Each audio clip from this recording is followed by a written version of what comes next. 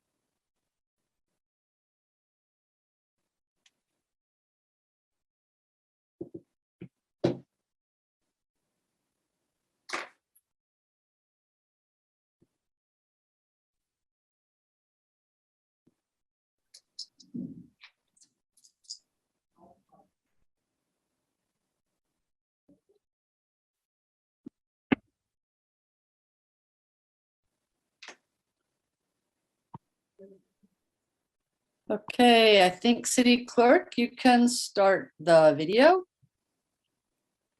Yes.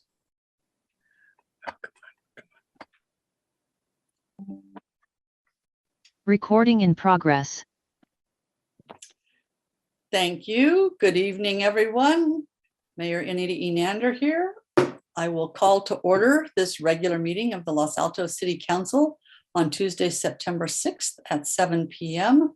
Would the city clerk please call roll and establish quorum? Happy to do so, Mayor. Members of the council, if you are present, please indicate so by answering in the affirmative. Councilmember Feiger. Here. Thank you. Councilmember Lee Ang. Here. Thank you. Councilmember Weinberg. Here. Thank you. Vice Mayor Meadows. Here. Thank you. Mayor Enander. Here. All are present, Mayor. You have a full quorum. Great. Thank you very much. And I understand we have some scouts this evening to lead us in the pledge. Would you please introduce them, City Clerk? Yes, Madam Mayor. This evening, members of the council, we have with us Ivy Berger Morris and Siri Satish with Troop 60762 here to lead us in the Pledge of Allegiance. With that, ladies, if you could unmute yourself, which I see that you've already done so, go ahead and begin whenever you're ready.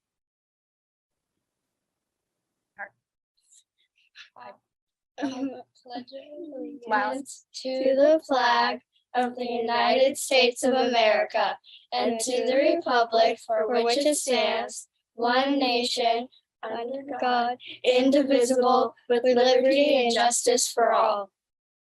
Thank you. And before you go, let's see, we knew there were 2 of you coming and we have 4. So let's see who's who, starting with Ivy. Which one's Ivy? Hi, Ivy. And who is Siri? I'm Siri. And then would you introduce your friends behind you, please? Go ahead. Say it loud. Yeah. No, it's not. Is it Oh, wait. muted? Yeah. No, you're muted. Okay. Hi, I'm Loud. Hi, I'm Audrey Han. Audrey, hi, welcome. And I'm Sanaya Ravani. little bit louder. I'm Sanaya. Sanaya, very happy to have all of you here. Are you all scouts together in the same troop? And which troop is that? Troop 60762. 60762. And where do you go to school, Ivy? I go to Oak School. Okay, and do you all go to Oak School? No, all right. So Siri, where do you go to school? Sunnyvale Middle School. At Sunnyvale Middle School, okay. And Sunia? I go to Cupertino Middle School. To Cupertino. And Ivy, go ahead. Oak. You go to Oak. All right. So we're well represented in the South Bay. Thank you all for coming. And that's somebody else in the background. Who we got in the background? Hi, I just got here. My name's Lucy. Okay. And are you one of the scout leaders or scouts? No, I'm one of the scouts. You're one of the scouts. All right. See, when you wear earrings like that, you think they're older. So thanks for joining us this evening, ladies. And you have a good evening. Thanks. And thank you. Thank you. Thank you. Bye-bye. All right, and then I have just a short announcement, and that is that Mr. England is delayed in joining us. And so at least for the beginning part of this meeting and until he arrives, Mr. Maginot will be acting as our city manager when we need to call on the city manager's authority for some information. So thank you, Mr. Maginot, for being here. Next, it is my pleasure to introduce to everyone our new police chief, Chief Everett. Yay! And I think you have a few words for us, right? I do. Thank you. Can you hear me okay? Yes. Okay, great. This is my first time using my camera in this office, so I'm glad it's working good. Thank you so much for this opportunity to speak to you all and to speak to the community. I just want to say that since I got here on August 1st of this year, I have been so welcomed and so supported, not only internally by the staff at the Los Altos Police Department, but also by the staff of the city of Los Altos, and also by the community at large. It's been overwhelming, how many cards and phone calls and emails I've received from people.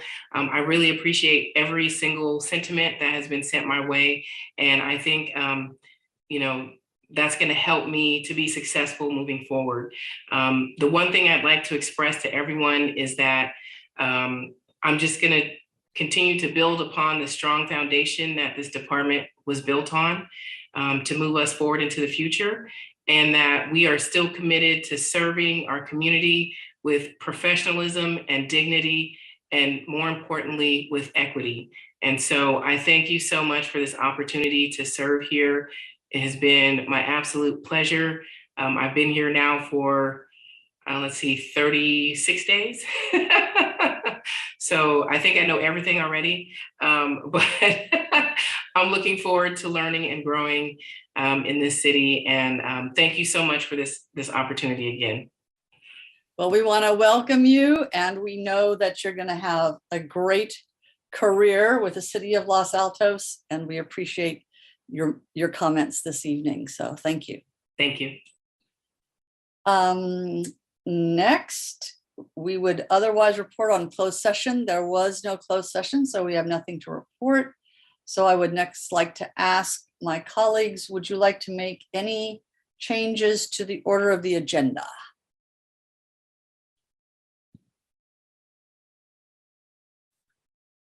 Seeing none, We will move on to public comments on items not on the agenda. And I will, in the process, mention that with the decision not to change the order of the agenda, if there are attendees here who are waiting for late items, those being like the commission appointments, I think you can expect that, let's see, what should we say? Are we gonna get there in an hour and a half? What do you think, gang? Are we gonna get that far? No, Councilmember Weinberg doesn't think so, and Councilmember Lee Eng is smiling. So I think that if you're here for the discussion about the commission appointments, you're probably safe going having a dinner for the next couple of hours, if you would like to do that, and then tune back in with us. Not to say you can't listen to the whole meeting. We're happy to have you, but just wanted you to have a realistic idea what's going on.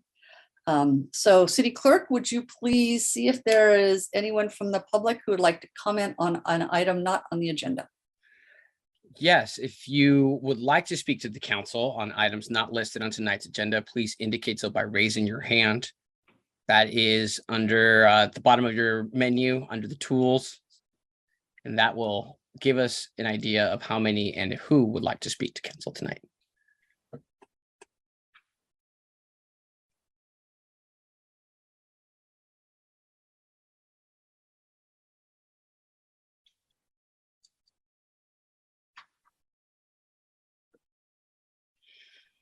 There appears to be one public speaker this evening on items not on the agenda.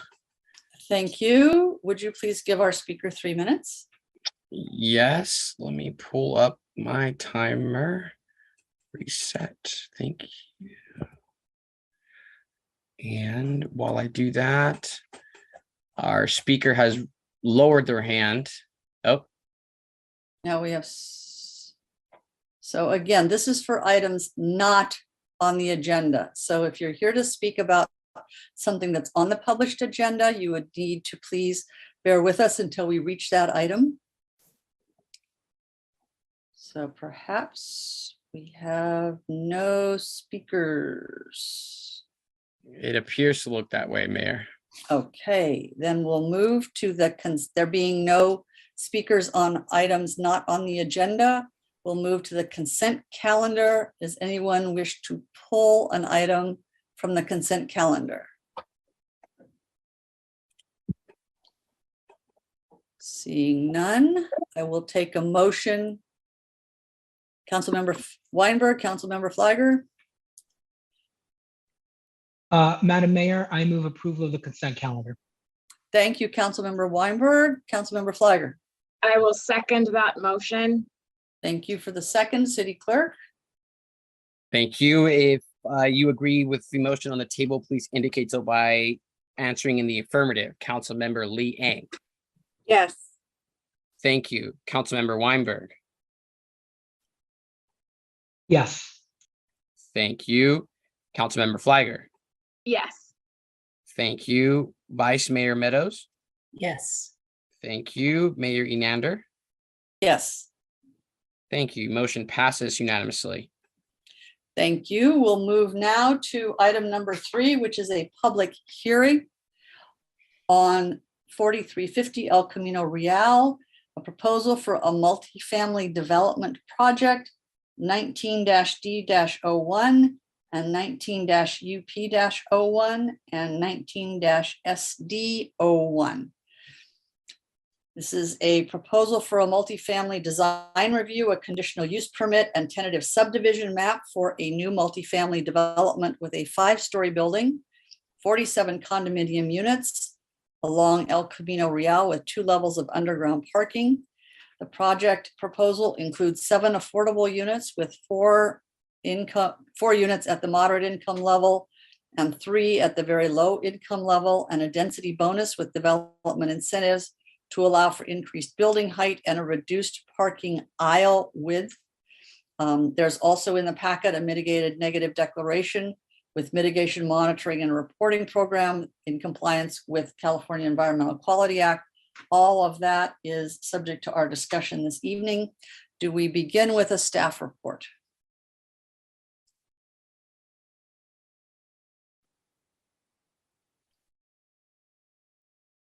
Good evening, Mayor. Can I share my screen for a short presentation? This is Radha here, Consulting Senior Planner. City Clerk, I think that's in your bailiwick. Yes, you should have permission to share your screen and go ahead and begin your presentation when you're ready. Thank you. Can you see my screen? Yes, Thank you. looks good. I'm going to go off video because my internet can get choppy in a bit. But good evening, council members. My name is Radha Haigreve. I'm the consulting senior planner. As the mayor just read out, today we are reviewing a proposal for 4350 El Camino Real project. This project was recommended to be approved by the planning commissioners on July 21st at a public hearing. I will be providing a brief overview of the project. I will focus on the Planning Commission's feedback and the changes to the design. And my presentation is followed by the applicant's team's presentation, who will discuss the revisions and have more answers to the design changes and things like that. In the city's team, we have on the call Nick Zorns, who's the director, Steve Golden, the interim planning services manager, and myself to answer land use zoning questions. Amongst the other teams that we have on the call to answer specific technical questions, the applicant's team here is represented tonight, as discussed earlier. To give you an overview of this location, it's at the corner of El Camino Real and Los Altos Avenue. The site is seeking design review, conditional use permit, and tentative map permit approvals tonight. It is not an SB 330 project. It came to the city to a planning commission study session in October 2018, followed by a complete streets commission in October 2019. And the project was reviewed twice with the planning commission, once on April 7th and subsequently on July 21st, when the planning commission recommended approval. These are some renderings that we received from the applicant. It's for a new multifamily residential development. It has 47 for sale condominium units. It is 53.85 feet tall. It's 5 stories tall, and it has 2 levels of underground parking spaces. Amongst the 47 for sale condominium units, the applicant proposes 7 affordable housing units, which is close to the 15% requirement. And we will go into the detail further down these slides. The way the project and the building is laid out is, as you can see on the top left of the slide, is an L-shaped building with the common open space tucked away at the rear. What you see is a site plan showing landscape features and amenities. To go into detail with the Planning Commission recommendation from the April 7th hearing was to continue the application, and the Planning Commission specifically gave the applicants feedback on design review deficiencies and the density bonus deficiencies. As you see listed on the slides, the design review deficiencies had a lot of needed a lot of revisions in terms of how the building was designed to address massing and pedestrian and vehicular entrance articulation, using of architectural elements. And the applicant was requested to address specific details for the signage and rooftop mechanical screenings. And all these came from a required set of findings that the council has to make in order to approve the design review permit. In addition to that, staff had recommended, and staff found a handful of deficiencies in the April 7th packet for the design, and had recommended to the Planning Commission, and the applicant took away from the April 7th hearing a considerable number of issues that related to the unit distribution for the below market rate housing. The discrepancy was between the unit sizes. It had excluded a 3-bed typology, and it was not equitably distributed amongst all the floors in that packet. Subsequently, when we met and when we presented the project, revised project to the Planning Commission on July 21st, the Planning Commission reviewed the revised project thoroughly, and they recommended approval, and they recommended approval of the 88% density bonus. And they also appreciated the design improvements based on their feedback. To go into specific details of the changes, the unit mix, the overall unit mix remained the same. However, as you can see in this slide, the April 7th proposal and the July 21st proposal have changes with the 2-bed and 3-bed units. The applicant brought back to the city additional 3-bedroom unit and reduced the number of 2-bedroom units. The overall bedroom size remained unchanged, and the overall number of units remained unchanged. This allowed the applicant to then go into addressing the design review deficiencies. What you see on the table here was the staff recommended distribution for very low income and moderate income housing. And the applicant has accepted the staff's changes. So what we see tonight with the city council is the unit mix that we see under staff recommendation, where there is a comparative distribution between the 2-bed and the 1-bed unit, between the market rate and the below market rate housing.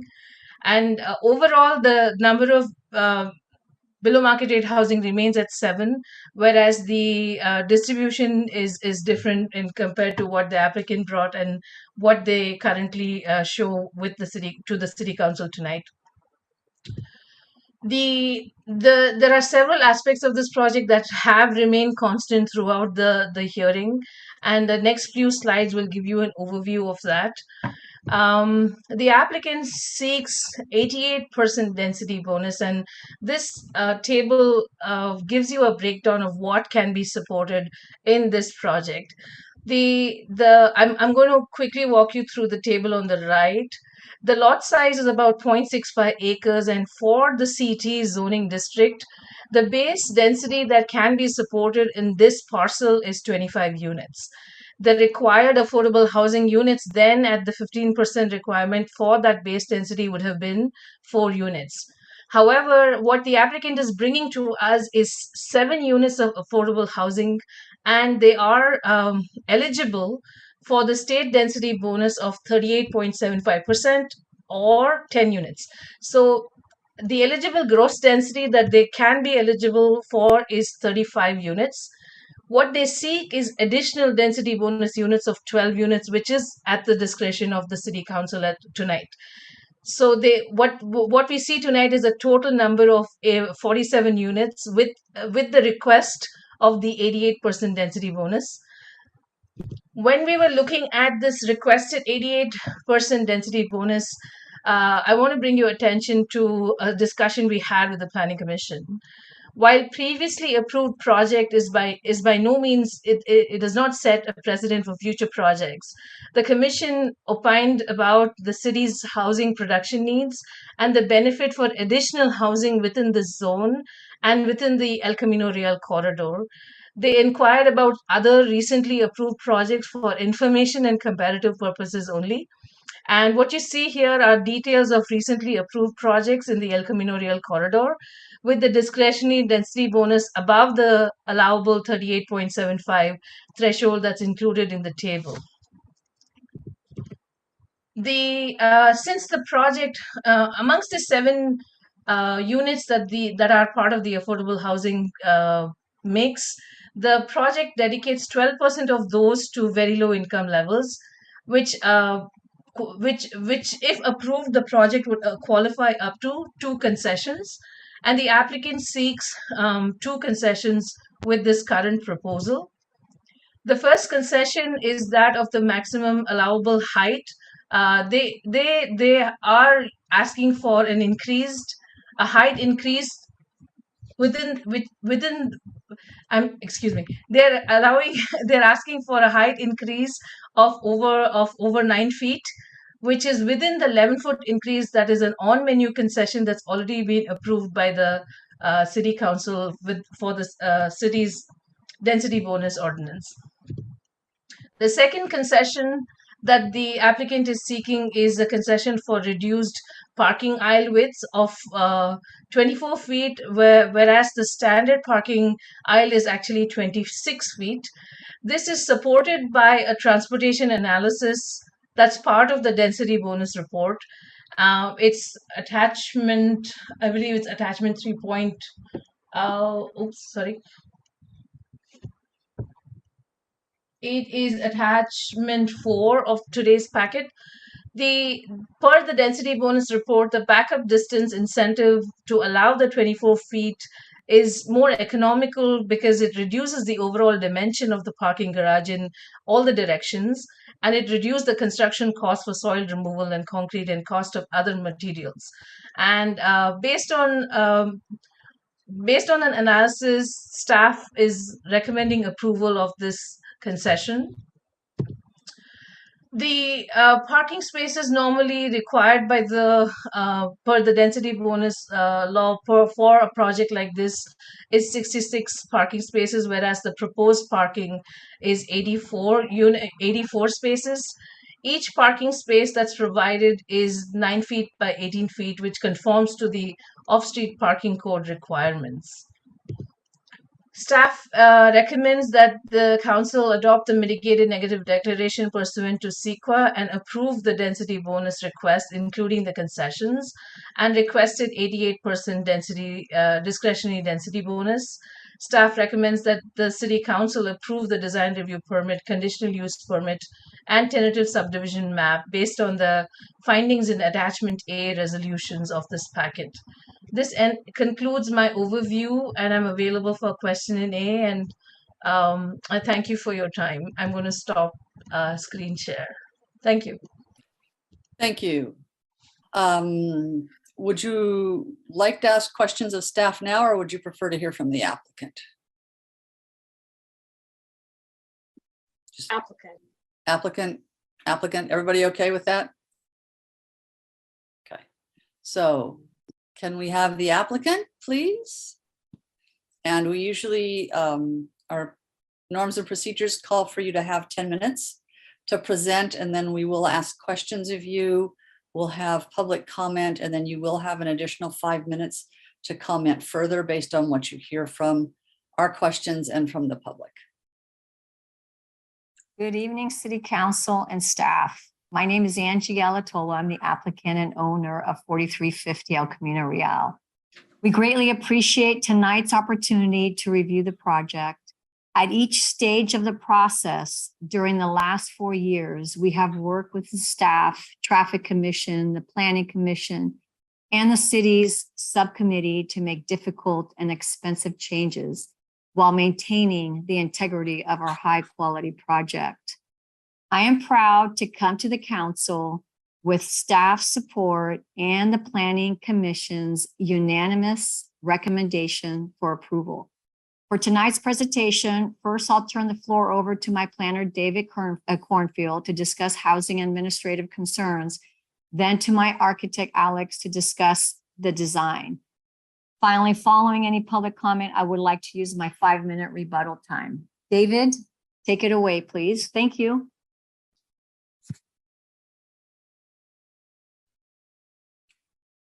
Thank you, Angie. Good evening, Mayor Ennender, council, and staff. I'm the applicant's consulting planner, David Cornfield.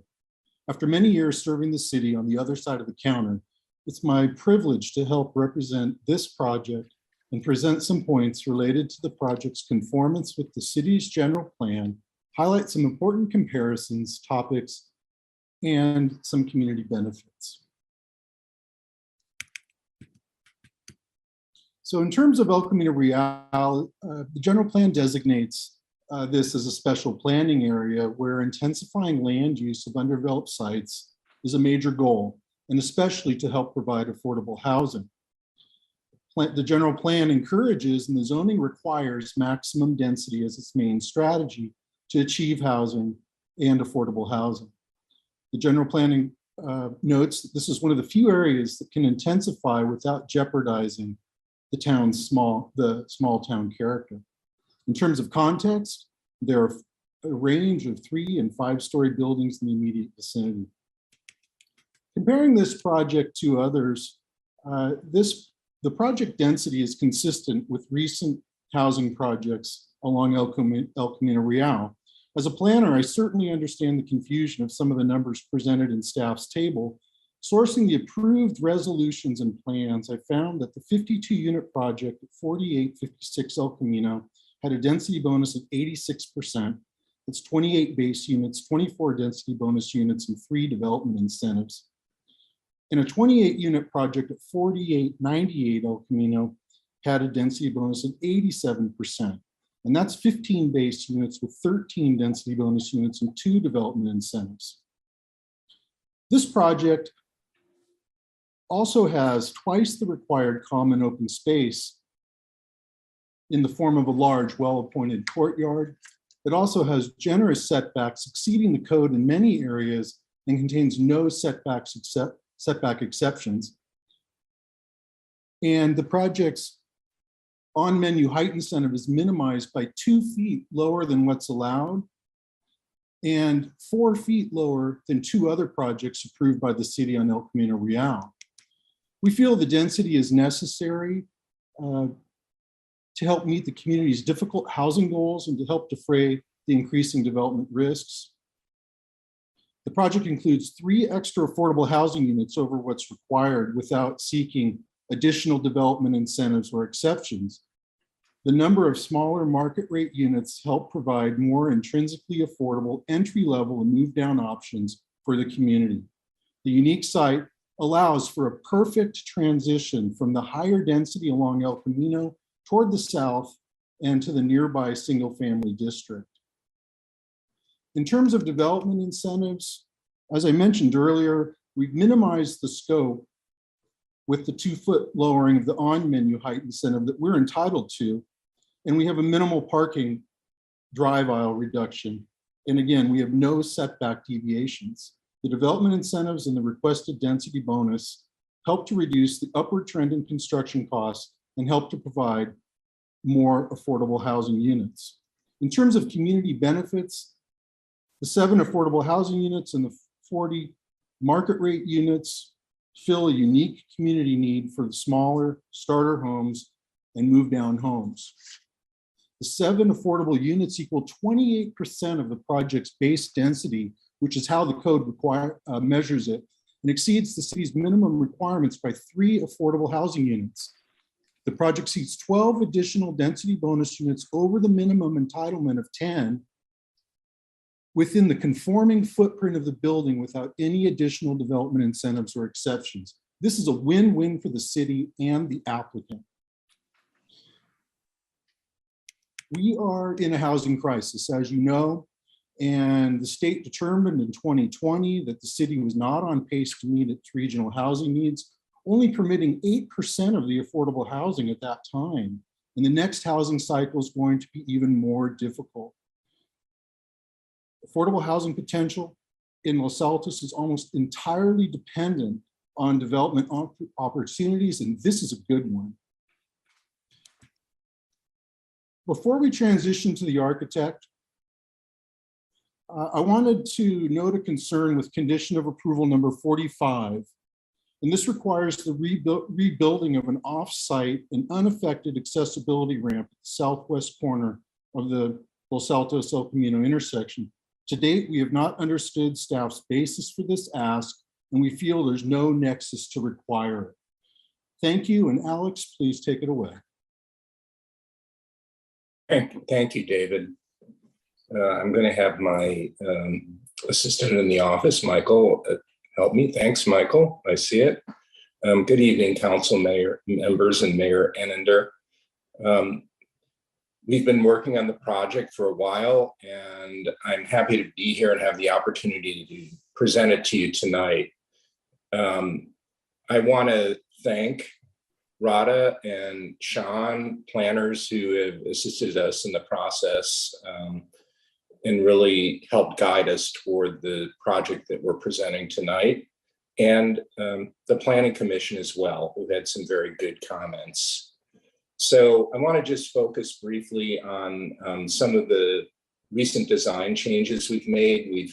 We focused on the important corner of Los Altos and El Camino and enhanced the entry plaza with upgraded materials, paving, landscaping, street furnishings.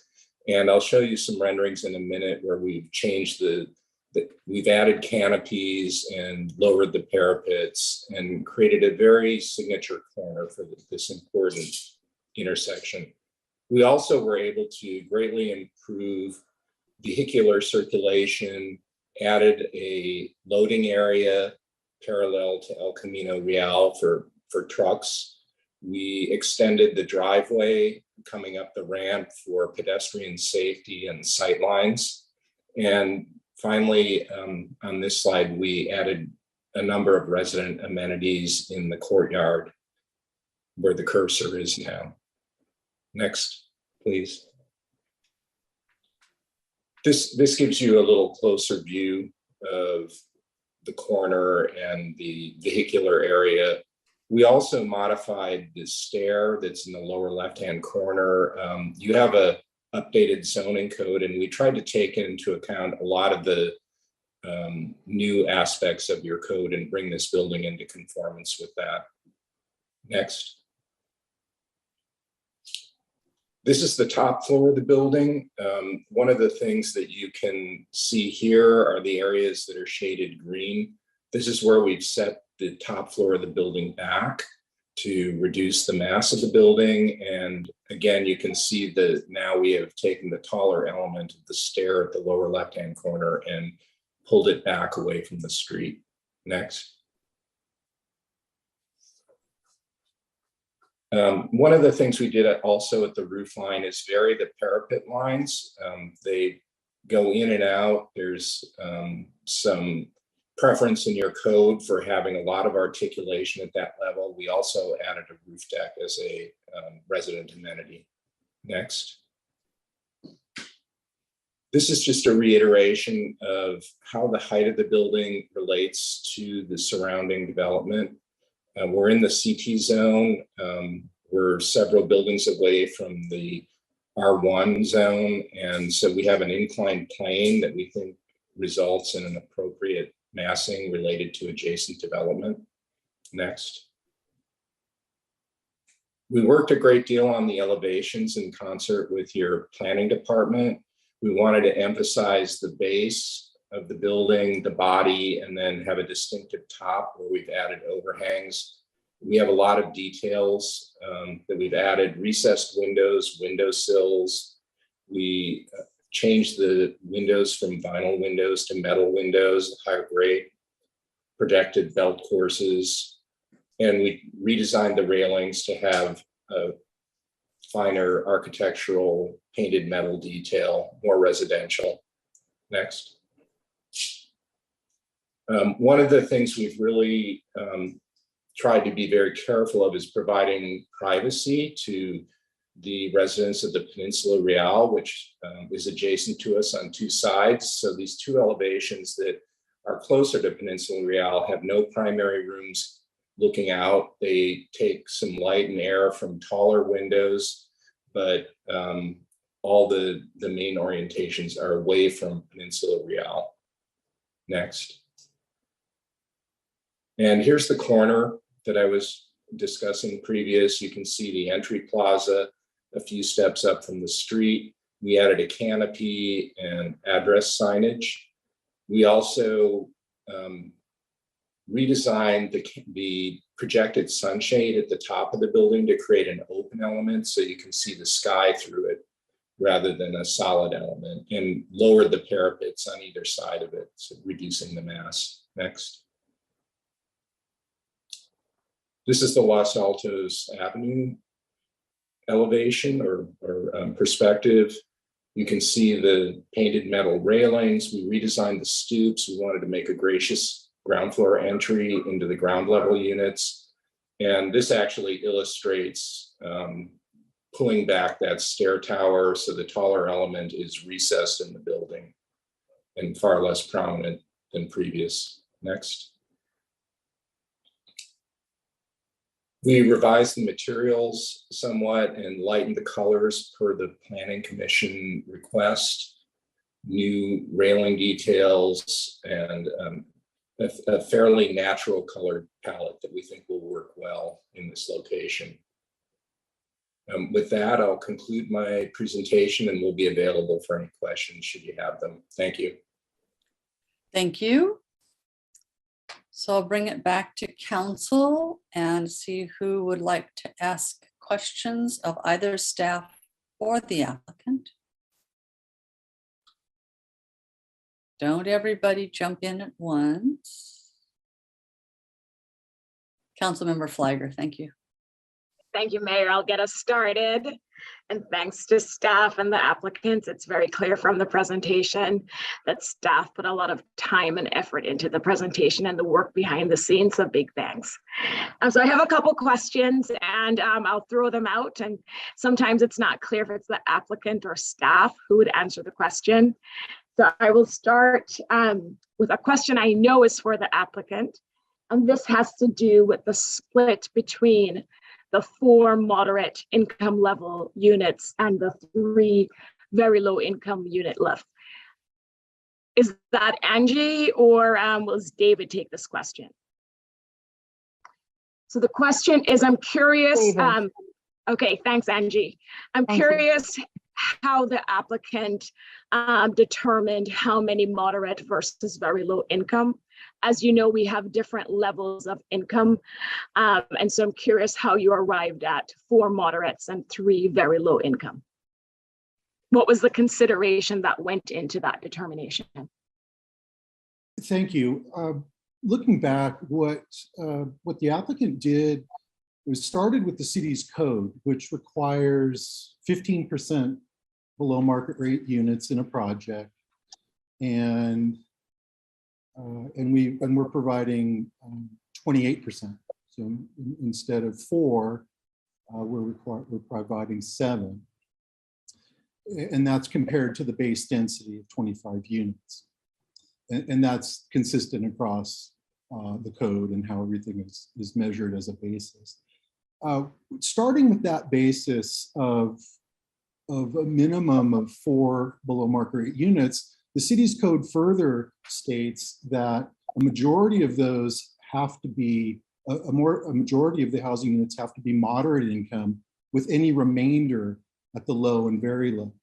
So what we did, looking at the state density bonus law to qualify for the minimum exception, we thought, we decided to go ahead and, instead of having 3 moderates and 1 low and start from there, we just went ahead and did 4 moderates, because that's the city's goal, is to get as many moderates as you can, I think.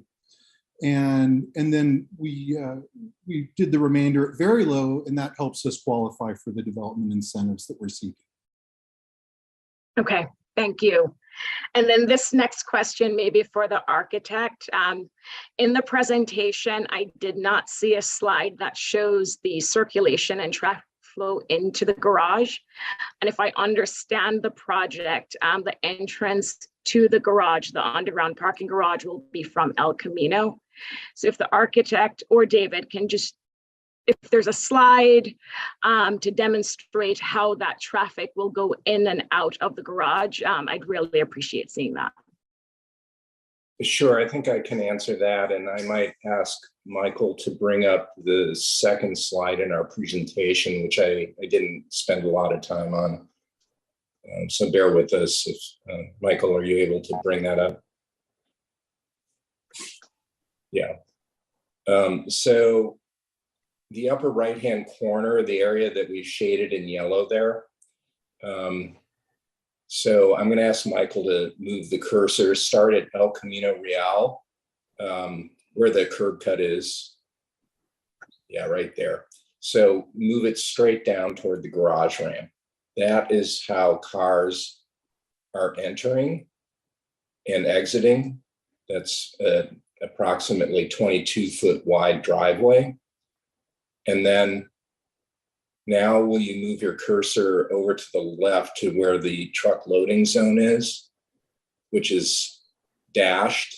Just sort of run the cursor around the dashed line. So that is the size of the required truck loading zone. So they can pull in off of El Camino Real, turn right, and have a 25-foot loading zone that doesn't intrude at all into the circulation for going in and out of the garage. And that's also provided with adequate backup room then, so that they can back out of that space and then head out onto El Camino Real, which is important for safety. You wouldn't want to have a truck backing out onto El Camino Real. And one other thing I'd mention while we're in this area, one of the things we worked on in these recent updates was to provide a Vta bus stop that was in the appropriate setback from the curb and allowed the new sidewalk to pass by in front of it.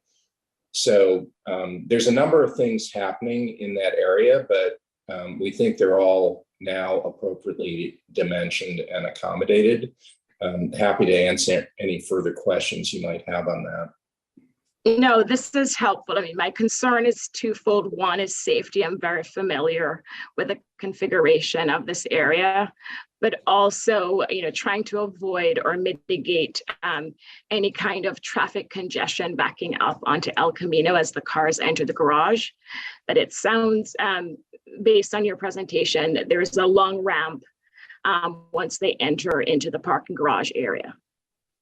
Yeah, and one of the things that I think improved this whole situation, and it was a request by the city that we were able to accommodate, is that we moved the ramp deeper into the building.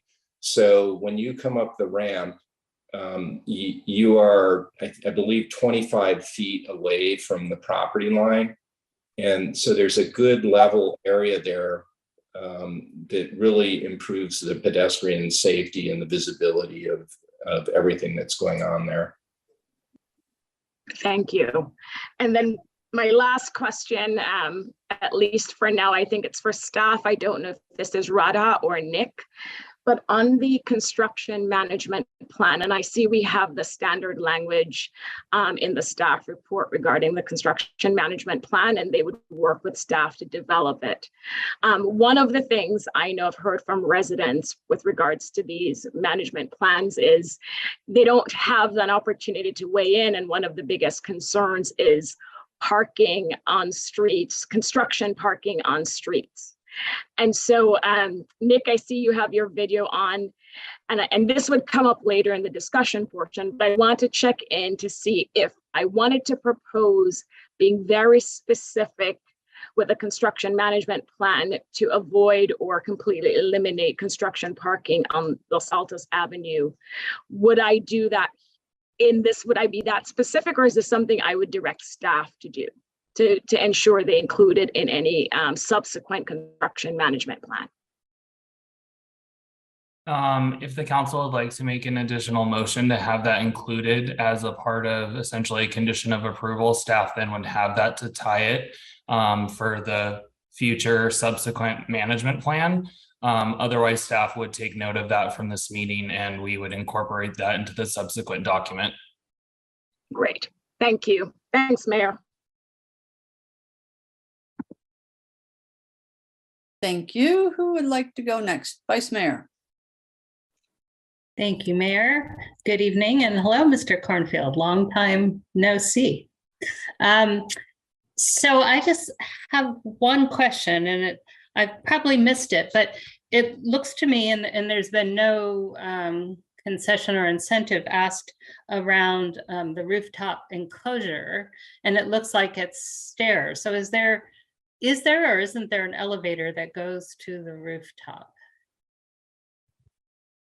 If I may, there is an elevator that goes to the rooftop, and the definition of the height is up to the top of the roof and not any enclosure structures. So to answer your question, there is an enclosure. There is an elevator room that goes up onto the rooftop. But we usually measure structures over the height of the rooftop as well. So I didn't see any mention of that. There's an additional allowance, Councilmember Meadows, for the actual enclosure of mechanical equipment associated with an elevator shaft. which is indicative also of the recent projects that we reviewed on ECR, where the actual enclosure itself for just the elevator extends well beyond the maximum building height allowance, given the on-menu concession and also the allowable height in the underlying zone. Right. No, I agree. It's just I did not see that identified anywhere. So that's why I'm asking the question. Okay.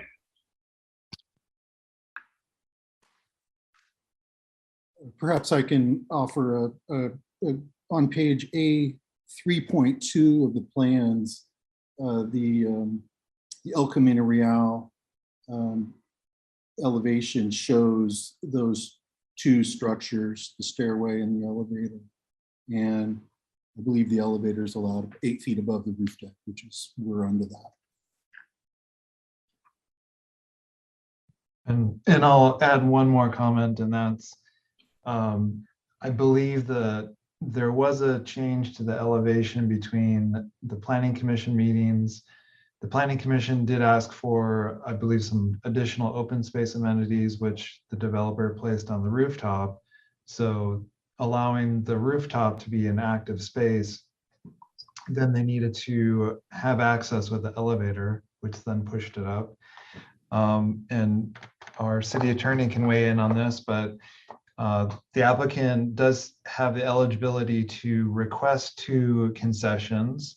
And under state law, waivers are not necessarily something that needs to be requested, but can be provided with the design that's proposed before you. And and I completely agree. And I'm usually the one who supports this because our standard is not conducive to actually having elevators. But we're usually used to seeing that spelled out, and I just didn't see it, but that could be my having missed it because there were a lot of materials. Yeah. Thank you, Vice Mayor. Councilmember Liang. Thank you, Mayor. So I'm going to go back to that regarding the rooftop garden. When did the rooftop garden come up? Because in the original plans in the study session we had, the rooftop garden was not part of this design. And now you're telling me, and correct me if I'm wrong, which I just heard, that the Planning Commission requested the rooftop amenities. How did that come about? Or, because I'm concerned about the transparency about when these plans go to Planning Commission and public don't really get a chance to see the appropriate plans and weigh in. I believe the July 21st plans have the rooftop amenities that was approved by the Planning Commission, and it was part of the design review changes that the applicant received from the Planning Commission on April 7th. So the public had a copy. I mean, the Planning Commission packet for July 21st has the plans that show the rooftop amenities and discussions around that. Okay, thank you for answering that. Earlier I asked in the day, I submitted a question asking about the distance regarding the structure of this building and the structures of 4388. And I guess it says it's safe to assume the distances is like 12 to 15 feet and 7 and a feet, 6.5. How do we get the actual measurements instead of assuming? Have you actually are you going to actually measure it?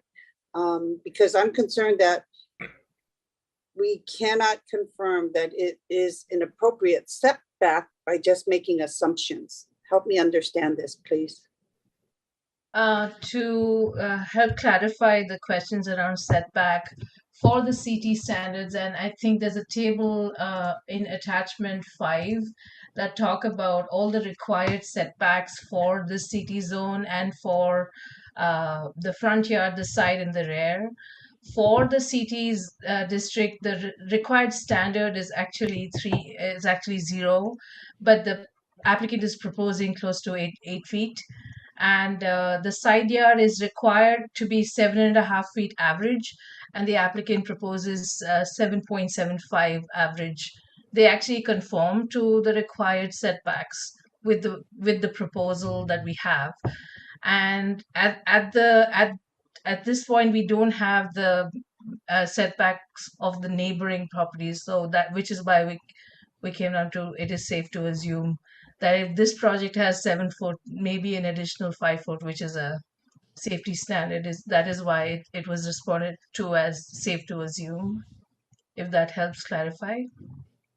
I think the information it provided, I'm concerned because numbers keep changing, so I just wanted some clarification and having it down on record. We just went over the access, the garage access that was coming out onto El Camino. And I know that this was some sort of question in the past as well, whether the entrance should have been onto Los Altos Avenue. And I just wanted to better understand why the garage access is on El Camino side versus Los Altos Avenue side, because I feel that if people are coming out to take their kids to school or something, they have to go across El Camino 3 lanes or go way around the block to drive their kids to school instead of having the garage onto Los Altos Avenue so people can go left or right. So I was just wondering, was there an analysis to determine what is the better way for the exit of this building to be? I would recommend the applicant answer this because it's a design decision, and whatever was presented to us was analyzed as to what were the impacts. So David. Thank you, Radha. For the council, I believe, and Angie, please jump in here, but we originally had considered both frontages in the design, but settled on El Camino as the best because that was the busier street, and Los Altos Avenue is a secondary street that's already impacted with school traffic, and this property, frankly, is within walking distance of the elementary and junior high school, and so we thought the circulation benefits of having people get onto El Camino were just the best here, and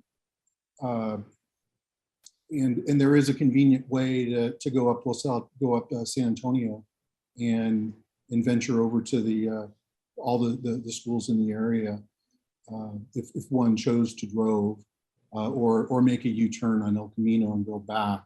We just, I think, figured, and I think the traffic engineer concurred, that the El Camino was the best in terms of improving the traffic impacts at that intersection. In fact, compared to the existing gas station, we improved this intersection by, I think, two grade levels. So,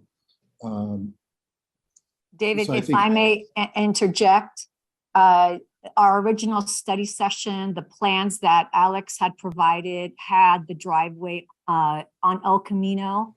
And after the meeting, they had recommended, it was unanimous recommendation for us to move the garage from Los Altos Avenue to El Camino Real because of the traffic that the school imposes during the commute hours and during school drop-off. So we changed our plan after the study session and moved the garage entry from Los Altos Avenue to El Camino Real. And then David wasn't on as a consultant back then, so he was, I think, unaware of that study session.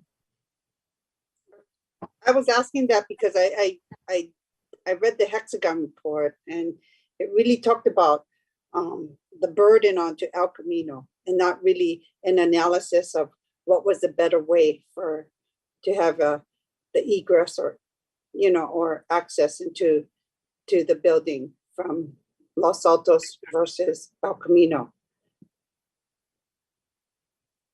Yeah, so the impact and the burden, the reason why they requested us to move from Los Altos Avenue to El Camino was because there's more burden during the hours of drop off and pickup of school. And daily, I don't know how often you travel on Los Altos Avenue in the morning, afternoons, and commute hours.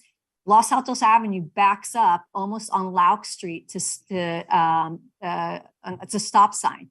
And it's like that every day, even during COVID, it's like that. So right now our traffic has dropped as a result of COVID. However, Los Altos Avenue is pretty impacted on a daily basis. And that's why we moved it. They requested us, they recommended us to move the garage to El Camino. Thank you. I just needed to better understand that. The one last thing I think is for staff or normally we have in our resolution where we have the BMR clause to have the units remain BMRs for 99 years. And I did not see that in this document, in our resolution for this development. Yeah, there is a standard condition about the BMR agreement and it will, I'm looking for it now, affordable housing. Number 2, the below market rate units shall be subject to an affordable housing agreement approved as to form by the city attorney, and the units will be comparable to the market rate units in terms of design, construction, and materials, and shall be provided at location on the approved plans. And then it designates the 7 units. So our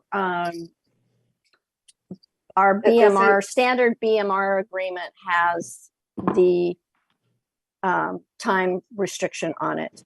I believe that elsewhere it says 55 years, and don't ask me for the citation, but somewhere in those documents it said 55. Mm-hmm.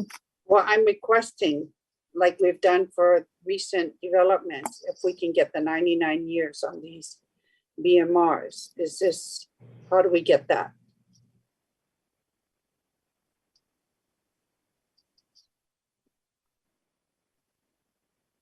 Well, a majority of the council could suggest 99 years.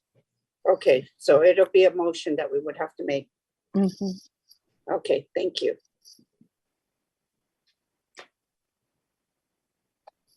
Okay, Councilmember Weinberg. Do you have any questions? Thank you, Madam Mayor. I actually don't have any questions for staff, the applicant, but I will take a moment just to make a disclosure. Most, if not all, of the slides in today's presentation, I believe, were prepared by BKF Engineering.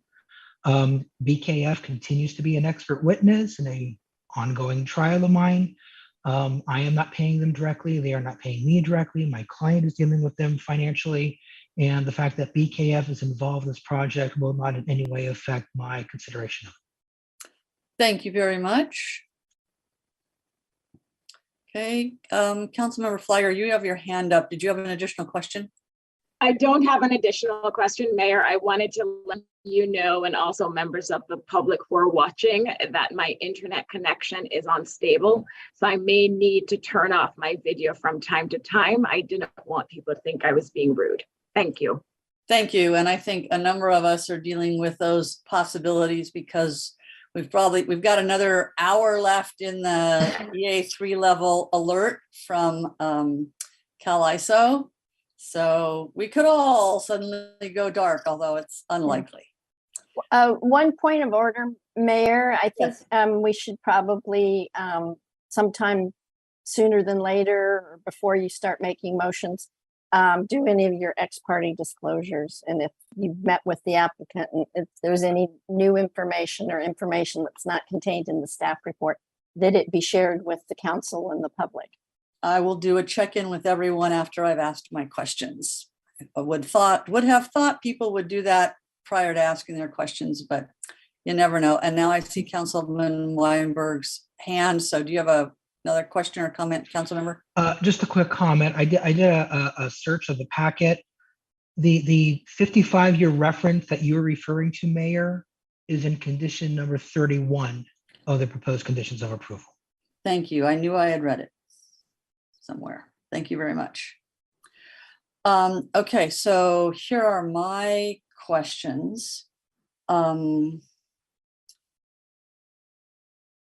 first one is for the architect, because I believe you're familiar with the renderings and the work that was done when we were getting ready to do the story pole placement.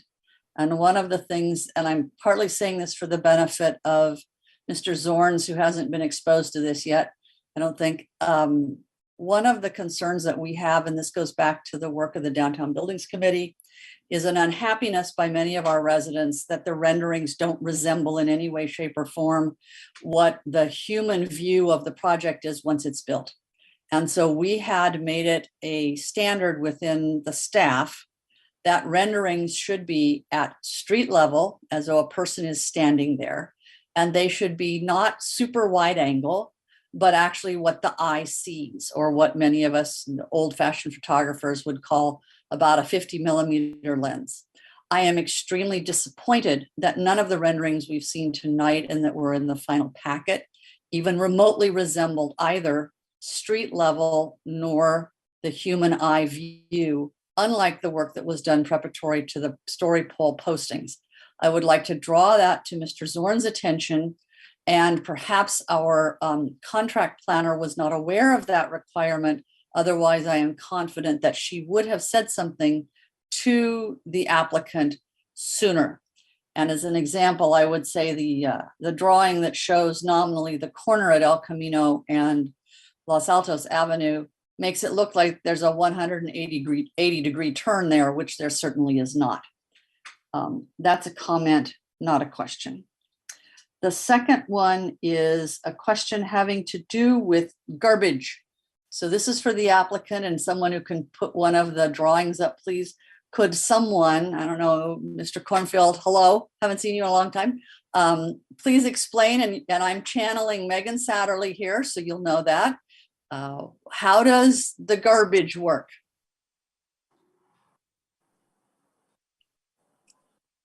David, let me know if you want me to do that, but I'm happy to let you do it too. All right, thanks. I'll take a stab at it. The trash room's on the first level of the garage, and what happens is the building manager will use a Cushman cart to push the dumpsters up the ramp to the trash room that's hidden behind a garage door on the El Camino elevation.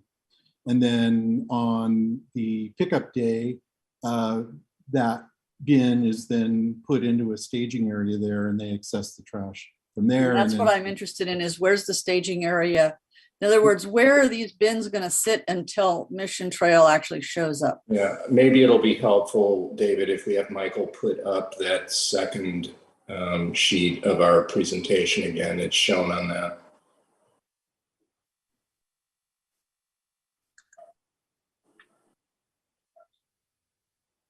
So let me just direct. Michael's got his cursor on the staging room. It's directly to the left of the garage ramp. So the bins are pulled up and they are held in this room. There's room for a little tractor in there too to pull the bins up. So the tractor parks in that room. And then they're wheeled out from that room out to the street when the truck arrives. The truck is probably going to be stopping roughly in the same zone that the bus stops, in front of the bus stop. Mission Trails will pick it up on El Camino Real. So they're wheeled manually from the trash staging room out to Mission Trails. And this plan was developed in detail with Mission Trails. So they're going to sit in the bus stop until Mission Trails comes and picks them up? No, that's not correct. They sit inside the room where the cursor is, behind a door. And when the trash truck comes, the door is raised and then they're moved from that room directly to the trash truck. So they never sit outside anywhere for any length of time? Maybe Okay. not. Okay, thank you very much. That's very helpful. You're welcome. Second question, and this goes, I think, to what Councilmember Lee Eng asked about setbacks. Has there been a survey and the property lines resolved, or is that part of what's holding up this ability to determine where the setback really goes? Where there's a shared property line?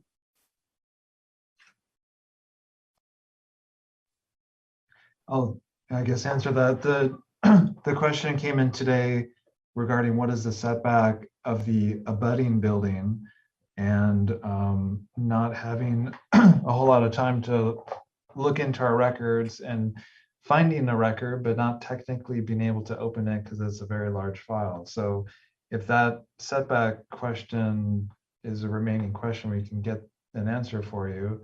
But we do have setbacks for the proposed building, and that's in the packet. It's just the setback for the existing building. If you look at the, I believe the civil plans, I don't know if they're 100% accurate to survey level, but they did put a building outline for the existing building at 4388. And on the side that's opposite of El Camino Real, the setback there of 4388 is about 5.5 feet. And then the setback opposite of Los Altos Avenue, the building is set back about 13 to 15 feet, but it's skewed to the property line, so it's not parallel. So those are some rough setbacks, but again, that's based on the civil drawings that are in the plan set. I don't know if those are survey grade or not, and we can continue our record search if you need that specific number. No, I just wondered where you stood, and the answer is you're not done yet. That's fine. I just wanted to know. The building at 4388, I think, was approved in about 2009. So it's part of our archive, and right. Yeah. Okay. Next question has to do with open space, and that the lovely courtyard you have on the first floor.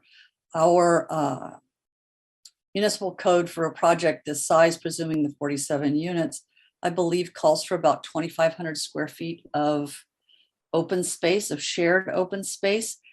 What is the approximate, and I'm talking about approximate area of that courtyard? Maybe 6,233 square feet.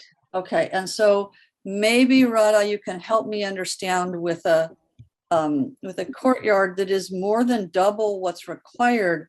I'm curious why the Planning Commission asked for another open space amenity. So I can give you a bit of a background. I think one of the design review findings was about articulation of landscaping, and because this was a multi-family residential project, staff recommended that it would have more active spaces, meaning a barbecue, a children's play area, or something like that, which was part of our design review deficiency discussion. The applicant proposed the rooftop amenity. It was not something that was a requested ask of the Planning Commission. The applicant brought back a more the slide you saw with all the pebbles and the amenity details was something that the applicant brought back, and they proposed a rooftop deck with a barbecue. It was something that they responded in that manner. So they had that additional rooftop was in the was part of the June 21st packet. The Planning Commission actually said that it is something that will be discussed at the City Council because there are some safety and privacy things, but it is set well back into that it is not at the edge of the corner, but that is something that the architect can respond to, but it was not specifically requested by the Planning Commission. It was in response to landscape deficiencies. That's what it was. Okay, so speaking of landscape deficiencies, has anyone calculated whether the front setback and separately the first floor courtyard meet our requirements of at least 50% permeable material, permeable surface? I believe it was part of the,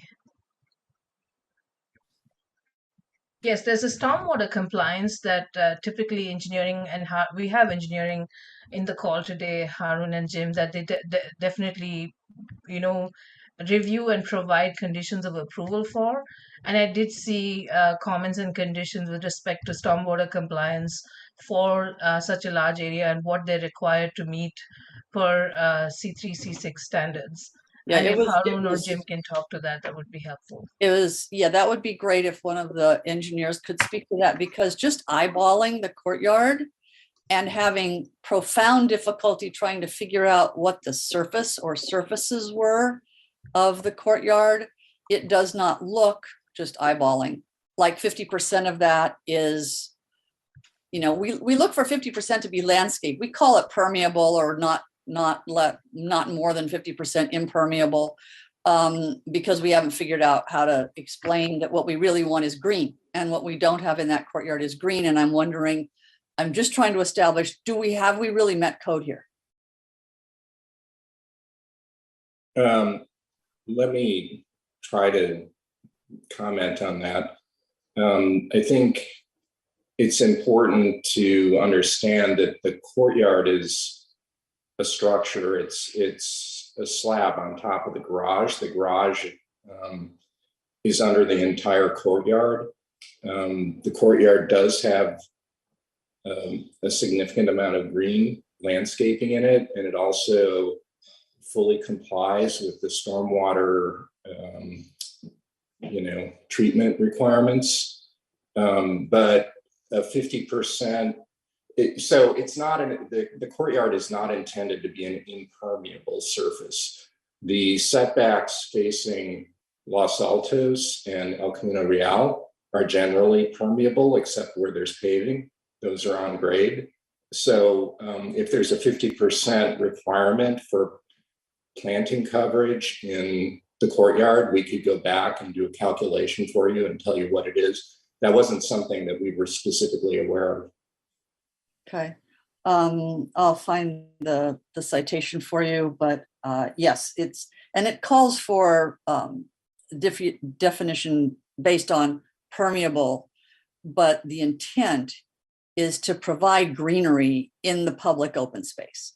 And as I said, just, the appearance, and we can calculate things later, but I just wondered whether that had been looked at, and it sounds like that has not specifically been assessed unless there's someone in staff who can speak to it.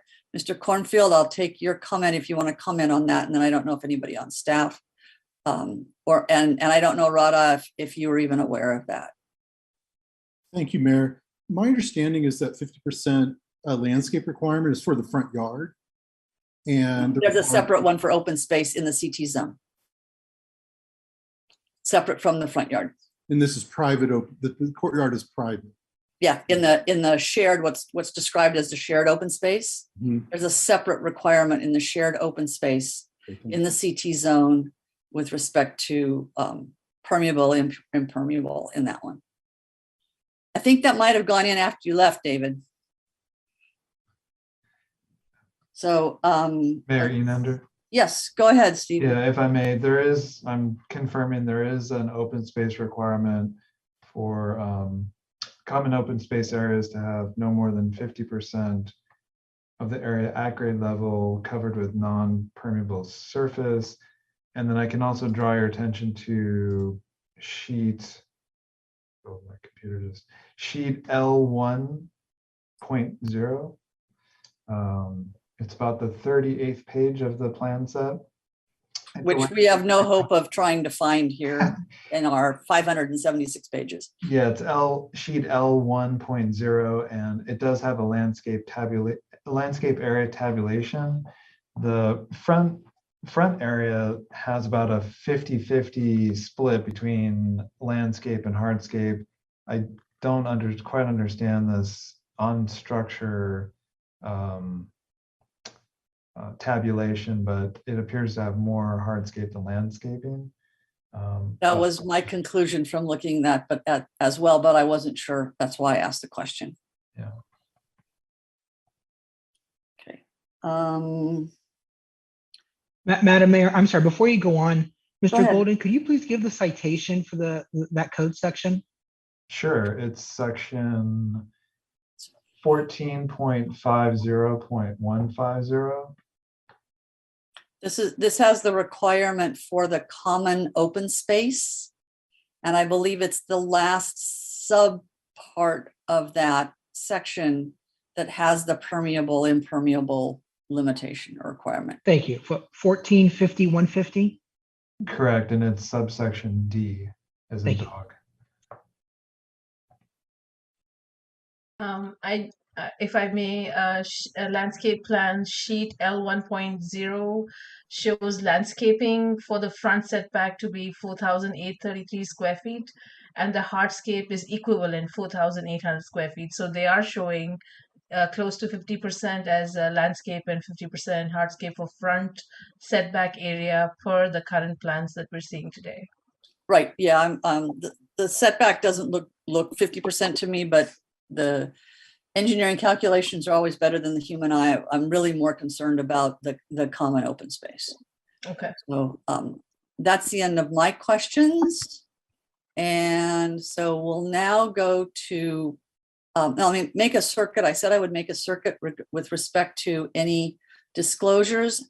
I had a number of conversations with the applicant around the issue of story poles as a member of the subcommittee designated by this council to work on the story pole exception, but I've not had conversations subsequently regarding the application or any of the changes that have happened since over a couple years ago.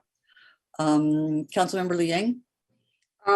That's the same with as I haven't had meetings since then. We were on the subcommittee together, so the same meetings I was present. So, and in no case do we have information other than it's in the public record here.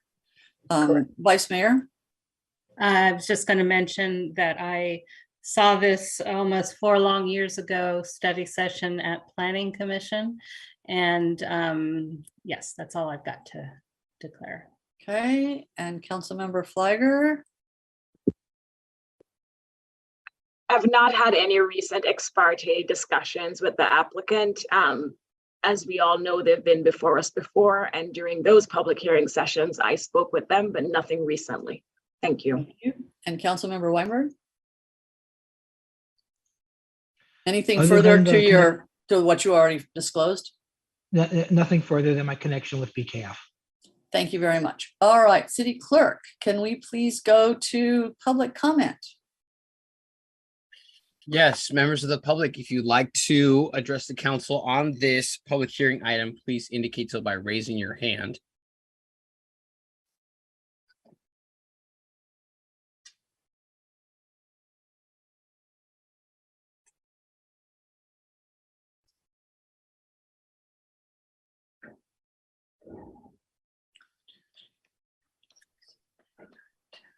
Looks like we've settled at 11 hands raised, Mayor.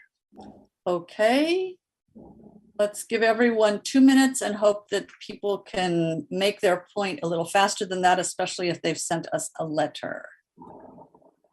2 minutes. We appreciated receiving. We had several letters.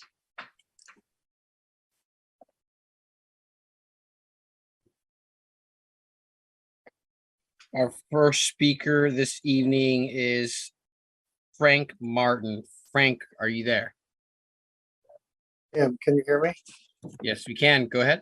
Go ahead. My first question is to explain whether or not the number of parking spaces equals or exceeds the number of units and why. And my second question is, have we set aside funds for the impact of the housing in general on our parks in particular? And I assume also our sewer capacity, which I understand is maxed out. And let me know whether we've done that or not and why.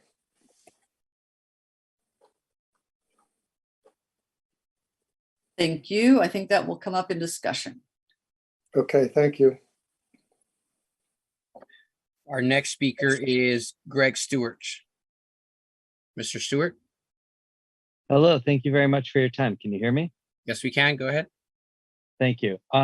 So again, with the number of parking spaces, definitely would like to address the street impact onto Los Altos Avenue for the already mentioned backup issues. If the number of parking spaces is not addressed within the number of units, assuming that in a two-parent family that there will be at least 2 vehicles present, that we're going to have a lot of street spillover. And I don't know if you already know, but we already have vagrant cars on our street that are parking 4 or 5 days there. And then, you know, I know that we have a rule about that. And the second question I have about the rooftop deck seems like a pretty cool idea. Is it gas? And do they have a dispensation for the no gas like the rest of us, or how does that go? They're going to be gas units, or how does that work? Thank you.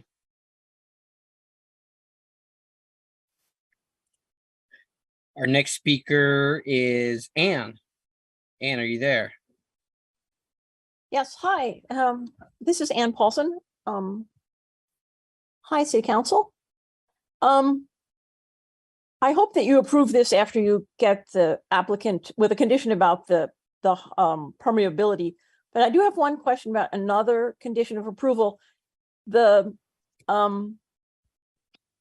Councilmember Flagger said that she wanted construction traffic not to park on Los Altos Avenue, and we're taking away the parking spaces on El Camino to put bike lanes there. So then I don't understand where that construction traffic is then going to go. So anyway, I hope you approve this. Thank you. Our next speaker, Abby Arns. Sorry if I mispronounced that. Abby, are you there? I'm here. Thank you. We can hear you. Go ahead. Council, this is stunning site planning. It's hard to believe that that gas station could turn into something so attractive from every direction. I think the community is getting much more than it is giving. It's very difficult to get very low affordable housing.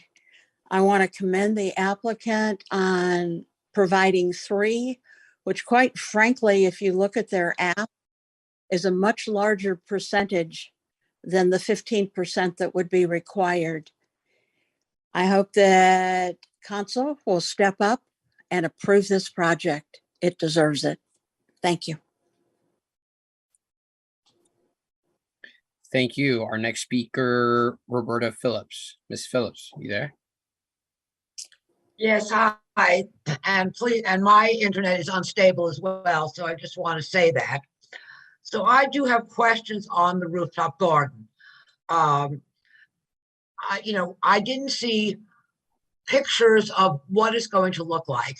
So I don't know how far it's set back away from the edges of the building, if there's going to be water up there, if there's going to be fire up there, and what about the lighting?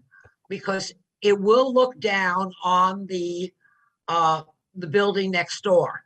And I think the architect has done a good job on that side of the building with the windows, but I didn't hear anything about the rooftop of how you're going to look at the privacy and protective railing and what's really going to be happening up there. It would really be nice to have a rendering of what's going to be going on up there. And I hope the council, looks into that a little bit more, deeply tonight. Thank you very much. Thank you. Our next speaker is Donald Gardner. Mr. Gardner, are you there? Yes, this is Don Gardner. Perfect. I hear you. I'd like to see if we could get this project down to something more reasonable than a 5-story plus a rooftop.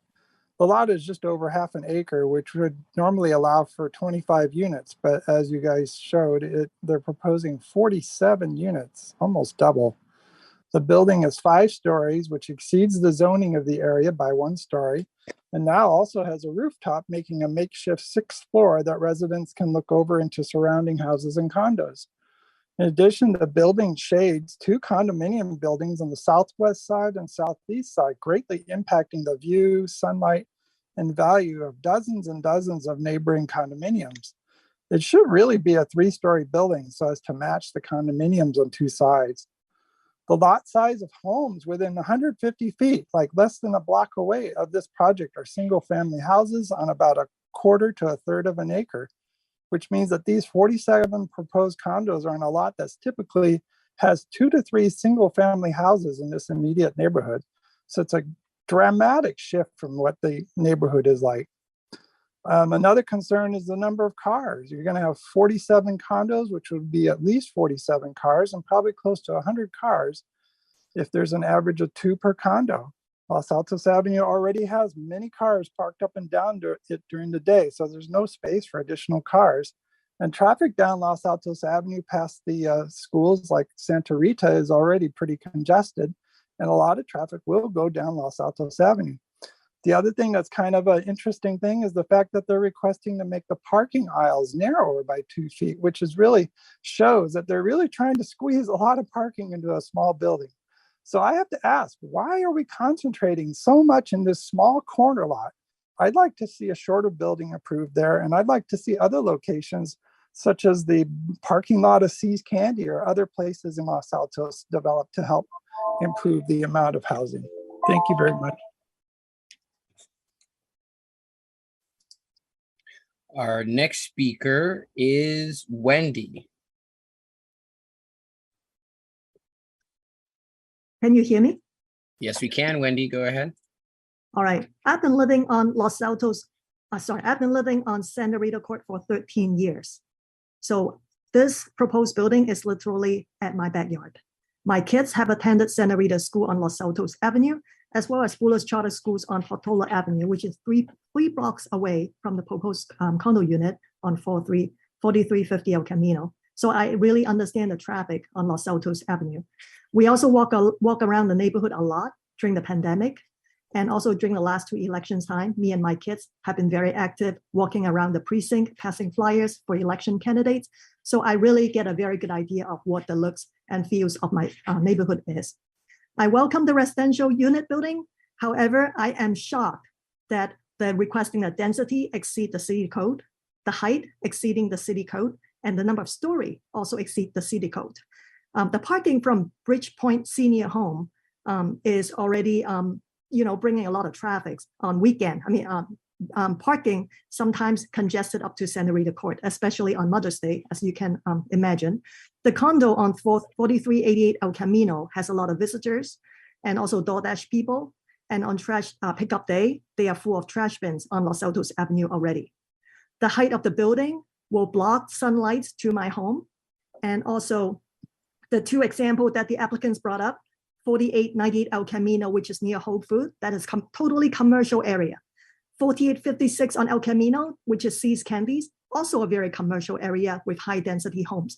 That does not match the characteristics of the proposed unit at 4350 El Camino. There are 10 units on Santa Rita Court. All of them are 1 story high. And if you guys remember a few years ago, when the petition of 178 Santa Rita Court requested for a 2-story home, our entire street, all the neighbors on our street, and also on Larson's Landing, we are opposed to it. So please seriously consider my request. Thank you. Our next speaker is David Feld. David. Mr. Feld? Can you hear me? Can you hear me? Yes, we can. Oh, okay, great.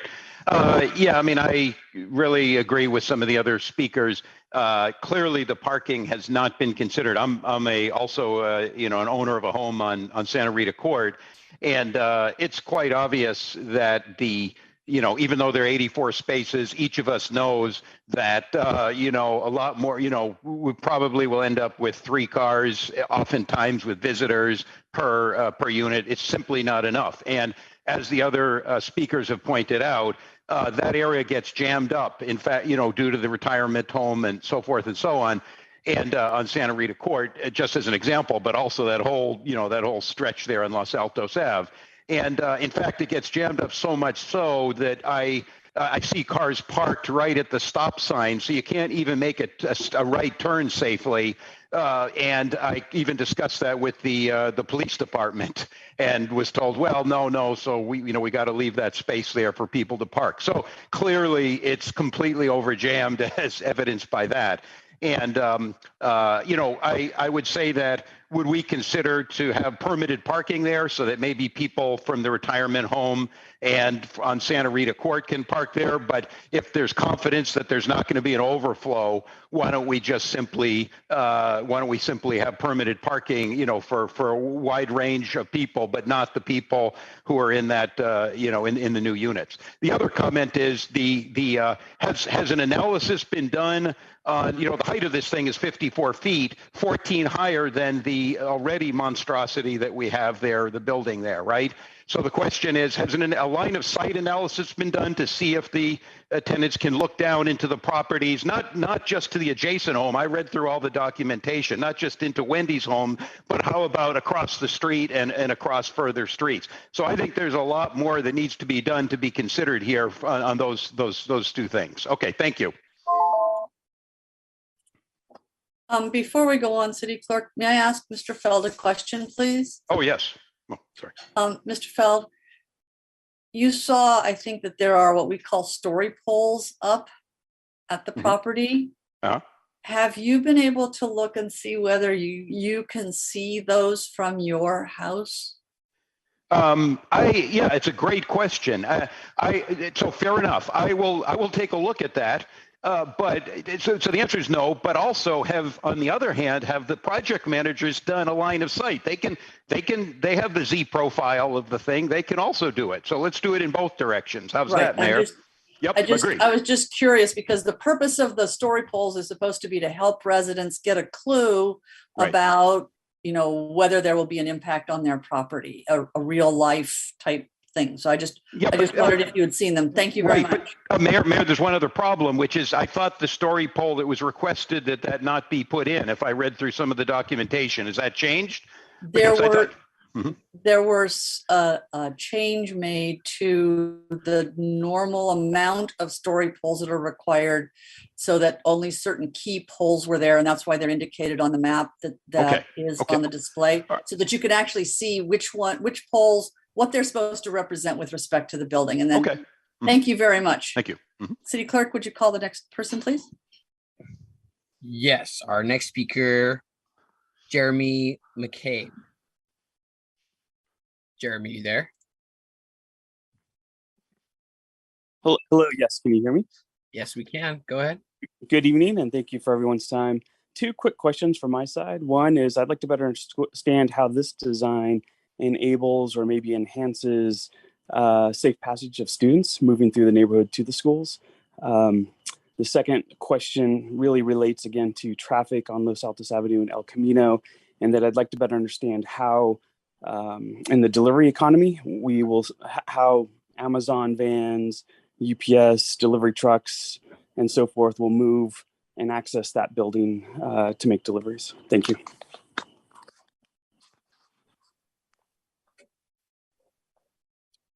Our next speaker is Allison.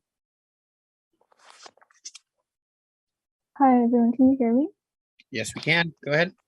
Okay. Hi, I live on Santa Rita Court. My brother and I go to Los Altos High, so I drive us to school every morning. And right now, as has been mentioned previously, there is a lot of traffic on Los Altos Avenue. And so Santa Rita Court being right behind, I have to turn left, which means that all the cars parked on Los Altos Avenue make very low visibility for me to turn left, which is unsafe. And as Dave has already mentioned, there are cars parked up right to the street, which again, makes for very low visibility, and I find it unsafe that if even more cars are going to be parking on Los Altos Avenue, I might not be able to make that turn. Even a right turn it will be hard with more cars parked. So therefore, I want to make sure that my neighborhood remains safe for the other kids here as well. And I urge you to lower the proposed building from 5 stories to 3 stories to reduce the number of units and the number of cars that will be in the neighborhood. Thank you. Our next speaker is Mr. Jay Fickelstein.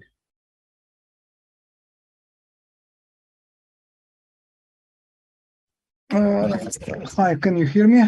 Yes, we can. Go ahead, sir. Actually, I live the same on Santa Rita Court, and this proposed building, it's direct visibility, will have direct visibility into my home. My house is second from the corner. And honestly, when I purchased the house, never in my wild dream that I would have 5-story building as my neighbor. It's kind of more emotional. Not emotional is just, again, as my neighbors already indicated, parking. We have a senior house. Senior house employees, I guess, cannot even park on the designated their parking. So our street is full of people who park there, and some unknown also for us, people who sit on their phones all the time. So traffic is horrible. Just the previous speaker said, left turn in the morning is impossible and unsafe. And actually, also my daughter went to all the Los Altos schools, and my grandkids going right now. It's the safety of the kids. Many kids are actually biking and walking into the school, and some of them even walk without the parents. So it's this traffic gonna be totally unsafe, especially in the morning for kids. So 5-story building, it just bringing so many people, which is totally unreasonable for the residents who live nearby. Thank you. Our next speaker is Renee Rashid. Renee, are you there? Hi, can you hear me? Yes, we can. Go ahead. Okay, hi. This is Renee Rashid. I wanted to say that I support this housing project and hope that City Council approves it, which will add much needed housing units to our city. I didn't understand the comments about the parking on Los Altos Avenue, the complaints about the parking on Los Altos Avenue, since I believe the project specifically moved the entrance exit to El Camino Real, and they provide more than enough underground parking, given that a number of units are going to be BMR units as well. So I believe that they addressed the parking situation adequately, and I hope that the City Council does go ahead and approve this project. Thank you very much. Our next and final speaker, Nancy M. Yes. No. Hi, sorry about that. Can you hear me? Yes, we can, Nancy. Okay, great. This is Nancy Martin. I understand we need to meet our REMA numbers. I understand the whole process of what a developer can ask for. So therefore, if he puts BMR units on there, then he can go up another floor. I understand that whole thing, unfortunately. But this is overbuilt. Once again, it's just getting old. Why can't we just say no and just build reasonably sized buildings, a 3-story building? And it's not going to affect our REMA numbers all that much, but it will affect all the neighbors and everyone around if we keep building these giant ticky-tacky boxes, which actually have no style to them. They don't fit our brand. They just look like every other building. Let's do something interesting and pleasant to look at, that everyone can be happy about, instead of just the developer. That's the one that seems to call the shots, but it doesn't resonate with the rest of us. So that's my opinion on there. I'd like to go back to reasonable buildings with style, with something interesting. Downtown Mountain View is full of them, and they're beautiful, and on the side streets, and I think that would be a good fit for us. Thank you.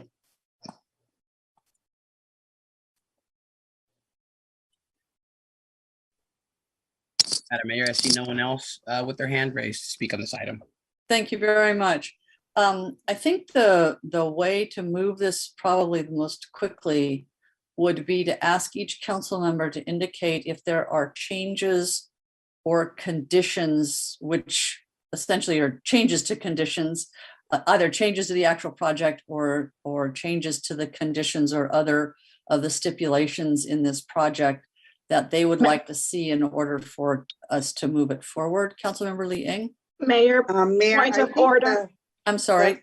I think the applicant gets 5 minutes. Sorry, my apologies. We need to give the applicant 5 minutes before we discuss. My apologies. And I know that Ms. Galatello said she was going to take them. Thank you, Anita. I just want to address the comments of parking. We are providing 18 more spaces than required in parking. And as far as our traffic study that was done by a very well-known traffic engineering firm called Hexagon, which I know the city is very familiar with, the original traffic count as a gas station is 771 trips per day. Now, obviously, COVID has, those numbers have dropped. So replacing with the new residents there, that traffic is going to be down 60 to 70% in that corner. And the other I want to address is the housing issue. We are, as you know, we are in a housing crisis. And so as a real estate professional, unfortunately, year to date, a single family home is $4.2 million. We need housing. And that's the final comment I have. Thank you so much for everything. And thank you for all the comments. Thank you, Ms. Galato. And now I'll bring it back to council. And you're not all on the same screen, so I'm going to bounce around here. Who wants to go first? Councilmember Flagger. I'll get us started again, Mayor. Thank you. So again, I really want to thank staff. It's so obvious how much work went into this behind the scenes on the Planning Commission and the Complete Streets Commission, and also the applicant. And there's so many things I love about this project and appreciate. And a couple of the speakers already touched on it, the fact that we are increasing the number of affordable homes for our community, and also market rate homes, which we also need. And so I am very excited about this project, even though I share and I hear and I empathize with a lot of the concerns I hear about parking, especially on Los Altos Avenue, which I am also very familiar with. And just to touch on a couple of points, I think it was Renee Rashid, one of the public speakers, who mentioned that the applicants are exceeding the number of parking spaces they're legally required. And so I do want to note that for the residents so they understand that we're actually getting more parking spaces than legally required, which I think not all developers do. And so I really want to note that and appreciate it. Having said that, I am concerned about the impact on Los Altos Avenue. I know the retirement senior community, there's some spillover traffic on a daily basis from that community as well on Los Altos Avenue. But some of the speakers tonight have not been on or meetings or on calls where we talk about this, not just for this project, for other neighborhoods. And staff and our city manager are well aware of council's interest in figuring out if there's something we can do to really address this type of spillover parking on our streets.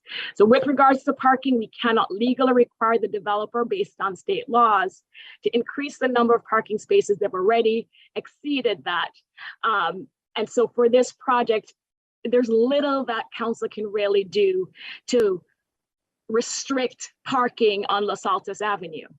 I asked during the Q&A portion about the construction management plan, and I am familiar with other jurisdictions developing management plans and having restrictions on the number of construction material, equipment trucks you can have up the street at certain times.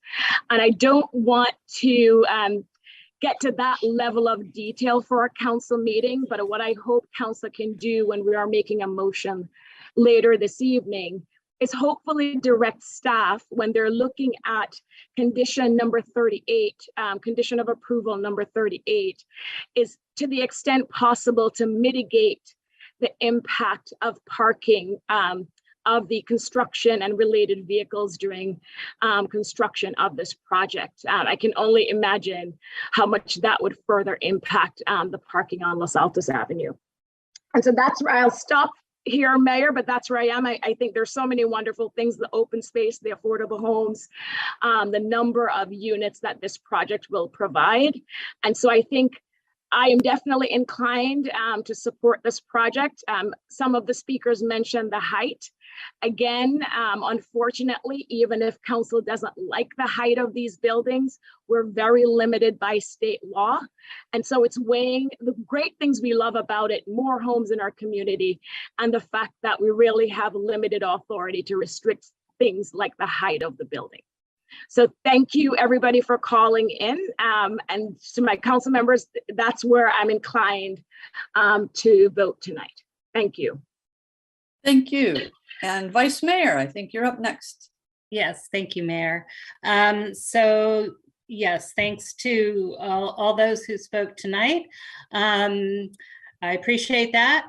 What I really appreciate is the heavy lifting that staff and Planning Commission and the applicant have done over the past 4 years. So I mentioned I had seen this nearly 4 years ago.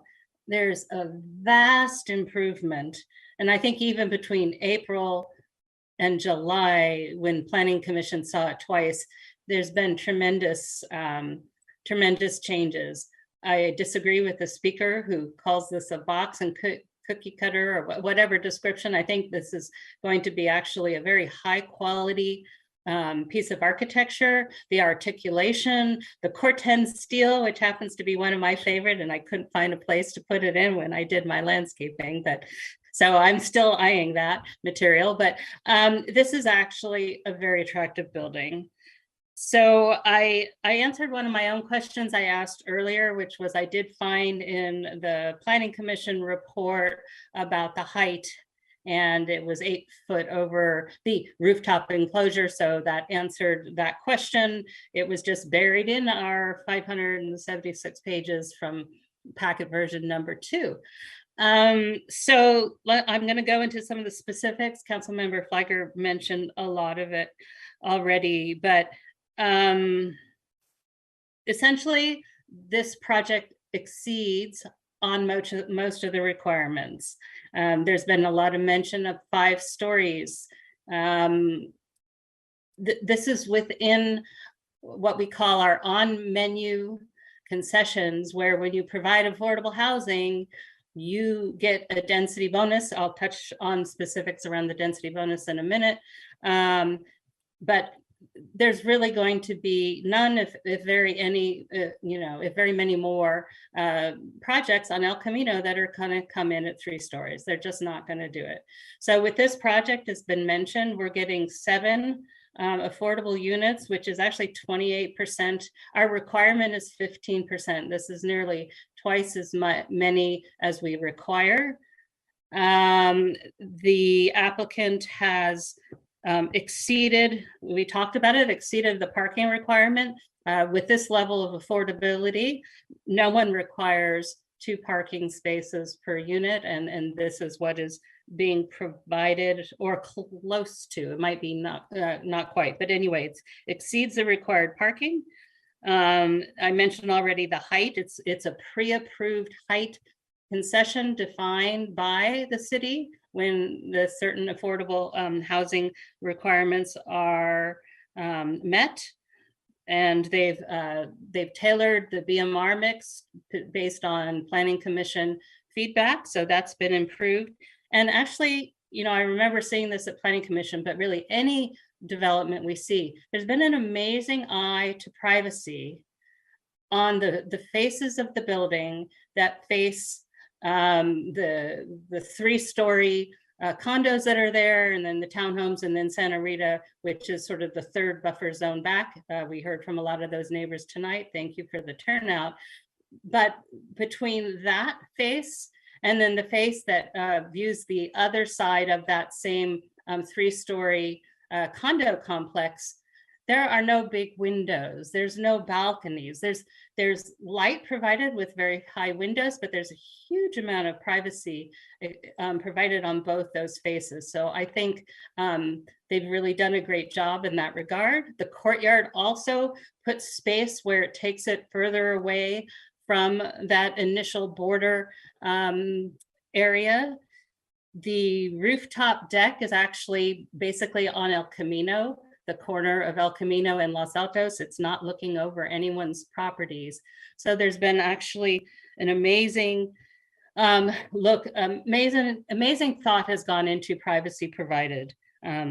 So there's one question. They have asked for an additional density bonus from the 30, I might have the number wrong, 38.75% that they're allowed, up to 80 or whatever percent. I think that it's important to grant that, because what happens if we don't is that the building doesn't change, just the number of units in it decrease. We get less housing, both affordable and affordable by design, and we accomplish nothing in terms of the footprint and the height, et cetera, of the building. So it's and this also is actually consistent with some of the programs we've proposed in our housing element, our draft housing element that's in for review, which is increasing the density in the areas where we can. This protects the bulk of our single family neighborhoods by putting the density where we can get more units in. So I think that, I mean, I understand some of the concerns, but this is something that they've actually worked very hard on. It's going to be a good project, and I support us approving it tonight.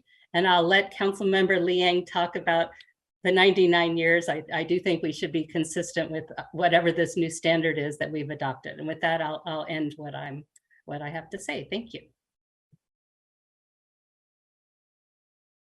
Thank you. So you don't have any changes or to the project or changes to conditions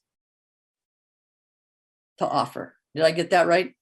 I don't have anything that hasn't already been discussed. The 99, and I think Councilmember Weinberg may have had something, or maybe it was just locating where something was, but no, nothing that I would add to the discussion. Okay. Councilmember Weinberg. Thank you, Madam Mayor. I find myself largely in agreement with what the Vice Mayor just said and with what Councilmember Flagler said earlier. I know that this project has a very long history. This is something that the City Council and the Planning Commission have been considering, and the applicant has been working on for years before I even became a member of this council. I appreciate all the work that the applicant and her team have put into this. I appreciate all the work that staff has done. I also just want to give a shout out to the Planning Commission, who have devoted an awful lot of time, and I think over the years have given some very constructive, useful input on the design, and has led us to what the Vice Mayor pointed out, really an amazingly thoughtful building, which is designed to mitigate the impact that the building will have on the neighborhood. And I've listened very carefully to the residents of Santa Rita and the other members of the public who have called in. Your concerns are understandable. I think that they are well taken, and I can relate to them. I understand the concerns that you have. Nevertheless, aside from the requirements that are on the council because of state law, I think that this project, especially as it's now designed, really is a benefit to the city, and I am in favor of it. That being said, I do have two serious concerns. The first of which is, can anyone on staff guarantee to me that this building complies with all the setback requirements?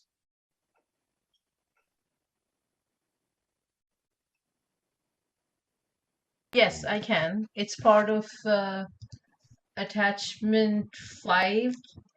There is a development standard table that spells out the setback requirement and what the project proposes, and the I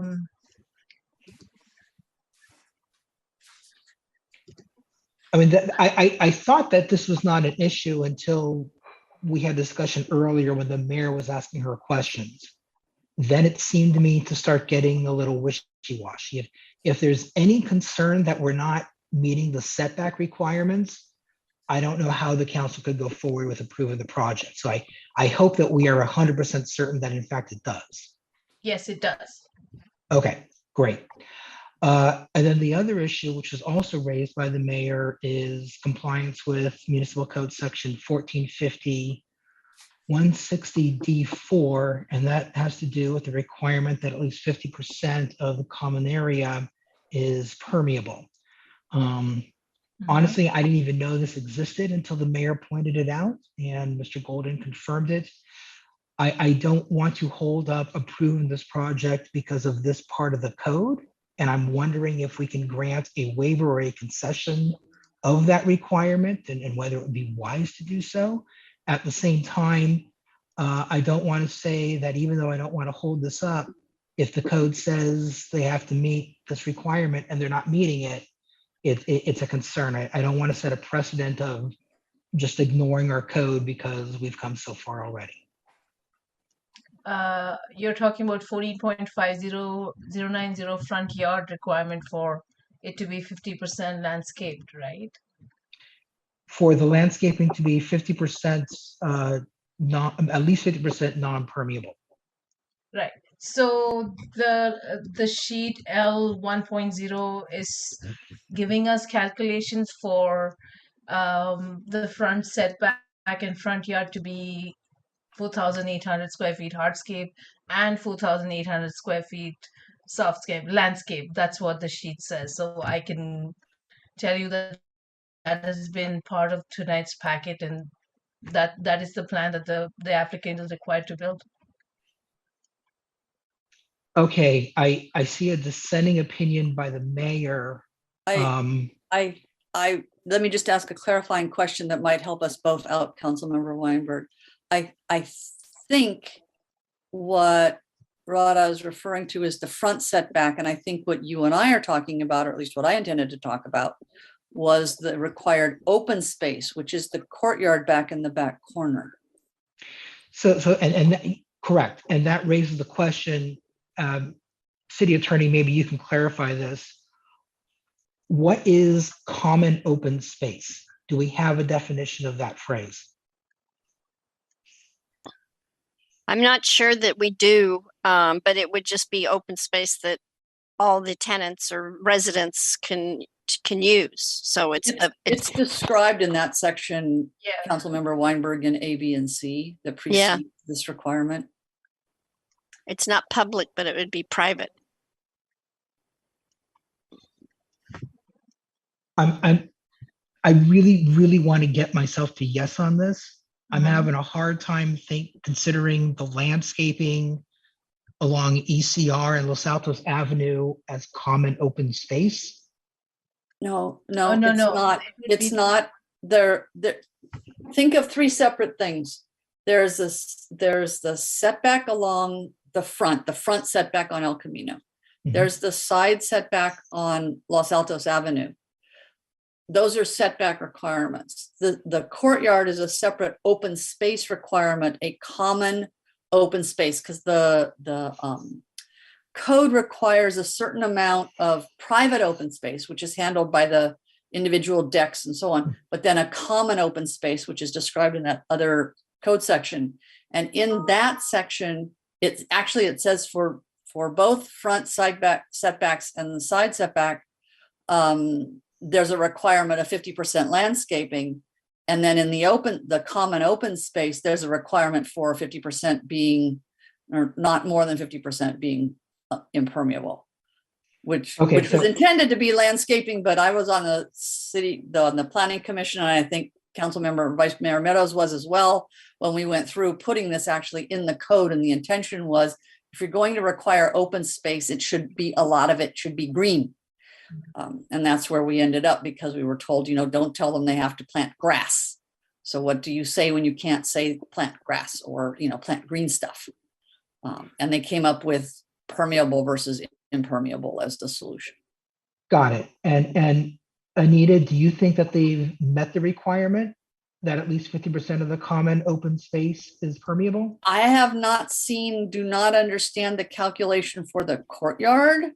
So I'm not comfortable about the courtyard. I think the front calculation is marginal, because what's being described as landscaped, if it includes planter box, then there's always been a debate whether the planter box itself counts as landscaping or not, because you can end up with a lot of concrete in planter boxes that make it look not very, very much landscaped.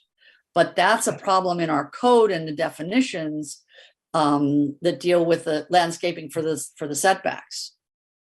Got it. Okay. Which Mr. Zorns is busy taking notes about, because he promises that he's keeping a list of all the things we need to make better in our code. This is one of them. Yes, I do think we need an expansion of the definition and details to be able to guide my staff as well as outside applicants as well. I was confident you were taking notes. Let me turn to staff and the city attorney. Are both of your offices convinced that this project complies with this provision of the code? Jolie, I'll just answer for us. After this conversation, I'm going to be frank, no. However, the council does have the authority to grant an additional waiver if you so choose to, as a part of your recommendation this evening, if you think that the design is so warranted. However, because we do always have a standard condition of approval for the water efficiency landscaping requirements, that's essentially a requirement of state law because of water efficiency needs.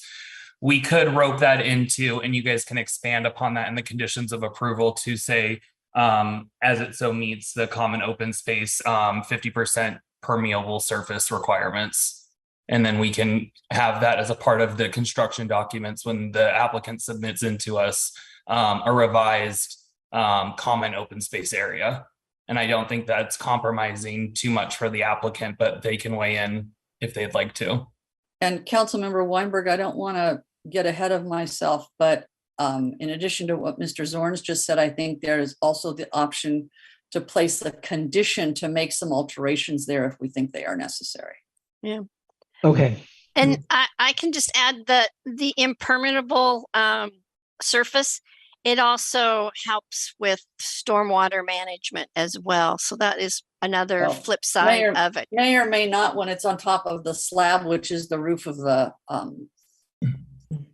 podium garage. Yeah. So anyway, I'm not gonna speak ahead of myself. Council member, please go ahead. All right. No, I think I'm done because I want to hear what you have to say. Okay. I'm going to go to Councilmember Lee Eng. I'm going to note that I already have on my list the 99 year. Thank you. The VMRs. Okay, I'm not going to harp on that since we're all on that same page for that. From this project, there still seems to be a lot of lessons learned. And I think that the signage requirements for developments, we have to get that cleaned up. I think you and I have learned what I have expected and what I have seen. And I've even worked with staff as to what was expected, and it didn't come out. So I was very disappointed by how there was some workarounds on how to do the signage. So that said, I guess we put that for a future agenda, or it's something that we have to work with Director Zorns on.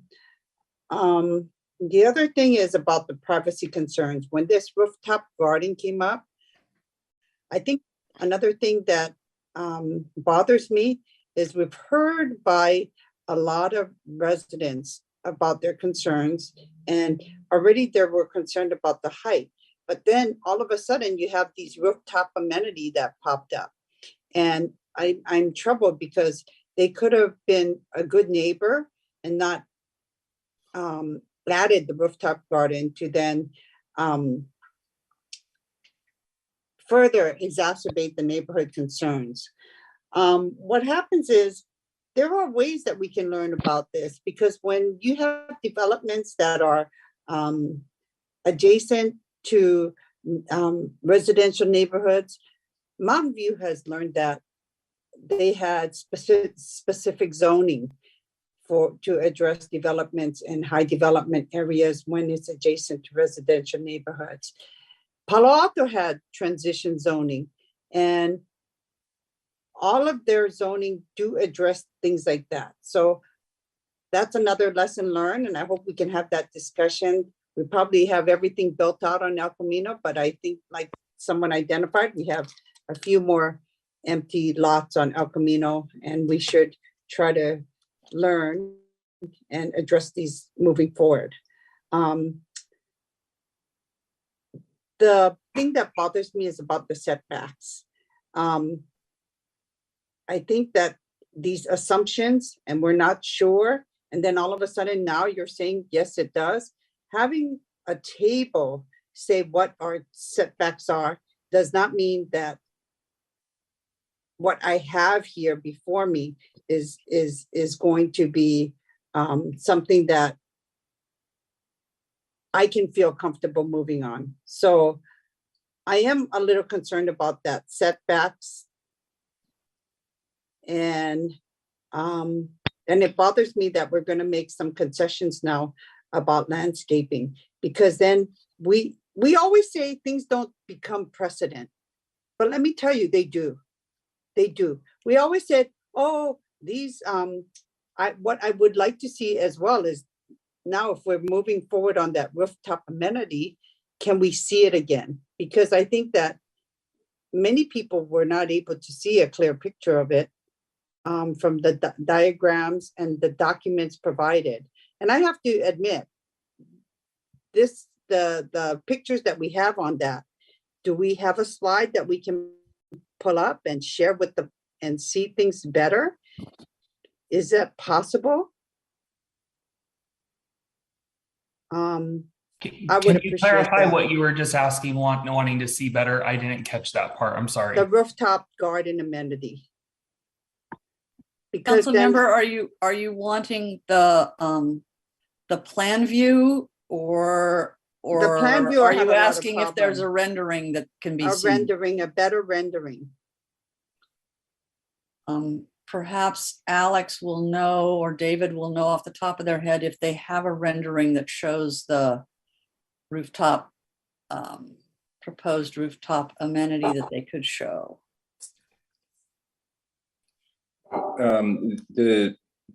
It isn't a plan set. I would have to ask the staff to bring it up at this point, unless David could. Our Michael, my assistant, had to leave the meeting. That's okay. If you give, Mr. Goldman's really good at this. If you point him toward the right direction.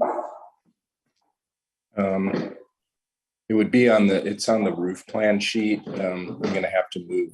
So there's an amenity on the plan view part of the plans. It's on the roof plan sheet, and if you give me a moment, I will tell you what sheet that is. Mr. Cornfield, Mr. Golden's popping in here. My guess is he's found it, because I know how fast he is at this. There it is. Thank you. Thank you, Mr. Golden. So the one thing I would just say about this is we did intentionally locate the roof deck at the corner near El Camino Real and Los Altos Avenue. So, and view lines back towards the adjacent residential are somewhat blocked by the elevator penthouse. So in our mind, we didn't see any privacy concerns with this.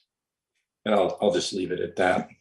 And Mr. Golden, as long as you have this on the screen, would you with your cursor point out where the elevator is for the public? Oops, I missed your cursor. Wiggle it around, please. There we go. Oh, see, he's gotten fancy. Thank you. So are we going to have a gas grill on the top there? Is that your intention? I don't think having a gas grill on the roof deck is necessary. I'm sure it can be done without. Okay, because I mean, as everyone has expressed some concerns. So thank you for that clarification. You're welcome. So, and I think that's all the things I have addressed, Mayor. I appreciate that, but I'd like to look at after this as well, how we can better address some of these transition zones, or I know it's too late to have these specific zones, or how can we get a balance of both? Thanks. Okay, thank you very much. I want to thank Councilmember Flieger and the Vice Mayor for commenting on BMRs. And I'm going to just recap it a little bit differently for the community in two ways. One, has already been said, we no longer control how much parking there can be.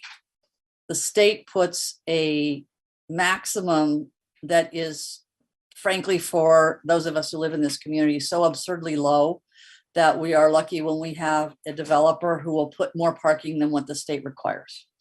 And that's what we have here. Whether it's adequate doesn't matter at one level, unfortunately, because it's better than what they could come with, and we would have no options but to allow it. The real trade-off is about the additional density, because by state law, once we've zoned this for 45 feet, which the city did more than 10 years ago, I think, the state has now come back and created this concept of a density bonus law, and they keep changing the law to make it more and more beneficial to developers. And so one of the things I do appreciate here is that while we have and are allowed by state law to have a 15% inclusionary, which means given what we've set as a density of 38 units an acre, they get basically another third, which, as was reflected in earlier calculations, would allow them to go from 25 to 35 units. They could choose to stop there, and they would park it accordingly. What we have before us is a choice that says, if we want more than that, we want 12 more units for the sake of having more housing. The building doesn't get any taller. The building doesn't get any bigger, because they get to build out to the form that they have, no matter how many units they put in there. Once they've got a density bonus, and they take advantage of the extra height that they get when they take a density bonus. So what we're basically trading off is more units that are smaller, which the state considers more affordable by design, on the concept that if you do 1-bedroom units, they're cheaper than 2-bedroom units. So having more units and having some 1-bedroom units is perceived to be a good thing. It's what drives us up to 47 units.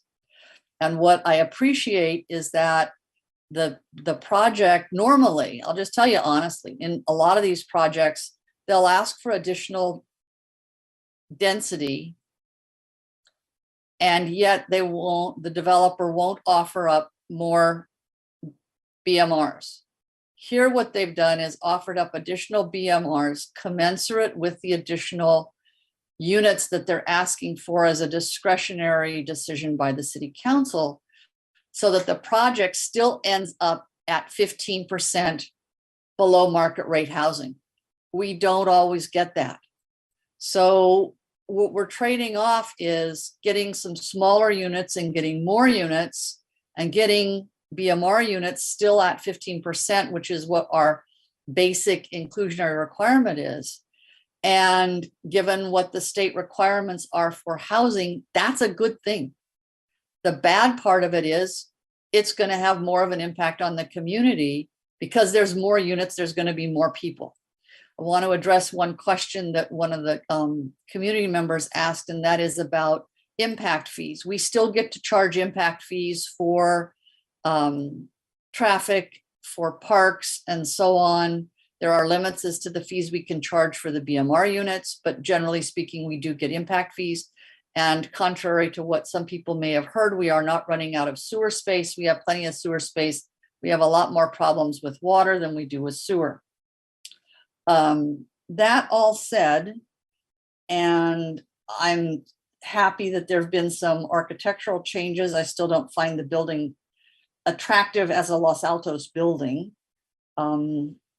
There are a couple of omissions here. One is, I think, which we've talked about at length, I won't belabor it, the question of whether the courtyard actually meets the code requirement. And the fact that there is a flat out omission on requesting a waiver, which would be required to allow the elevator to be, I think I heard Rana say 18 feet above the roof deck. Was that what you said earlier? Rana, I think you said it was a total of 18 feet above the roof deck. Or maybe Mr. Golden knows that off the top of his head. I believe it's 16 and a half feet. 16 and a half. So our code calls for 12 feet max. So when we, and I think this is what surprised a lot of us, is that many of us have been through many long discussions about the height of a elevator that's necessitated by having a roof deck. And so the fact that the roof deck is kind of an afterthought and then makes the elevator go to 16 and a half feet. My request to the applicant that I'd like you to think about is eliminating the roof deck so that we don't have to go through the machinations of having to add another discretionary waiver, which is never asked for anywhere in the document and should have been. And then really looking at how to make a little more green space in that courtyard. Since you have a generous courtyard, you have a big courtyard, there's a 2,500 square foot requirement. This is over 6,000 square feet. That's a very good amenity. We can get more green in there. So what I'm coming up with then in total for things are that Councilmember Flagger would like to see an amendment on condition number 38 that has to do with mitigating the construction parking. Councilmember Meadows Vice Mayor Meadows and Councilmember Lee Ng would like to make sure that we move to a 99-year restriction on the deed. Councilmember Weinberg wants to be certain that we've got the setbacks squared away, as does Councilmember Lee Ng. I'm not sure how best to do that, given that there still seem to be some open questions. I'm not sure if the questions really have to do with the setbacks on the property, given the property lines, or if they have to do with the setbacks on the adjacent property, and in which case I'm not sure that matters. So maybe Mr. Golden, in a moment, you can speak to that. And I would like to see us give up the roof deck, give up the tall elevator, and do something nicer in the patio, or the courtyard. I think that's a summary of where we are. And I'd like, first, if I might, get a response from staff on the setbacks issue.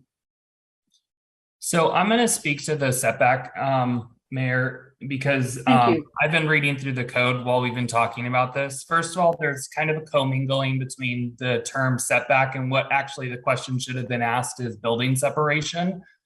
Those are two very different things. We cannot, as a city, factor in the setbacks of another building on another property. We cannot have to combine them in order to create the aggregate of the two. One of the things that the council will need to keep in mind, however, I can see why it would be designed this way, is from the CT zone zoning section, the verbiage explicitly talks about how we will have an average of 7 feet 6 inches of a side yard setback. So it can be up to 15 feet and it can be all the way down to 4 feet. That's a very uncommon provision in zoning. And I can tell you that it's the first time that I've seen it actually included in zoning standards as a development requirement versus a guideline in order to start creating the offsets and some building differences so that you're not just having one long continuous wall. I could see that that's probably why we've put that into the code to be able to give that flexibility to applicants. But so inevitably, Rhoda is right when she did state that the project is compliant with the required setbacks. However, when we're talking about an aggregate of factoring in adjacent building setbacks, we can't determine that. So we would have to make an assumption, which is what staff did earlier today. Okay, thank you. And I can tell you that because I was on Planning Commission, I know the Vice Mayor was as well, when this all got put in the code, I don't think anybody ever contemplated the possibility that there would be a contiguous courtyard to the setback wherein one might include the entire area of the courtyard in calculating the average setback along a line. So you can put that on your list too of things we can clear up, and perhaps the Vice Mayor and I can give you a little bit of background on how that landed in this code the way it is, and then you can figure out a smart way to get us out of it in the future. Now I would like to ask the applicant whether any of the other changes and conditions that the council has discussed are acceptable, and those are at this point the construction parking, the 99-year, and the increasing the landscaping and the amenity, and possibly eliminating the roof deck. And Mayor, I do just want to call your attention, Angie, as the applicant has her hand raised, as well as so does Councilwoman Meadows and Flagler. Okay, I'm going to take my colleagues' comments before I move to Ms. Galatolo. And I already know, just in case one of you wants to say this, that we cannot, as a council, deny this application with the rooftop. That's not within our parameters, and that is not what I said. I said I would ask whether she was willing to. So with that said, let's take the Vice Mayor first, and then Councilmember Flagler. Yeah, thank you, Mayor. So I had mentioned, and I didn't bring this up as something that I brought it up initially, and then I didn't bring it up now. What I mentioned that I found on page 257 of the second version of the packet is a table that talks about the height of the top of the elevator override.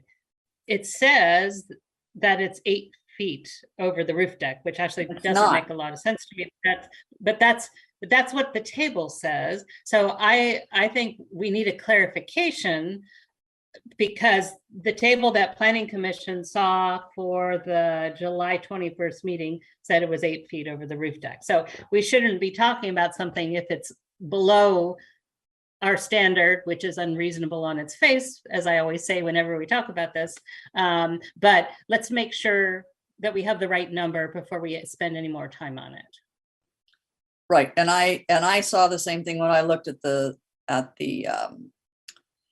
elevations, because the elevation showed the roof deck, then it showed another increment, which was kind of sort of the parapet, but it also showed then, and that was totaled, and then it showed another increment for the current proposed elevator, but it never added that number as a total height.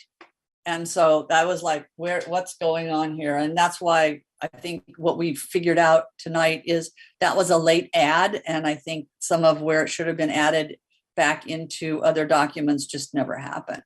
But yes, it has to be squared away. Councilmember Flagler. Thank you, Vice Mayor. Were you finished with your comments or questions? Vice Mayor, you done? Thanks, Mayor. It wasn't clear to me if you were going to the applicant only on the question as to the rooftop amenities.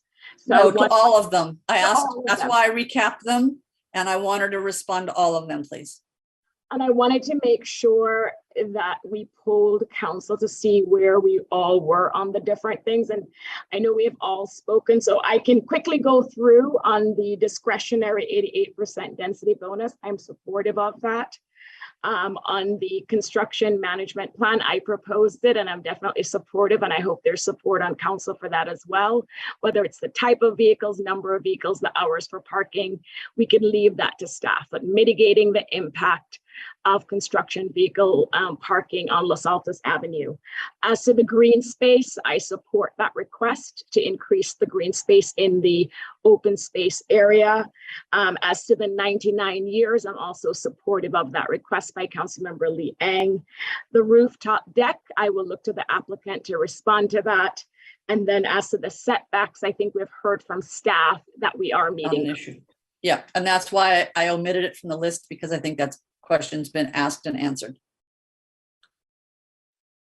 So unless anyone has anything they want to change about the summary, or something they object to, I'm going to go to the applicant and ask her to comment on these issues.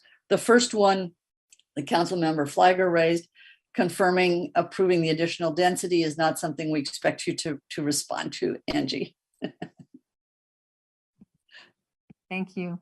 I've been taking notes here, Anita, and regarding the conditions that we do agree, and we will work with staff and becoming compliant in the items and the conditions that you have stated. So just to be clear, are you really willing to give up the roof deck, the roof amenity? Yes. Okay. I think that's we've been discussing it. We've been discussing it during this whole time. Okay. Privately, and that is a condition that we could eliminate. Okay. I think you'll make the neighborhood happy, in part by being able to get the elevator down, whether they see it or not. It's a conceptual thing, and also getting people off the roof, even if it isn't something that would normally see. So thank you. And based on that, I would take a motion to, or does somebody want me to just do this? Should I just do this? Mayor, may I ask for a clarification? Sure. And I've mentioned that we make this assumption before, and well, city attorney hasn't popped up, I guess, because the applicant was agreeable, but I want to ask the question. The applicant is willing to not do the roof deck. That is a different question than whether they are not going to have an elevator up there.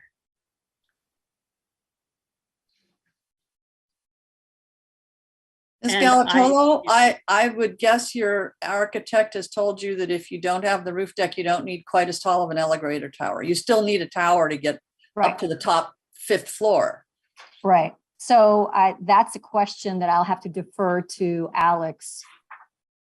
It's true. The enclosure for the elevator will be significantly reduced, probably approximately 10 feet, if we don't have to take the elevator to the roof. And that's because it's an ADA concern, right? To get people off the roof, right? Right. That's correct. You have to provide access to the roof if the roof deck is there. Yep. Yeah. And yeah, that's why if it ended up having to be a waiver, I thought we could make those findings, but we're not there. So. Right. So we have another staff member with a hand up, Ms. Fairman. Good evening, Mayor Inander and members of the council. I just wanted to point out one clarification on the conditions of approval where the applicant is required to submit a sewage capacity study. There's a mention of an 8-inch. I just had one of my staff quickly double check some plans, and it appears that that's a 6-inch. So I want to make that clarification on that. It might be a typo. We'll double check that. but the condition of approval will require the applicant to submit calculations to ensure that the development meets the requirements. And if it doesn't meet the requirements, it will be required to upsize that pipe, that connects in there. But that's farther down the line. But I just wanted to mention that now. Thank you. Does the current condition actually specify that it's an 8-inch pipe? I just noticed that, yes. So that might be a typo. It appears to be a 6-inch, and staff can further look into that. But some as-bills that were just pulled up quickly right now show a 6-inch pipe along, on the side of Los Altos Avenue. That is a starter line, and along El Camino in there. So just wanted to provide that. What condition is that? Condition 37, sewage capacity study. So then, City Attorney, do we have to actually change the text of 37 in order to make this legal? Thank you, Ms. Fairman. I really appreciate your catching this. You're welcome. Staff member. Thank you. I think we can change 37 to say an existing 8-inch sewer main, paren, or 6-inch if required by Public Works. No, it's not if it's required. I think she's concerned that what's the as-built that's in there is 6-inch, which may not be sufficient. So referring to it as an 8-inch existing, when in fact it may only be a 6-inch existing. That's correct. The issue. Yes. So we change it just to 6 inches, and you're going to be. Well, she's not sure. She said looks like it's probably 6. So they don't want to swear that it's 8, but they don't want to swear that it's 6 either. Correct. The applicant will need to verify that, and also we'll do some further research here, but I just wanted to bring that up right now. Thank you. So I'm going to have the city attorney work on wording for that. Okay. And otherwise, I'm going to move a resolution of the City Council of the City of Los Altos adopting a mitigated negative declaration and approving the design review, conditional use permit, and subdivision applications for a 47-unit multiple family development project at 4350 El Camino Real, subject to the following changes. Number 1, condition number 38 will be modified by staff. Is it condition 37, Mayor? I'm sorry. 38 is the construction management. 37 is the sewer. Right. So we should start with 37. Thank you, Ms. Fairman. Yes. Start with 37 to be amended as specified by the city attorney to account for the uncertainty with respect to the current as-built size of the sewer. Condition 38 to be modified by staff to accommodate instructions for mitigating construction parking to minimize impact on Los Altos Avenue and other adjacent residential streets. That the requirement as to the below market rate deed restriction be increased from 55 to 99 years. That would be condition 31. 31. 31, thank you. And can I ask Aida a question on that? Yep. Condition 37? Where they just need to submit calculations showing that the city's existing sewer main will not exceed 2/3. So we could just strike the 8-inch. Right. That's correct. So it could be 6, and whatever is in there, it has to meet the 2/3. So I think we can just strike the 8-inch, just saying that it shows that the city's existing sewer main will not exceed. So that's correct. Then we don't have to monkey with 8 and 6 or what. Okay. Yeah, that's correct. Thank you, Ms. Houston. Thank you. And then that the applicant will work with staff on altering the landscape plan for the required common open space to assure that it meets our code, and that the roof deck amenity will be removed and the elevator equipment enclosure height will be reduced to be what is necessary for legal access to the 5th floor, since there's no longer a need for it to have to go to the roof. Yep. And then I think we already have in the, I think the increased density is already accounted for in the existing resolution. So I don't think we have to specify that in the motion, unless the city attorney looks at me and says I'm wrong. Nope, No. shaking her head. Councilmember Lee Eng, you have your hand up. I'd like to second your motion. Okay. Oh, hey, Nick, the landscaping, should we add something to condition 50, landscaping installation and verification, or where should we put the landscaping? It has to, I'm trying to find where it could fit. No, it should probably be tied to the water efficiency one, because that's, I mean, that's going to come into like the actual landscape architect is going It's to gonna affect what they can actually do. yeah. So it's condition 17. Okay. If Jolie, if you want to put something in there that says as verified by the development services director, we can do that too, just because of this condition's very standard. Yeah. Okay, and we'll add that language as verified by the development services director. Yeah. Just to quickly clarify from the applicant, if that is a feasible condition, because we've heard about the podium structure of the parking. So I know we heard from the applicant, but if that's something that is actually feasible, or we just would like them to get to closer to 50%.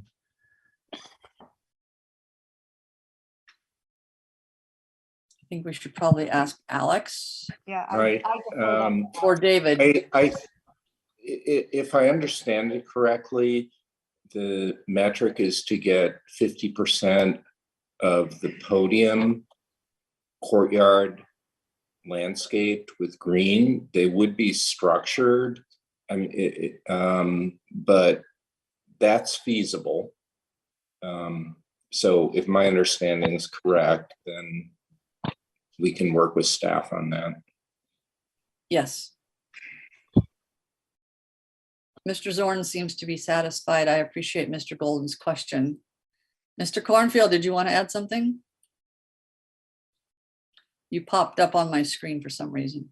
No, thank you. Okay, thanks. All right, I think City Clerk, we're ready for a roll call. Happy to, Mayor. Just really quickly, condition 17 was included in part of the motion, correct? As the last one? Correct. Yes. Awesome. Thank you. All right, members of the council, if you are in agreement with the motion on the table as articulated by Mayor, seconded by Councilmember Lee Ang, please indicate so by answering in the affirmative. Councilmember Lee Ang. Yes. Thank you. Councilmember Flyer. Yes. Thank you. Councilmember Weinberg. Yes. Thank you. Vice Mayor Meadows. Yes. Thank you. Mayor Enander. Yes. Thank you. Motion passes unanimously. Thank you. And we conventionally take a 10-minute break at about 9. It's now 9:39, 9:40. So we'll take a 10-minute break now until 9:50. And thank you, Ms. Galatolo, and all of your associates there for their effort over this long period. Congratulations. Thank you, everyone. Thank you.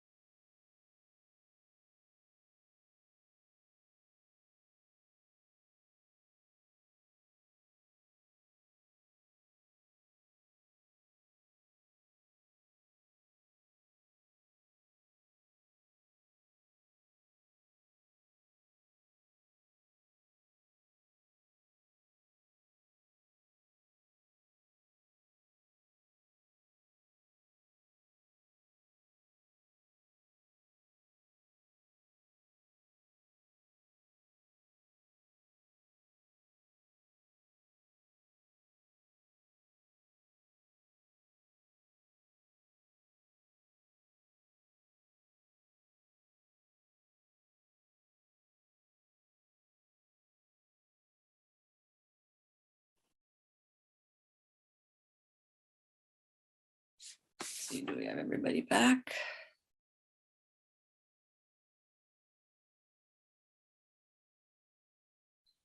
Okay, City Clerk, I think you can restart the recording, please. Recording in progress.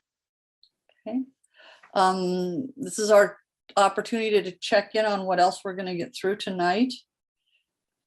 We will get through number 4. This is a question. Do you want to do number 5 if we have to start it after 11? If we get to it before 11, then we will finish it. If we don't get to it until it's already 11 o'clock, what is your pleasure, group?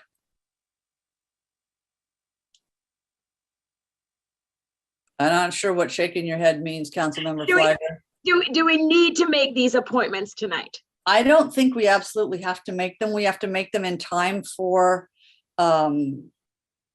October, but I'm reluctant to leave too many people hanging who may be over as attendees. So if we think now we're not going to make it, we should do the courtesy of saying we're not going to make it tonight, because I can see several names over here. We're not going to. I think number 4 is going to be a long item. Number 4 is going to be a long item. Yeah, I think so too. And so with my apologies, with our apologies to everyone who's here for commission appointments, we are going to have to defer that. I expect to defer that until the September 20th meeting. Do we need to take a motion to do that, defer that, No. or does it just get continued? No, it just gets continued by. Okay, just making sure. Good question. So we're back in session, and we have item 4, Environmental Commission Reach Code recommendation. I'm going to look to my city manager, who I believe has joined us, Mr. England. Who is going to start this item? Thank you, Mayor. The subcommittee of the Environmental Commission will give a presentation. Okay, and are they over on the panelist side so that they can? Yeah, Angel may have to bring them over. I think he has to I see bring them over. Laura just popped on. Laura. There we go. Good evening, Ms. Texler. Good evening, Mr. Whedon. Welcome. And the floor is yours. I'm not with all the panelists, but give me a quick second. Okay, do you want me to wait? If you can rattle off your other 2 names, that'd be very helpful. Okay, yes, we have, let's see, I can't see who's here, but we should have Farhad Farman and Zoe Elizabeth and Mayra. I'm blanking on her last name. I found Farhad. Mayra Vega. Mayra Vega, I see her here. And you mentioned a third. Zoe Elizabeth. Zoe.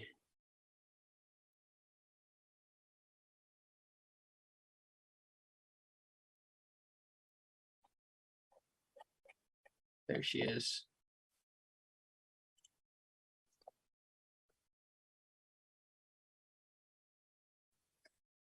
Okay.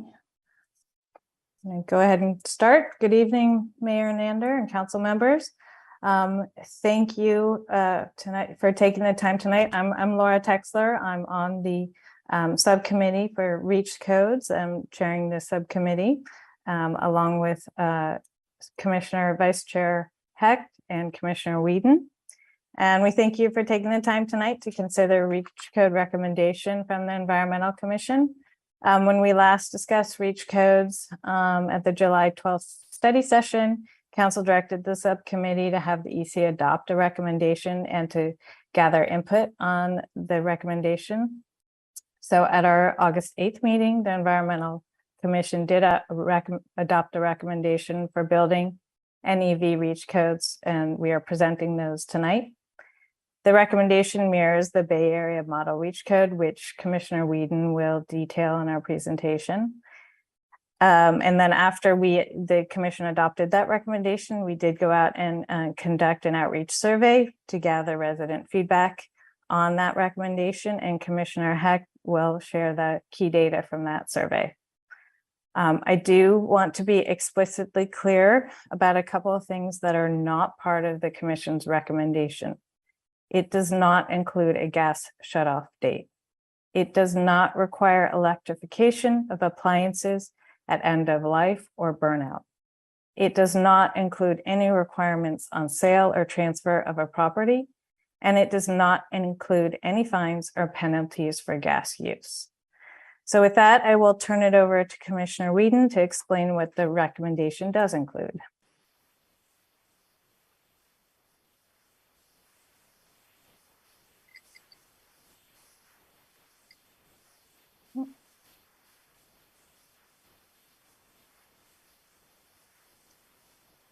Dawn.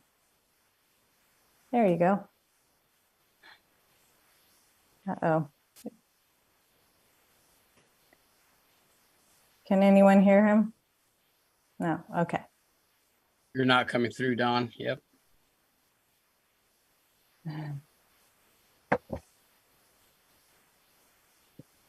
Did you unmute yourself? Yes, he's unmuted.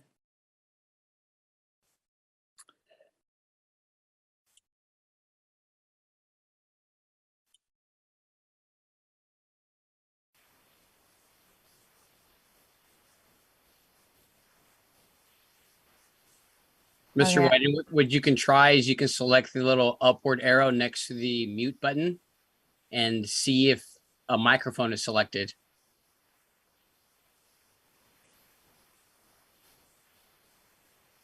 Or if one is selected, select the other.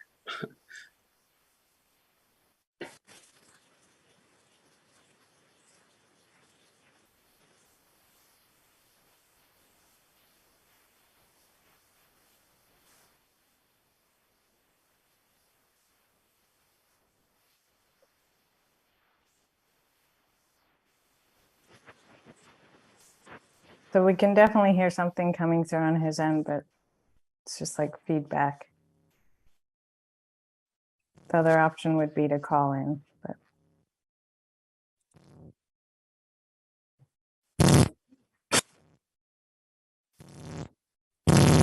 Can you hear me now?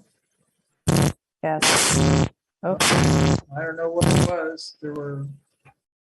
Okay, I'll start again. Good evening. There's a bunch of interference, as though there was something shorting.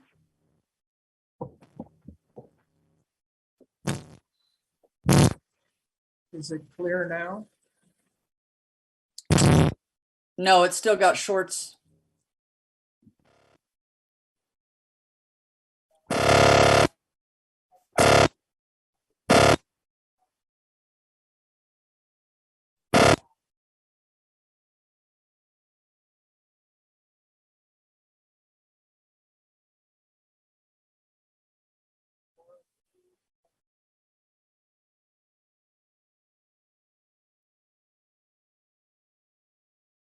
Another option, Mr. Whedon, is for you to call in and use your telephone to do the speaking. Yeah.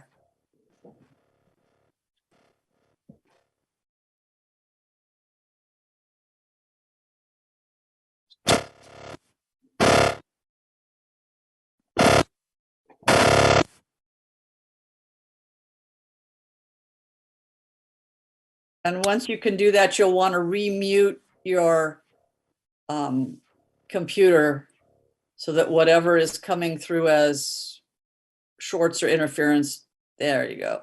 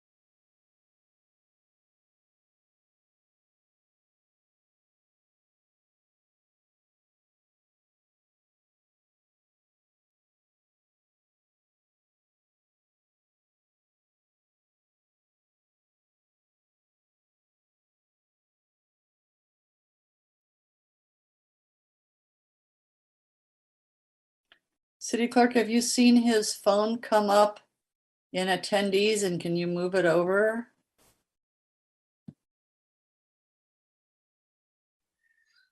Maybe Ms. Texler can tell us what the last two digits are, and actually we've got two that end in 10. 01, the last two digits of his 01 or 10? 01. We don't have anything showing up if- in attendees as 01, I don't think. If he's calling in from mobile. 27. He's indicating it's the 10. That we have two that are 10. That what are the odds of that? Let's activate 610 or 110 is the last three digits. Activate one and see if it's him. We'll do so. This is 110.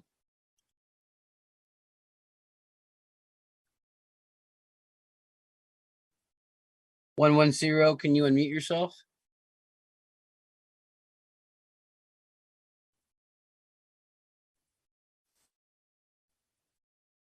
That person did not come over as a panelist. Don, don't hold it so close to the camera. We can't see it. The camera won't resolve that. Back up, back up, back up. Right close to your face because the camera's reading your face as for. Sorry, can't read it. No, Mayor, it's not going to pick up on it because he has the blur feature. Yeah, yeah, he's got the background. blur feature on. Yep, thank you. So let's try a different phone. I think it's the 1610 number. I think it's the 1610 number. Let's try that, Angel.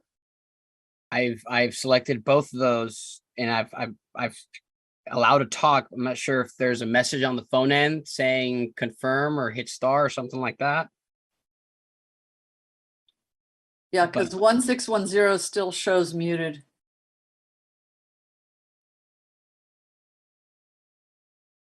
There we go. Nope, that's 110 that managed to get unmuted. Hello, yeah, this is not the presenter. Okay, thank you for making that clear. So yes, we need 610.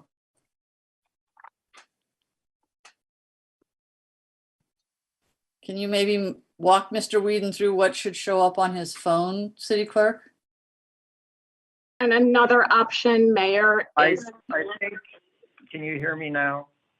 Yes. Yes. Okay. Technology, I'm sorry. This all started with, I'm at my son's house. I'm not at our house because I was afraid that we would get into a power situation because we were on the potential list. So I'm working from my son's house and I apologize for the inconvenience. But anyhow, okay, good evening and thank you for this opportunity to discuss this topic with the City Council. I'm presenting the recommendations of the Environmental Commission regarding REACH codes this evening. As Laura Texler pointed out, these recommendations were reached or agreed to at the Environmental Commission meeting on August 8th of this year. The recommendations are really very simple. The Environmental Commission is recommending the development of a REACH code that will modify the 2022 Cal Building Code for newly constructed buildings and for electric vehicle infrastructure. That's the first recommendation. And the second recommendation from the Environmental Commission is that the REACH codes be adopted with an effective date of 1/1/2023, so that there is no gap in when with the expiration of the existing REACH codes. So with that, I'll go into the next slide. Thank you, Laura. What the slide you have available has four columns, one showing what the mandatory 2022 building code requires what the Bay Area Model Reach Code requires. And I'll remind you that the Bay Area Model Reach Code was developed by three energy suppliers: Silicon Valley Clean Energy, Peninsula Clean Energy, and East Bay Community. I forget the exact name, but it's the one in the East Bay, along with the counties of Alameda, San Mateo, and Santa Clara. And so this is the model reach code that has been presented, and a lot of cities like ourselves are beginning to discuss these in the public forums to adopt them in the coming months so that they would be effective in 1/1/2022. The third column is what our current Los Altos Reach Code includes, and the fourth column shows the Environmental Commission recommendations. The first thing I'll point out is the first row, and that has the effective date. The effective date for the building code is 1/1/2023. The Bay Area Model Code would be effective upon adoption by the city, and the life of that would extend until the expiration and the renewal of the model building codes in January of 2026. The current Los Altos Code expires in 1/1/2023, and the recommendation, as I previously stated, of the Environmental Commission is to adopt the reach codes and file them as necessary with the state. They'd become effective on 1/1/2023, and they'd last through the building cycle. The next line I'd like to call your attention to is what is a new building, and there's a little bit of different. The new building code defines new construction as a not previously occupied building. That is similar to the current Los Altos Reach Code. The Bay Area Model Code and the Environmental Commission's recommendation is to follow the Bay Area Model Code, which adds to the definition of a new building that if the work or the project includes modification of 50% or more of the foundation or 50% or more of the framing of an existing building, then the entire project would be considered new construction and required to follow the requirements. And that is what the Environmental Commission is recommending, is to follow the Bay Area Model Reach Code. The next several lines, you can see where electric appliances are required for air heating and cooling, water, clothes drying, cooking, and fireplaces in each one of these conditions. The state mandated code, the Bay Area Model Code, and the current Los Altos Code. You can see that in the grid. The one thing I will point out is where there is a difference, and that is on exterior pool, spa, and fire pits. So you can see that the building code does not address this issue. The Bay Area Model Code says no gas to exterior appliances or equipment, and the current Los Altos Code does not address it. The recommendation of the Environmental Commission is that no gas be provided to exterior equipment and appliances, and also that no extensions of existing exterior gas lines be permitted. I'll switch gears now to the next portion of the recommendation, and that's concerning electric vehicle infrastructure. Once again, a similar type of grid. The effective dates are similar to what we discussed regarding the building, so I won't go through that again. The next line is really where 90% of the structures in Los Altos lies, is in single-family residences. You can see that the building code requires one level 2 EV-ready EV infrastructure. in a new single-family residence, a new construction. The Bay Area Model Code has basically one level 2 and one level 1 if more than one parking space is permitted. The current Los Altos code requires one level 2, and if there's more than one parking space, then it requires a second level 2. The recommendation of the Environmental Commission is to maintain that's in the current Los Altos code, with the addition that an automatic load management system could be applied when there's more than one level 2 EV ready requirement. For multifamily residences and other buildings, it varies with the building requirements, and it's rather detailed. I'm not going to provide the detail in this presentation. In some of the backup information that was provided to the council, you can see some of these differences. But the main recommendation of the Environmental Commission is to apply the requirements, which are the greater of the Bay Area Model Code or the current Los Altos Code. And so that's the recommendation of the Environmental Commission.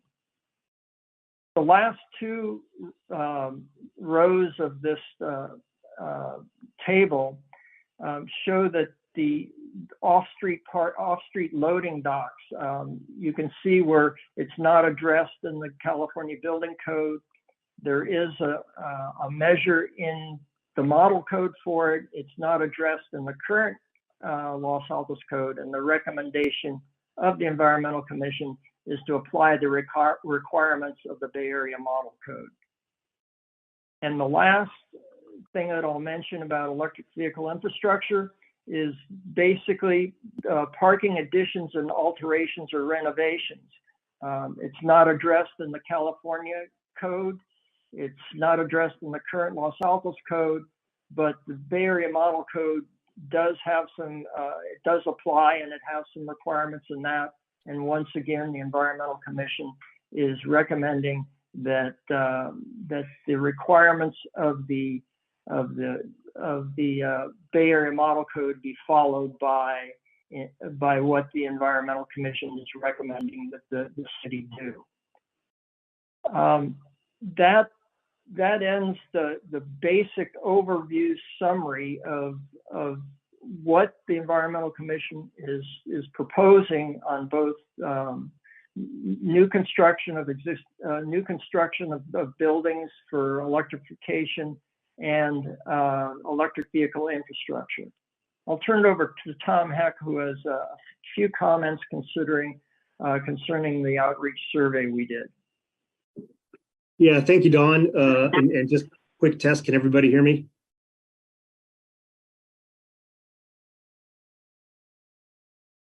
Yes. Okay, great. As Dawn and Laura have mentioned, I'm here to present quickly an overview of the survey. In order to further engage the community and with the encouragement of the council, we prepared and ran a survey about the REACH codes. It was a relatively simple survey with about seven questions and the option to comment. We had it open for roughly 2 weeks and promoted it through a number of channels, including the newspaper, the weekly city manager update, and a host of other email lists. I think we had great overall engagement in the survey with over 550 respondents. Some key takeaways from the questions themselves were that 2/3 of the respondents are in fact what they would call very concerned about climate change. If you look at what the respondents favored with the menu of options that we provided for them, the greatest number favored the option to adopt the EC, the Environmental Commission REACH code recommendations, versus the other options, which included doing nothing or maintaining current REACH codes as well.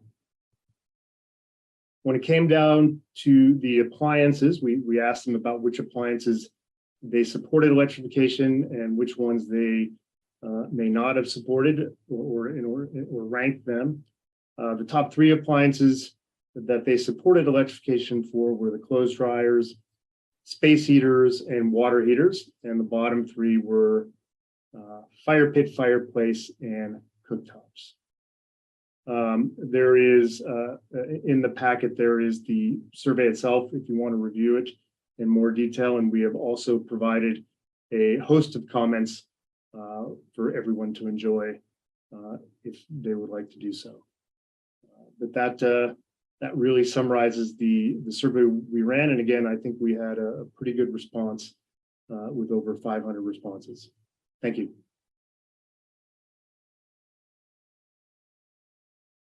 Great. And with that, that concludes our presentation. So I will stop sharing screen and I guess turn it over to you, Madam Mayor. Thank you very much.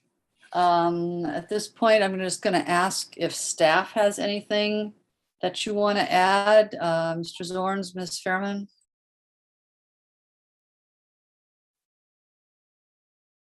I don't have anything that I want to add to the presentation at this time. Okay. Madam Mayor, I don't have anything to add to the presentation at this time. Thank you. Okay. Thank you. Then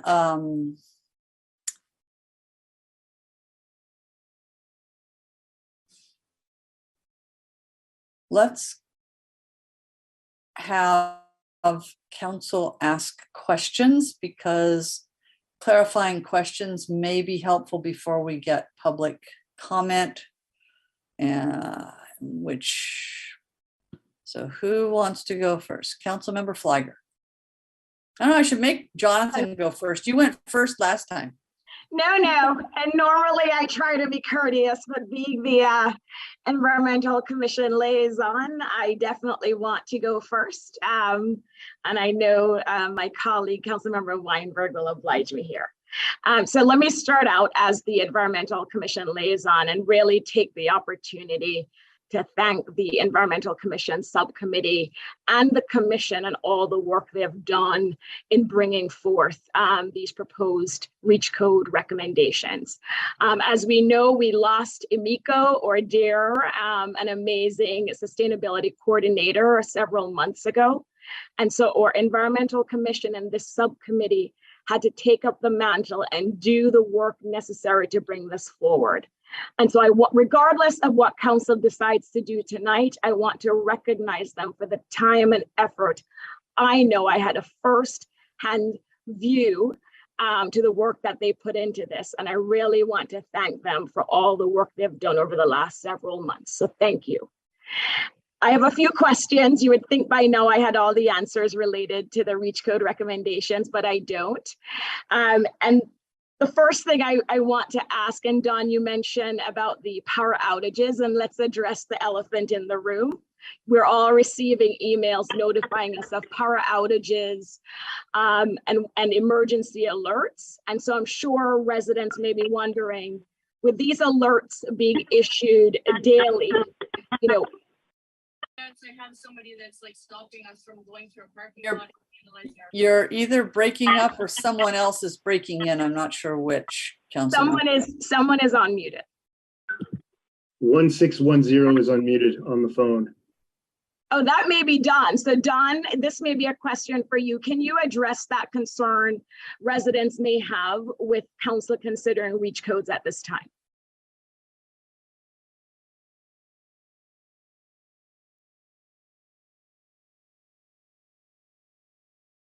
I think we lost Don because 110 was someone else.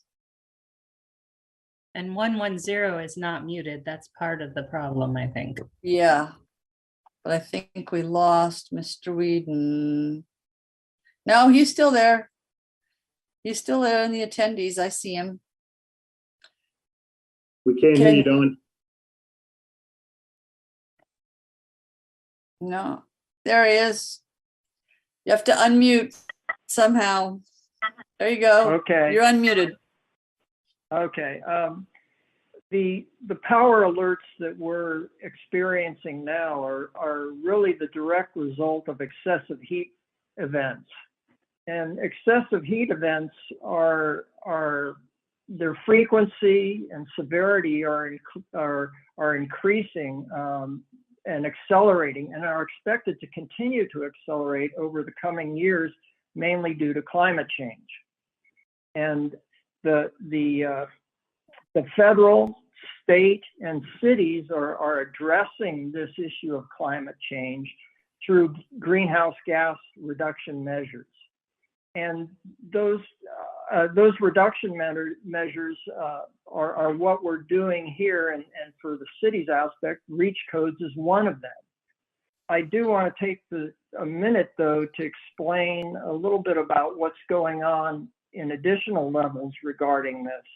And basically, for quite some time, you know, our utility suppliers in the state and so on have been preparing for a future electrical grid to support EV infrastructure and building electrification. That has recently been accelerated by some recent legislation, which I'm sure you've all heard about. For example, at the federal level, the Inflation Reduction Act has included several measures that you know, billions of dollars for clean energy and environmental projects. Those things will include things like solar panels, wind turbines, grid-scale battery plants, and as well as incentives and rebates, tax rebates, and so on for individual homeowners that do home electrification or energy efficiency things. It also includes grants for cities. So there's a lot happening in this environment, and it's accelerating at the federal level. It's also accelerating at the state level. There's currently 12 climate bills that are on the governor's desk for signature, and those bills are expected to be signed by the governor, but you know, we won't know until it happens, but we'll know in the next several weeks, I imagine. But three of them, I'll just mention three right now. One is Senate Bill 887, which is primary focused at increasing or revising our electrical transmission grid to be able to get clean energy from the sources that are generating into the state. Another Senate Bill 1112 is dealing with low-cost financing for building electrification through such things as on-bill financing for individuals that do home energy projects or building electrification. And the third that I'll mention is Senate Bill 1158. By the way, all of these have been passed. They're waiting for governor's signature, that deals with clean energy reporting.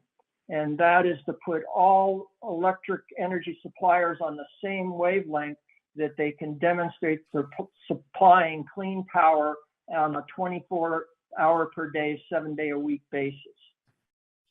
With that, I'll stop there and perhaps see if Laura or Tom have anything else that they'd like to add regarding your question. Yeah, may I speak?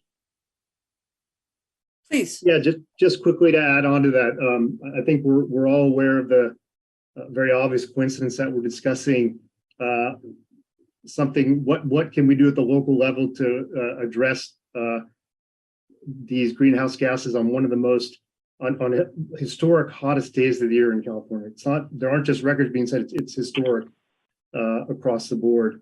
And just a couple things I'd like to know. When I look at the grid, I'm actually impressed how it performed today. Again, this was a historic day across California. There were no rolling brownouts that I'm aware of. That doesn't mean there won't be some in the future. There's likely to be some hiccups, but the grid performed. And it performed because of wind, solar, and batteries, all of which have come down over 90% in cost over the last 10 years and will be the basis for the grid moving forward. One other point of batteries. Today, if you look at the ISO curve, batteries actually provided over 3 gigawatts of power at key times. And that's more than the nuclear plant in Diablo Canyon can provide at a peak time. And I think it's also important to note that batteries grew, that number, 3 gigawatts, is over 10x what it was doing not even 3 years ago. So, and one other point is we saw a great demand response. That's based on new technologies that are being introduced by new companies and new business models. And so when I look at what happened today on, again, an incredibly hot day, the grid performed with the new technologies and avoided brownouts. So I think that should give us comfort moving forward. Not that there won't be many hiccups, but it can handle what we are handing it. Great, thank you. I think that was an important question for the community to hear. My next question has to do with, as we're all aware, a local group sent out an email with a list of things claiming those were the recommendations from the Environmental Commission, which they weren't. And I know we received many emails from residents responding to what they thought the recommendations were going to be before us tonight. And so Laura, Member, excuse me just a minute. Laura covered all of that. Are you to ask them to repeat it? Yes, because it's that important, Mayor. We received many emails on this topic, and Laura said it at the beginning, but I think it's worth repeating. Thank you. Okay. So again, Laura. Sure, no problem. Are you recommending, is the commission recommending that we ban all natural gas in Los Altos? No. Are you recommending that all gas appliances be replaced with electric appliances when they fail? No. What about when a homeowner sells or transfers their home? This does not have, nothing is triggered by the sale or transfer of a home. Thank you. And then the last one, again, focusing solely on the recommendations that are before council tonight that we're considering. Are you recommending penalties be imposed on residents when they use natural gas? No. Thank you. Next question, and this relates to the new construction definition, Don. The recommendation related to 50% or more remodel. So I am struggling with this one, and so if you could help me. Does this recommendation only apply when the remodel touches electrical infrastructure, or if someone is doing 50% or more remodel and they're not touching any electrical infrastructure, would your recommendation still require them to switch to electric?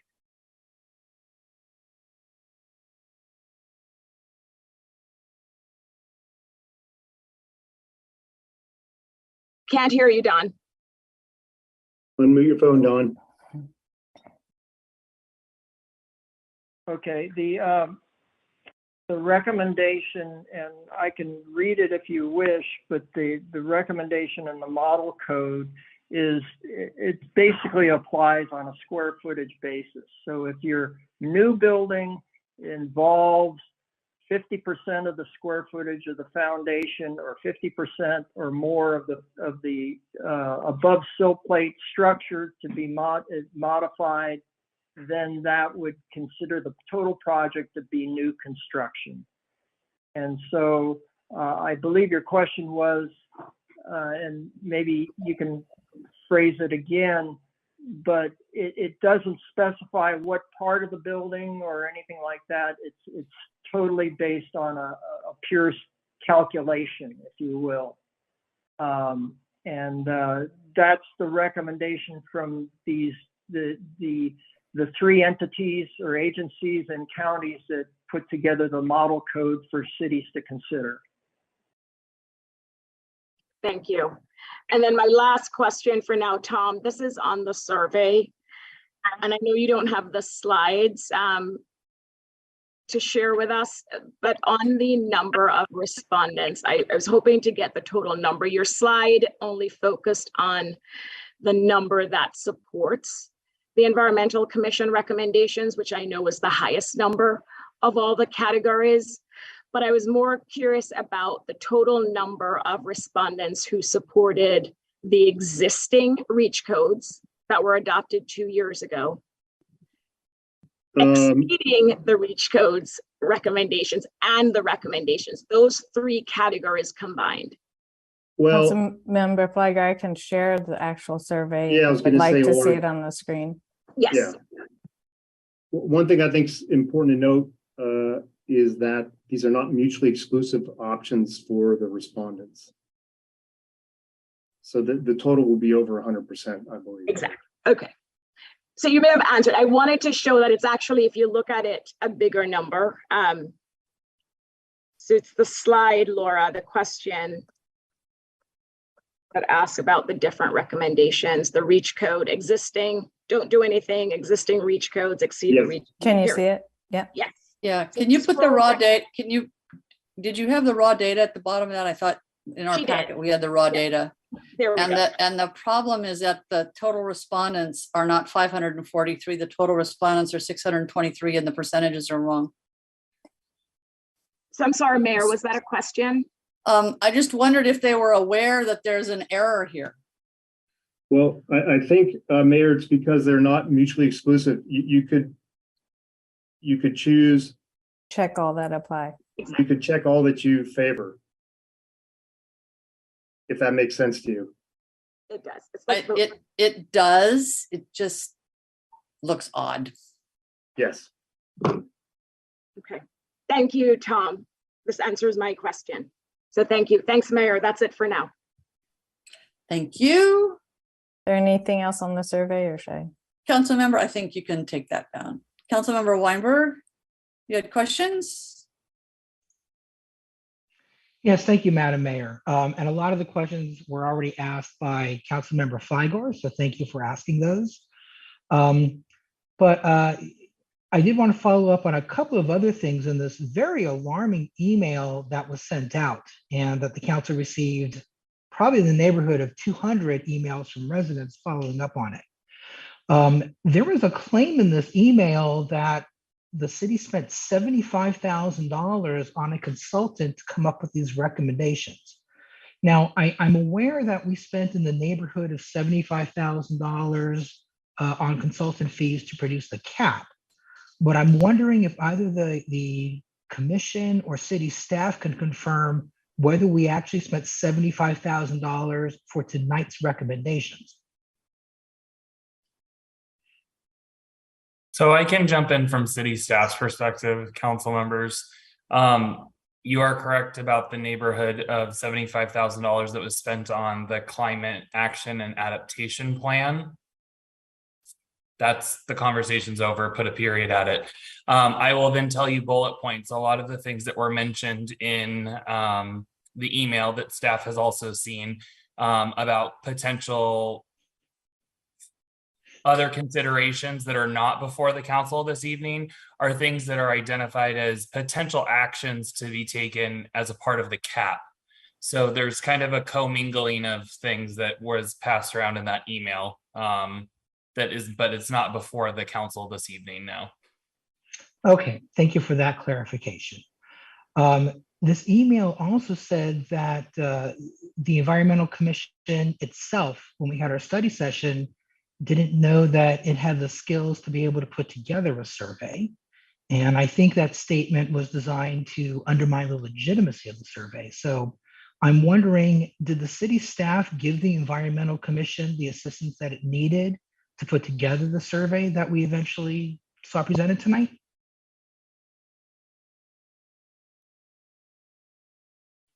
The questions for the survey were composed by the Environmental Commission. If that's Did city the staff question. assist the commission in developing the survey and putting it out? They reviewed it and had some comments on it, yes. Okay, thank you. Those are your only questions, Mr. Weinberg. Then I'll move to the Vice Mayor. Go ahead. Thank you, Mayor. I just have two quick questions.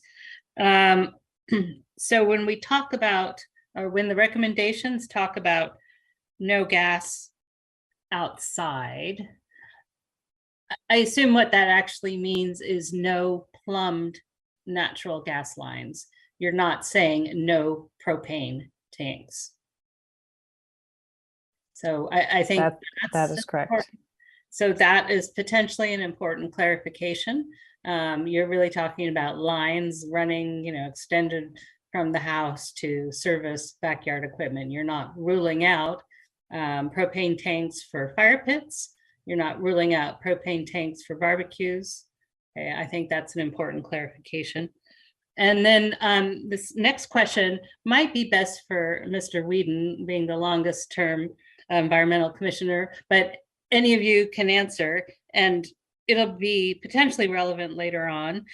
So with our previous climate action plan, CAP single AP, we met our greenhouse gas goals, as I recall, and that was largely because we joined Silicon Valley Clean Energy. Is that correct? Yes, that's correct. Okay, I'm seeing nods and other affirmations.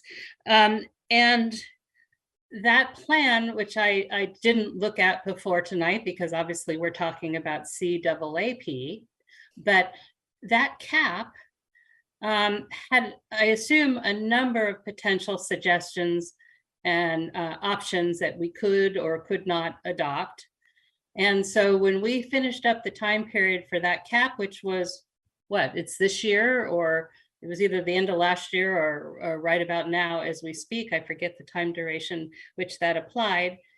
Did we adopt, we met our goal, you just told me that. Did we actually adopt most of the things in that plan? Some of the things in that plan, a handful of things here or there. So there were all sorts of ideas in there. How much of it did we actually adopt? Or was it basically the Silicon Valley Clean Energy bump that did the bulk of the heavy lifting for getting us to our goal? And we can't hear you, Don.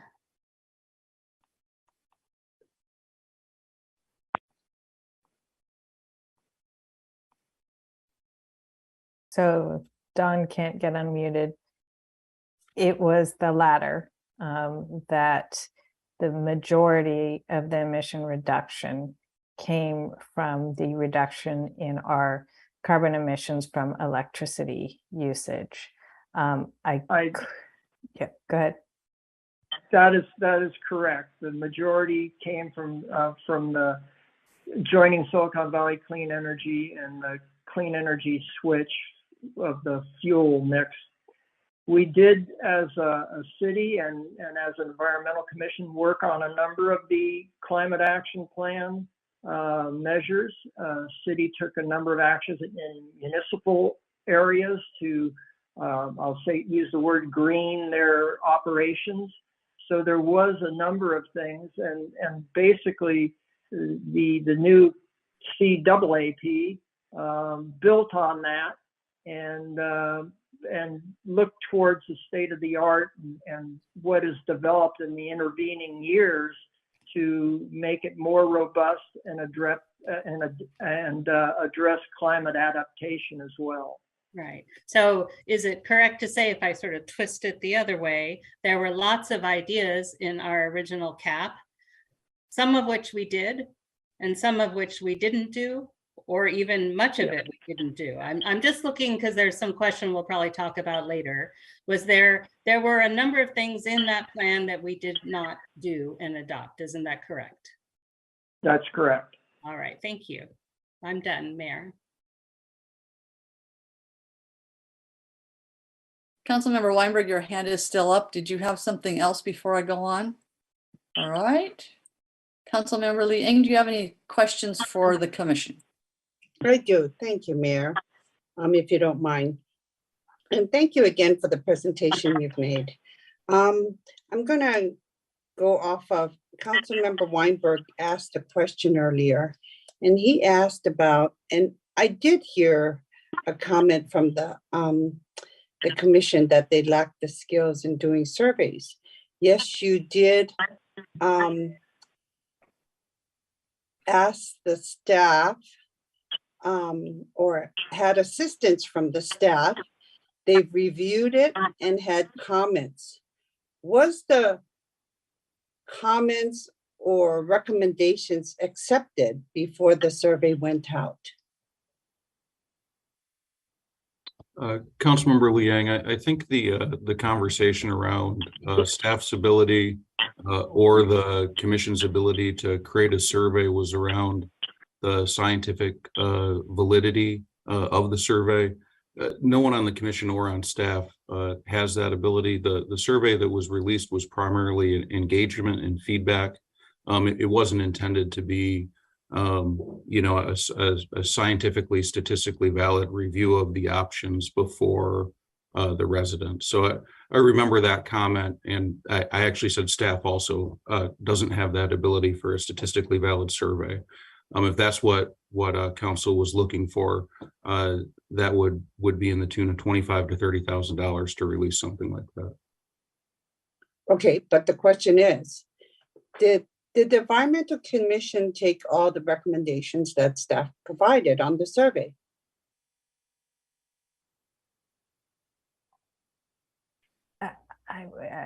I'll look to City Manager England. My recollection is the bulk of them. Yes, in terms of, the direction of the scope of the survey, that is my recollection, that we took their comments and made those changes.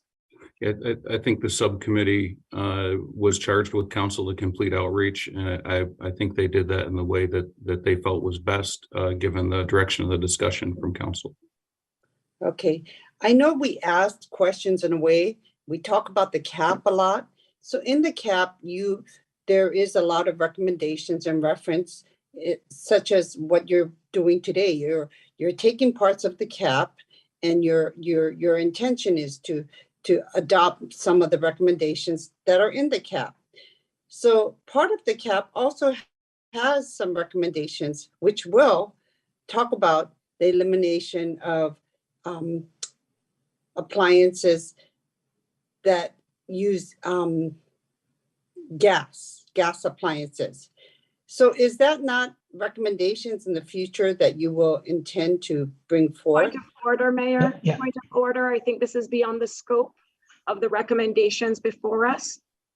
Well, they're referencing the cap a lot. So, okay, let me re-ask it in a way. So we're talking about the cap a lot, and you're referencing the cap. So can you help me understand why you did not include the Bay Area Model Reach Code plan that you're referencing a lot tonight as well? Why is a copy of that document not in our packet?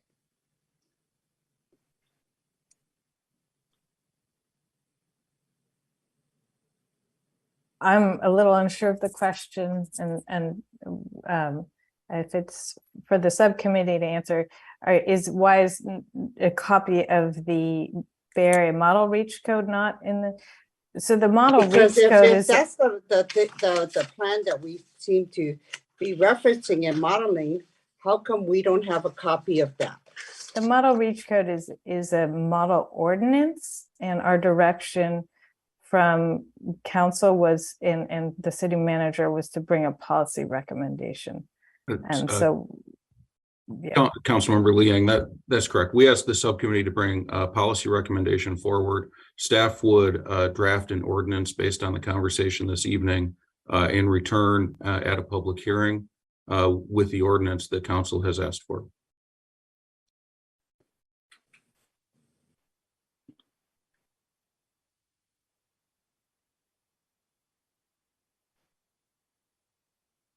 We asked for it. Okay, but then I guess if we're, go ahead. So just to clarify, if council asks tonight to bring forward the recommendation as it's made, you'll see ordinances that are the model ordinances that the environmental subcommittee recommends. If council tonight wants to make any tweaks or changes, then the ordinance reflected before you at the public hearing would include those changes from tonight. So tonight, the subcommittee is making a policy recommendation to council. Council will give us direction on that policy recommendation, and staff will return with the ordinance that reflects that direction. So I'm going to ask a clarifying question of the city manager at this point. Thank if you. I can. So we do not have before us anywhere in our packet, I'm just saying this for the benefit of the public, any proposed ordinance to review, correct? Because we're giving policy direction, which is going to result in staff developing an ordinance conforming to that policy direction, and that would come back to the council. That's correct, Mayor. The ordinance will come back at a public hearing. Councilmember Liang, pardon me for interrupting. Did you have another question? So then how are we picking and choosing? Help me understand now. When we're saying that we're giving directions on all these ordinances are coming before us, it gets to be a pick and choose now. How are we determining that? And when do we get, as a council, having these bits and pieces come back to us before we know that some of these things are going to be implemented? So Councilmember Liang, it's a good question. I think if we look at the presentation that the subcommittee gave at the beginning, particularly the slide where they were discussing, I believe the title was the definition of new construction. It shows the differences between the state code, the current code, the Bay Area model recommendation. And as you move through that, council can determine, for example, they would like the definition of new construction to remain as is. They would like the definition of new construction to include a 50% change to framing, or council could choose to have a different threshold, such as a certain square footage addition as opposed to a 50%.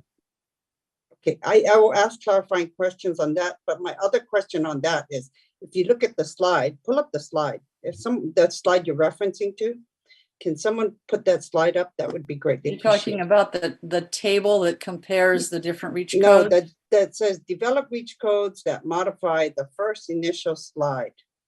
And I think this is what bothers me. So yeah, that one. So here we're saying develop the reach codes, and on these reach codes, these are the 2 points we're referencing. The newly constructed buildings, we're going to define that, and then we're going to do the EV infrastructure. But then the other thing right underneath that, it says adopt reach codes for 1/1/2023. In the packet, I didn't even see our current reach codes. Why isn't our current reach codes in the packet? Because if we're going to adopt these reach codes, our current reach code itself wasn't in the packet. And then you normally see red lines as to what you're changing. And I can see what's causing some of the confusion. I think, Councilmember Liang, one of the reasons we wanted to bring back an ordinance as you described, as opposed to reviewing it this evening, is the Bay Area model reach codes use a lot of terms that are dissimilar to the terms that municipalities use, particularly Los Altos. So we would want to show the difference between a modification of a building or an alteration of a building. Our code has specific terms that we would want to match up and show council how the recommendation applies. Another one you have a very good example of on this slide: newly constructed buildings in Los Altos is not 50% change, but in the Bay Area model reach codes, a newly constructed building is a 50% change or modification to framing. So what we're trying to get tonight is policy direction from council, and then bringing back the ordinance showing the specific changes. With regards to adoption of the reach codes, the recommendation that staff is making is to adopt the current reach codes after concurrence, final concurrence from CEC, and keeping the current reach codes in place until the new reach codes are reviewed by CEC and approved. So I think we have a lot of elements, a lot of different moving pieces. And tonight, the best way to get everything back to council that council wants to see in a manner that may reduce some of the confusion we have in the public is exactly as you described, to bring back an ordinance with red lines on it, showing the difference. But to do that, we need policy direction from council on which items we're going to include in the REACH codes. So when we talk about like these newly constructed or 50%, some people perhaps like they modify living area, that's their bedrooms. And then it becomes, when you break into a wall or something, you'll see termite damage, water damage. Then they end up fixing more buildings, but they don't end up touching their living room, their kitchen, laundry room. So if it's all on their bathroom and their bedroom side, and it amounts to 50% in their square footage, does that mean you're expecting them to then, that whole house has to be converted to be 100% electric? So, under the current recommendation, the 50% threshold, it doesn't matter if it's excluding rooms that have electric or gas, I'm sorry, it's 50% of the total square footage. Council, Wait, I'm sorry, but I saw Farad, I'm gonna ask, I saw you shaking your head. So there seems to be a contradiction between what you're thinking and what the city manager's thinking. I apologize for the interruption. Good evening, council. My name is Farhad with TRC, consultant to Silicon Valley Clean Energy. The intent of the definition of the 50% rule is to not include repairs as part of that 50%. So if you're repairing that wall because of termite damage, that would not count towards that 50%. Just want to clarify that this is just if you're rebuilding your house, but that percentage is greater than 50% that you're rebuilding above the foundation or above the sill. That is, we're just trying to find a baseline threshold above which new construction makes sense. And if Los Altos has a definition that is they're comfortable with, and city staff have a definition they're comfortable with, that is completely acceptable. What we've heard is that sometimes in cities, people tear down and leave one wall up and say that whole building is new construction. So we're trying to set a floor above which new construction makes sense. Thank you for the clarification. That was very helpful. And then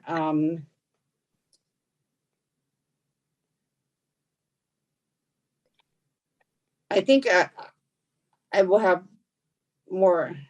I appreciate it, Mayor, and I think I'll have more comments after I hear public comments. I would like to ask a question. Go ahead. Repairs and maintenance. I find that sometimes the definition of what repair and maintenance is, it's the exception that swallows the rule. So is under these new model codes, the ones that have been developed by these other clean energy groups, is it clearly defined? Because I just see that as we're all going to be arguing, oh, it's a repair.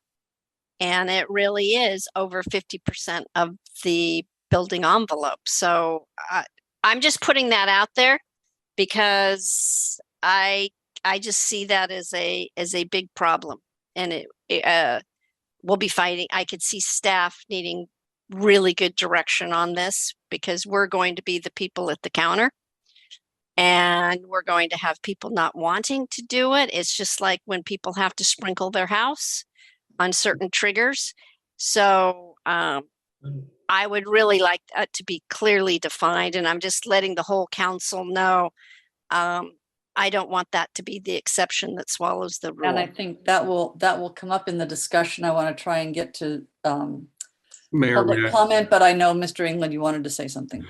Yeah, I think one of the questions after public comment, when we're going through questions of application that the council's asking, if it's questions of policy, I think it's totally appropriate for the environmental subcommittee to provide a response.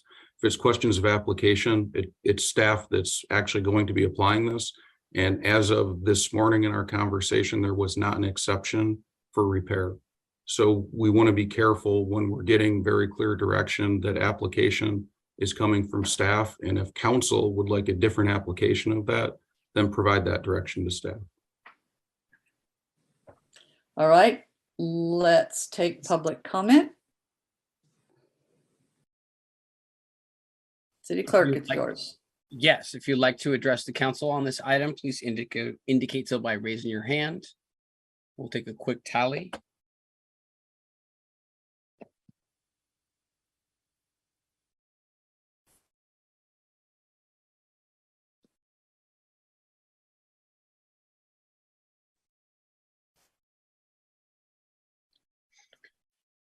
Madam Mayor, I see us holding at 12 folks. Yeah, and I expect we're going to get a couple more once we get started. So let's give people 2 minutes and hope they don't take it all, because we did get a lot of correspondence. Sounds good. Our first speaker will be Frank Martin. Mr. Martin, are you there?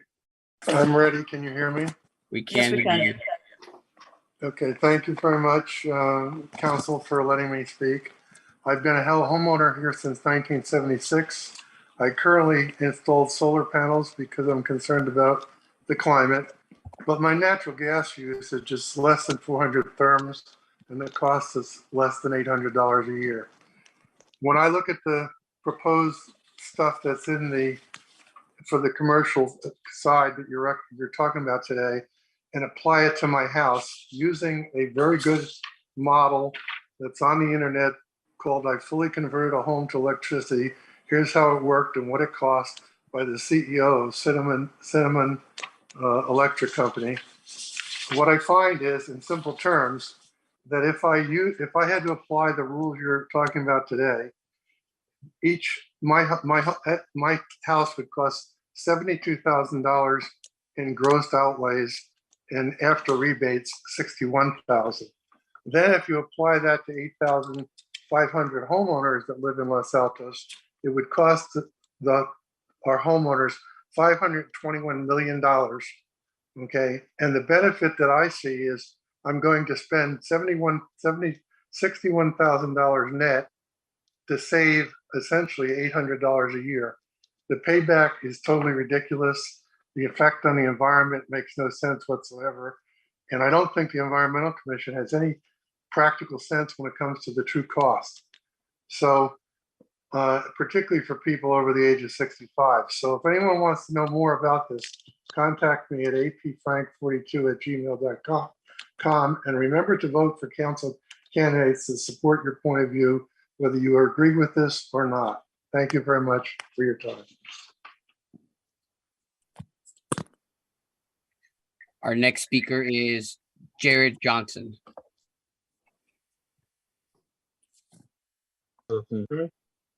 We can hear you. Go ahead. I'm a the resident and senior manager of policy for Octera, and on behalf of my organization, I support your efforts tonight, Council, to create a comprehensive plan to tackle climate change. And as a part of that plan, I urge you to direct staff to present an all-electric and EV infrastructure reach code. Council should move towards a single all-electric baseline for all building types, because all electric buildings are cheaper to build and operate. This includes affordable housing units as well. To bolster this point, the CEC build program created by SB 1477 will provide $60 million in direct incentives and robust technical assistance for all new electric affordable housing. So the affordable housing community is already taking and starting to build electric, motivated by lower costs, government incentives, and reduced pollution. Additionally, as the price of renewable energy continues to drop and fossil fuels become more expensive, folks living in units with gas hookups will end up spending more energy, not less. Electric homes are cheaper to build, so with smart planning, we can actually increase the development of affordable housing. We also know that climate change will be more deeply affected by low-income individuals, so creating exception for low-income units would have unintended negative impacts on equity and health, forcing folks to live in gas homes, exposing higher levels of air pollution and during emergencies, it takes longer to get gas back online as opposed to electric. Lastly, equal access to EV charging is essential to ensure EV adoption. Currently, the vast majority of EV drivers live in single-family homes and enjoy access to convenient, reliable, cheap charging at home. So the 1 in 5 residents being renters do need this access as well. So for these reasons, I urge you to have a all-electric and EV infrastructure reach code. Thank you.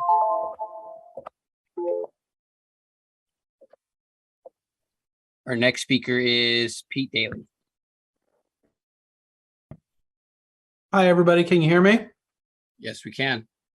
Great. So I'm Pete Daly. I am on the Parks and Recreation Commission, but I'm speaking as a resident tonight. The issue before us has generated tons of concern. Some residents like me understand the climate crisis is an existential challenge. Still others are concerned because they're fearful of the efforts to electrify residents' homes. Their fears have been preyed upon and exacerbated by demagoguery. The truth is, the REACH code recommendations call for electrification of new construction and remodels that exceed 50% of the building. Some have conflated the Climate Action and Adaptation Plan with the Environmental Commission's REACH code recommendations. REACH codes are written for 3-year periods. The current codes are sunsetting, and for the most part, state building codes have caught up with our REACH codes. We need new REACH codes that again reach further than the state building code. But that emphatically does not mean that we need to adopt REACH codes in this cycle that are as aggressive as where we want to get in subsequent cycles. Note the CAAP sets a goal of carbon neutrality by 2035. We will have 4 REACH code cycles along the way, and substitute products will get better and better. There are already, just now, very attractive 120 volt heat pumps hitting the market that won't require electrical infrastructure upgrades. Note that on page 50 of the CAAP, the plan divides the future into 3 periods, 22 through 25, 26 through 30, and 30 through 35. The recommendations before council tonight, regardless of all the other disinformation that's out there, are appropriate, reach beyond the state building codes, and take residents' concerns in mind. So I urge you to accept the recommendation. Thank you.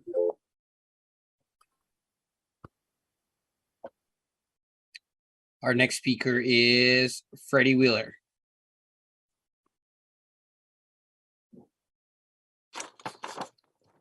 Good evening. I'm speaking for the Los Altos Residents Steering Committee. I want to apologize to the community for any confusion about what's being voted on tonight. However, we do not apologize for notifying Los Altons about what the council adopted on March 8th of this year, the Climate Action and Adaptation Plan, which calls for all 4 measures in our email, namely allowing only electric in new buildings and remodels, requiring electric when replacing broken or end-of-life gas appliances, having to replace all gas appliances before you can sell your home, and imposing fines for using gas. The Climate Action Plan has already put Los Altos on the path to a total gas ban. The only remaining issue is your timing. Councilmember Weinberg, you are wrong. Our email stated that the city paid consultants $75,000 to create the Climate Action Plan, and that's the fact. The majority of respondents in the LAR survey and in the Environmental Commission survey do not want REACH codes that are more stringent than the state's codes. And you can look at your numbers and the votes to see that that is the fact. The overwhelming majority of the posted public comments tonight simply do not want you to enact REACH codes more stringent than the state's codes. Los Altos residents' mission is to inform residents about matters that come before council for their votes. And they want their voices to be heard by you, their elected officials. We believe the majority has spoken and clearly wants you to vote no. Thank you for your consideration. Our next speaker is Renee Rashid. Hi, my name is Renee Rashid. I support our REACH code recommendations as presented by the Environmental Commission. I think there have been a lot of false requirements that have circulated as scare tactics for residents, and I think that's just sad to see. I hope we can put our environment first and adopt these REACH codes which make sense and get us on the path to carbon neutrality. Thank you. Our next speaker is Gary Heaton. Good evening, honored council. I'm Gary Hedden, resident of Los Altos since 1975. I thank the Environmental Commission for their work, and I support the REACH code policies recommended by the commission. It's for the sake of our kids and grandkids that we should do as much as possible to switch away from fossil fuels and as quickly as possible. Judging from public comments and recent letters to the editor, there is confusion about the REACH codes proposed is actually very narrow in scope. One specific point of confusion concerns heat pumps. What is a heat pump anyway, people wonder. To address that, I am working with Professor Catherine Cushing, Department Chair, Environmental Studies at San Jose State, and 3 of her students, seniors, on an evaluation of heat pump technology. They will research the literature, talk to experts, including contractors and homeowners, and find out how well heat pumps work and their true cost. They will write a report, present it to the Environmental Commission, if that's possible, and to the public at a library talk hosted by Greentown on October 26th. I'm looking forward to working with these students, and of course, we will send the final report to you later this year. Thank you very much. Our next speaker is Roberta Phillips.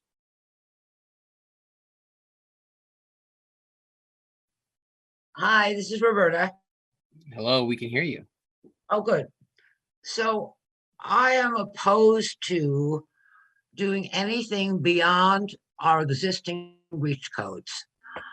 I think the state law is fine. I don't think that we need to follow the Bay Area model that was designed by Silicon Valley Clean Energy, Peninsula Clean Energy, and these are self-interest groups that make buckets of money, trucks of money, by having people switch to all electric. And that's really insulting to people who are being very conservative, who are doing everything that they can to reduce their carbon footprint, and to have the city push more and beyond and give more stringent rules is really dictatorial. Even your own survey, which is very unscientific, shows that 19% of the people want stricter rules. That leaves another 81% that don't want stricter rules. And just in relationship to what Tom said, I don't think we were very successful with the grid. You know, if you lived in the East Bay today and you're one of the 10,000 people who lost their electricity, you wouldn't say, gee, this is going great. So I really urge you, because we know you bring this little piece to us and in a couple of weeks or a couple of months, you'll bring it to us and say, oh, we're forming a subcommittee and we're going to enforce fines. Just because you're not doing it tonight doesn't mean you're not going to do it next week or next month or next year. It's in the cap. It's very cleared out very, very clearly. So I don't think that you should adopt the Bay Area model. Thank you. Our next speaker is Diane Bailey. Good evening, Council, and thank you for the opportunity to comment. My name is Diane Bailey. I'm with the Campaign for Fossil-Free Buildings in Silicon Valley. That's a coalition of 39 groups working together to accelerate a phase-out of fossil fuels from our homes and buildings. Our coalition supports the proposed REACH code that's recommended by the Environmental Commission for all-electric new construction, as well as EV charging. We urge you to move forward with this important policy that would allow the current REACH code already in place to continue with carefully designed improvements. REACH codes for all electric buildings are now mainstream. When Los Altos first started discussing them, they were fairly new. But over the past few years, Los Altos has been joined by almost every other city in Santa Clara County. That's 13 out of the 15 cities, as well as the county itself. These REACH codes have been so successful with smooth implementation and growing support. They've spread to dozens of cities, even far outside of California, all the way to Massachusetts. The REACH codes are supported by a strong team of experts. And because the REACH codes expire when the state building codes are updated, it's now necessary for Los Altos to update its own REACH code. We're very fortunate to have solid legal and technical support from Silicon Valley Clean Energy, as well as a consulting team and other agencies comprising the Bay Area REACH Codes team. They provided a basic model REACH code that improves on the last version based on what we've learned over the past few years. This is what the Environmental Commission proposed, and this is what is widely supported by experts. The climate crisis that we're in calls for bold measures such as this. Really, we must continue to phase out fossil fuels like methane gas to address the climate.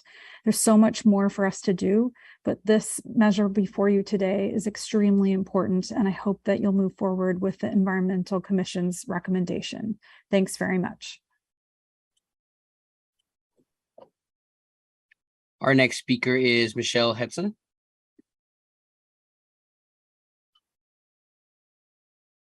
Thank you. My name is Michelle Hudson, and I'm a longtime resident of San Mateo. I am speaking as a resident of San Mateo tonight because I want to provide an example of what other cities are doing and how minimal the REACH code proposed by the Environmental Commission is. San Mateo is the first city in San Mateo County to consider the Bay Area REACH code group's full model code for existing buildings. San Mateo staff's current proposal includes 5 measures from the model code. While those of us concerned about climate change in San Mateo believe that San Mateo staff's proposal does not go far enough, it goes much further than what Los Altos is currently considering. The proposals being considered by Los Altos should be the basement floor from where we should be starting. All proposed measures should be adopted, and many other stronger measures should be adopted as well, because we are in a climate crisis. The evidence is undeniable. Moreover, implementing strong REACH codes for existing buildings just got much easier thanks to the funding available from the Inflation Reduction Act. Not participating in the effort to decarbonize existing buildings will leave Los Altos out of the money. There's also a package of state bills waiting the governor's signature, which will address the grid and cost issues. So why do I care about REACH codes? I'm a mother of 2 kids who both have asthma. In recent years, the climate crisis has risen to the top of my concerns as a mother because we now have a smoke season that is very detrimental to my kids' health. I never knew what to do about it until I learned that our homes and buildings are responsible for a significant portion of greenhouse gases in Bay Area cities. I'm here today because I want to see our Bay Area cities be the heroes of this climate story and take bold action to get methane gas out of our homes and buildings. So please approve all proposed measures for Los Altos REACH codes. But for the sake of our children and future generations, let those measures be the basement floor for Los Altos and get to work on passing stronger measures as soon as humanly possible, because there really is a small window in which we can still act on the climate crisis. Thank you. Our next speaker is Joe Benenato. Mr. Benenato, are you there?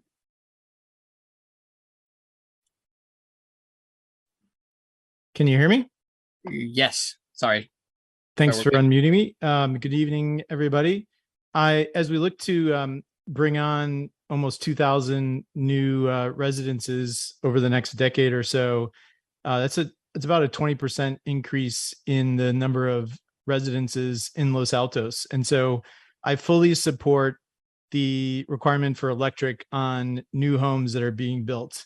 However, I've been really disappointed the last couple of weeks with the misinformation and disinformation that has been going on via email, Nextdoor, and elsewhere.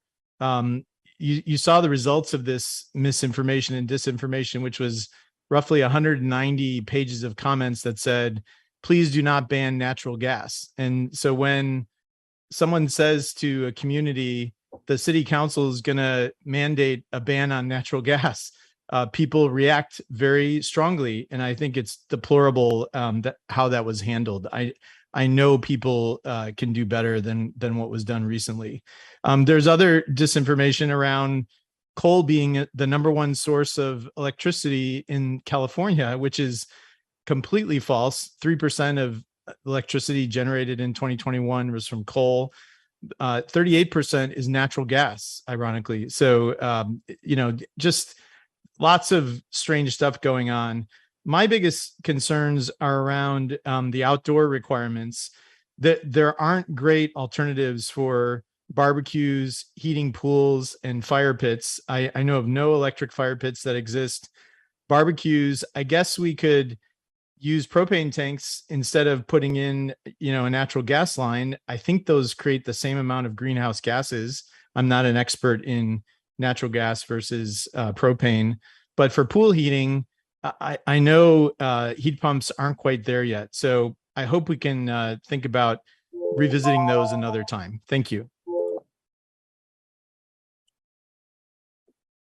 Our next speaker is Christian Hansen. Hi, can you hear me? Yes, we can. Great. Thank you, Council. I've been a resident. I was raised here in Los Altos. I've been here since 1984, and I now have 4 kids at Santa Rita. I'm very obviously concerned about their well-being and the future of our community. I was really a little disappointed with the way that the Environmental Commission presented their data to Council today. I think the survey was pretty misleading. I felt like they represented that the majority of Los Altons wanted, these more stringent reach codes. And I think it's clear that the majority don't want more strict reach codes than the state or than the reach codes that we currently have.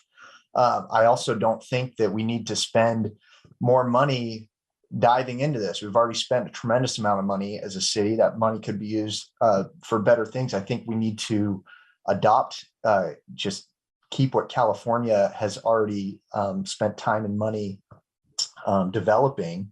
And I think we need to really wait for the infrastructure to catch up. If this is done every 3 years, let's make reach codes that are applicable for today, not necessarily something that we can reach 10 years from now. So I hope that I really would love to have in the future, obviously not all of us have our perfect home yet. We plan to remodel, but I would love to have a pool heater at some point, a barbecue or an outdoor fire pit. Those are things that I hope are considered carefully, because those are things that I think residents want. And I think that the surveys going forward need to be just very clear. I hope that we can vote no on these extended reach codes. And that's all I have to say about that. Thank you. Our last speaker is Mia Ravishankar. Hello, my name is Mia Ravishankar, and I've lived in Los Altos my entire life. I represent the youth of Los Altos. I want to talk about the importance of representing our entire community in the Reach Code decision. The survey is not completely representative of Los Altos community, although it is a positive for Reach Codes. About 80% of respondents are of the age of 50, with 26% of the age of 70. However, the 2020 census showed that only 19% of Los Altos residents are over the age of 65. This leaves about 81% of our community under 65, which contrasts to the age distribution of the survey. Even more, less than 3% of the survey's respondents are under the age of 18, while according to the census, this age group accounts for nearly 26% of our city's population. We should have had nearly 9 times more representation in the survey. I know it's very difficult to reach young people and their families. We are so busy with work, school, activities, college applications, and more. With so much going on, it's hard for us to engage in city affairs. But we're here and we care about the future of the planet because it is our future. I care, my fellow students care, my parents care, and many more who didn't respond to the survey care. We want climate change action. Please pass at least the REACH codes proposed by the Environmental Commission at the minimum. Thank you.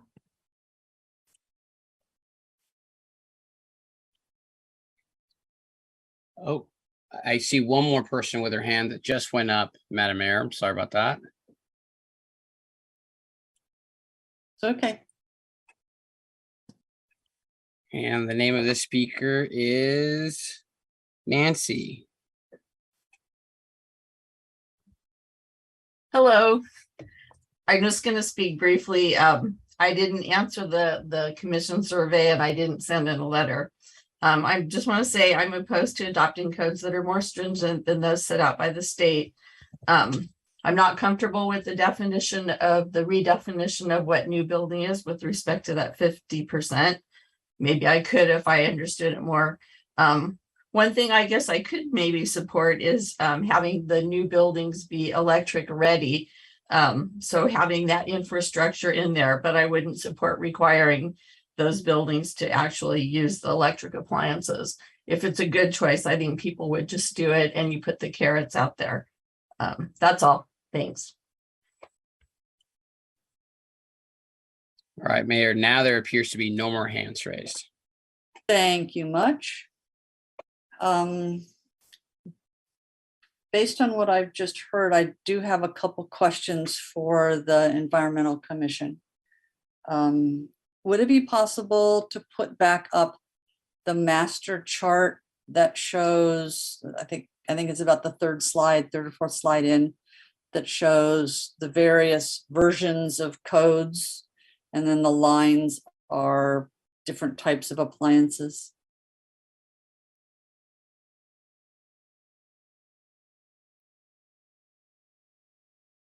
Yes, thank you.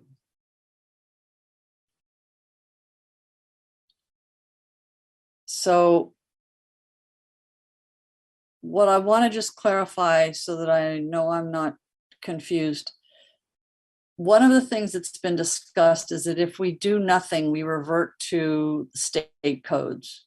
This first column appears to be what will be the new state code on January 1, 2023. First of all, is that correct?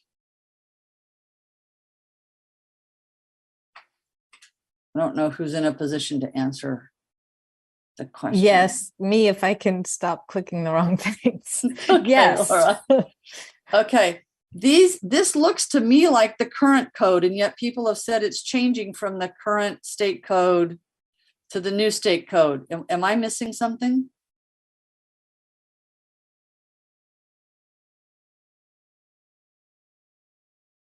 The column shows what. If, Go ahead, Don. Can you hear me? Yes, Don. The column shows what the code that will become effective 1/1/23 includes. Right, and I do not have a column in there for what the current code is.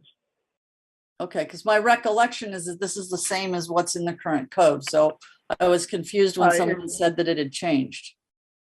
It has changed in the sense that air heating and cooling is required under the new code to be electric heat pump.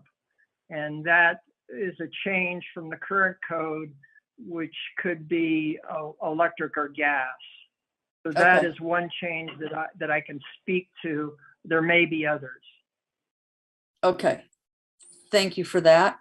And then everything that I've heard tonight has to do with exception on the EV, but this is all about single family. And 2 years ago, we definitely passed a specific code dealing with multifamily. Is there a reason why that's not in front of us for some sort of policy decision? The model code, sorry, Don. The model code applies to any kind of building for the building piece of it, I think your recollection is there were differences for EV codes depending on building type. Actually, what I recall was that with multifamily, we had no exception for gas. Everything had to be electric. Whereas like cooking in single family could be gas. Right, in our current code, yes. So we definitely passed two different codes for multifamily, which said basically no gas of any sort, not even for cooking, versus single family, which had the gas as an option. So my question is, do we need to take an action that covers, or what's the right way to deal with the multifamily? Or are we saying now that that difference would completely go away, so everything would get covered under one action, one ordinance? Because we had I think 4 ordinances last time. I'll let Don chime in, but that is the recommendation, that this covers all building types. Don, did you want to add something? No, that's fine. And Mayor, if I may, sorry to interrupt, Sure. Since we were on council in 2020 when we did Reach Yep. Code 1.0, you're correct that the codes that we ended up adopting made a distinction between single family residences and multifamily. Yes. But it actually started out, so we decided as a council, we wanted to treat multifamily different and depending on the number of units. Remember, we went through all, right. Yep. I remember it very well. So we decided to treat them differently. We could have actually treated them the same. Right. So all I wanted to do was clarify what the recommendation and intention of the Environmental Commission was, given that we have 2 different codes right now, depending on whether you're dealing with single family or multifamily. So, but what I gather, what I think I understand, and Laura and Don, you can tell me if I've got this wrong, is that under your recommendation, the recommendations for single family and for multifamily would not be any different from each other. That's correct. At least with respect to what goes on inside. There is some difference with respect to EV. Right. But with respect to inside and backyards and so on, there would be no difference. Correct. Now, can we look at the EV, please? Because since it says various requirements, again, are we looking at, and without knowing, in the column to the right where your recommendations are, for multifamily, it says apply requirements the greater of Bay Area model or current Los Altos. And yet, and I tried to go through your charts and couldn't make any sense of them. I'll just be blunt. I could not make any sense of those. And I think it was because of the way they printed originally and you sent out the new one and I didn't have time to try. I tried to digest it and couldn't.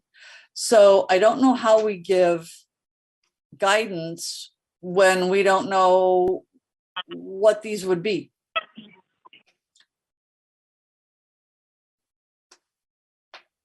I mean, I'm not in a position to say, okay, go with the model or go with the current one when I don't really know what they are, what the difference would be.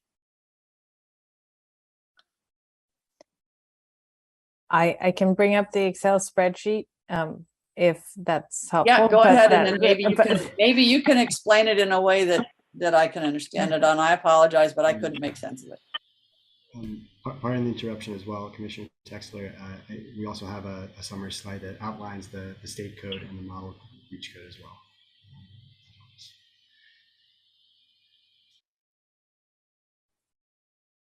So I'm at your direction, Madam Mayor. I can do the Excel if that's whatever tool you can use to help us out.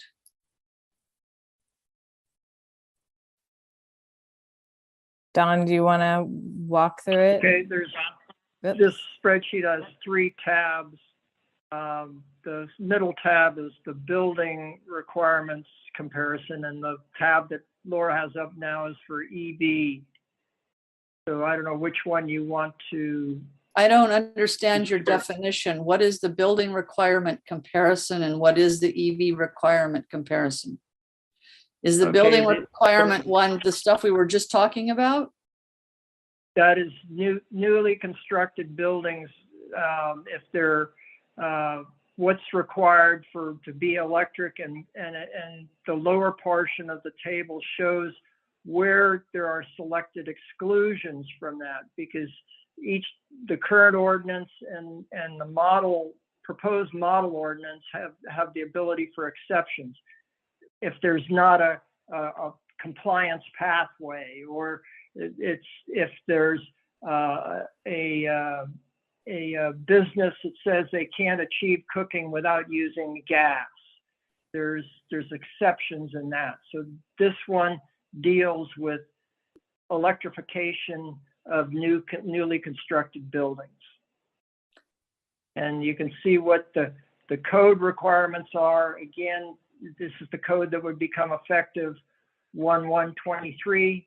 What the current I'm sorry, Mr. Whedon, you know what each of these columns means, but the public doesn't know what each of these columns means. With the header on row 7. The header California Energy Code. Right. Is that what becomes effective January 1 of 2023? That's correct. And then the next column over, that's what's in our current Los Altos Reach Code. And then the column further over is what's in the proposed. Okay, so I'm gathering that what's in in column B is really about the delta compared to currently, because it says wire all gas appliances. And as I recall, the current state code does not require wiring for all gas appliances. Is that why that's called out there, is because it's different? That's, I believe that you're correct on that it only had, I can't remember if there was no pre-wiring or if there was only some pre-wiring, but now in the new code, it'd be all wiring would be required. And the other line just below that says that if you're putting in a natural gas stove for cooking, there's additional venting requirements that'll be required under the new code. And EV storage readiness. Okay, so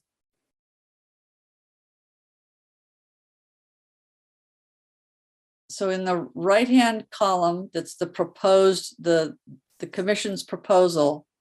In new construction, it says all electric can select exclusions. I do not recall there being any exclusions. That's the proposed model code. There are exclusions, and if you follow the model code, there's exclusions. For example, if there's no compliance pathway, if there is an electrical capacity, then the applicant can apply for an exception.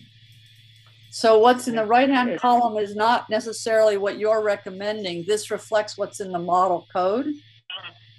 We're recommending following the model code. Okay, can we look at the EV now? Thank you. This is very similar. The mandatory in column B, the Los Altos ordinance in column C, and the proposed model code in column D. Okay, so this is an instance where just picking line 10, for example, our current code exceeds what will be the new state code in January. That's correct. I'm reading that correctly? Our current code exceeds what the new code in January will be. Okay, and the proposed model code, which you would have us adopt, is slightly different because it makes one of them L1 and one of them L2 instead of both L2.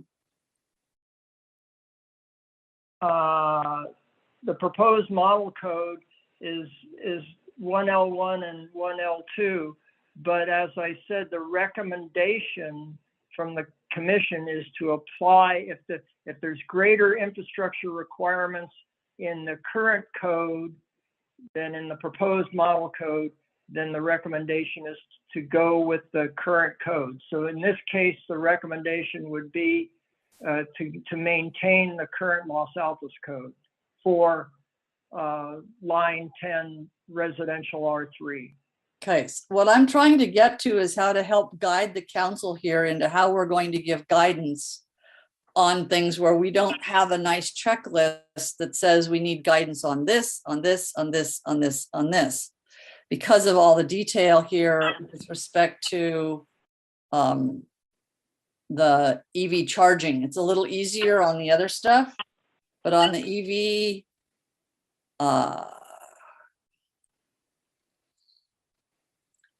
I'm not sure how to approach this except perhaps to say if our current code is more prescriptive than the proposed model code, that we go with our current code, and then is the converse of that if the model code is more prescriptive, then we go with that instead of our current code?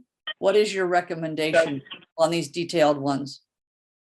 That's correct. That's the recommendation. And I'd use the terminology prescriptive, but I would use the terminology if you apply when there is more infrastructure requirement. When there is a greater infrastructure requirement, the recommendation is to go with that greater requirement. Okay, so going down like number 17, line 17, our current one is requires more than the model code. So you'd stick with the 90%.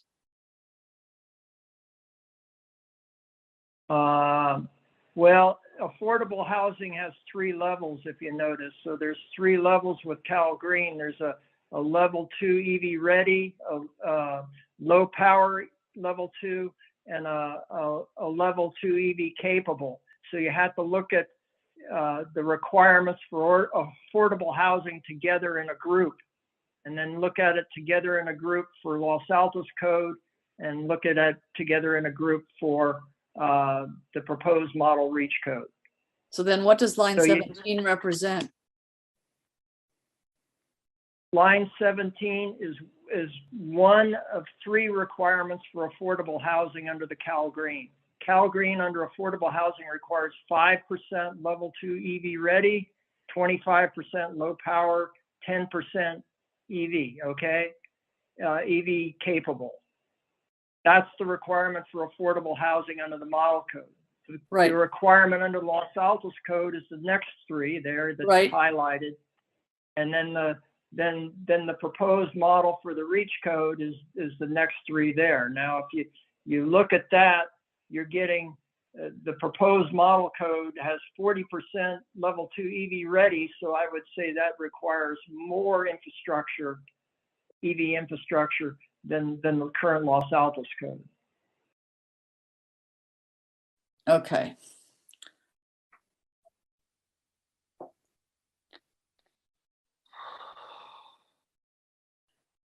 I'm going to try a summary here. I saw Vice Mayor's hand up. Is your hand up still up, Vice Mayor? It's not, but I can just add on. I mean, I think I'm experiencing some of the same difficulty that you are, which is we don't actually have the column showing the proposal.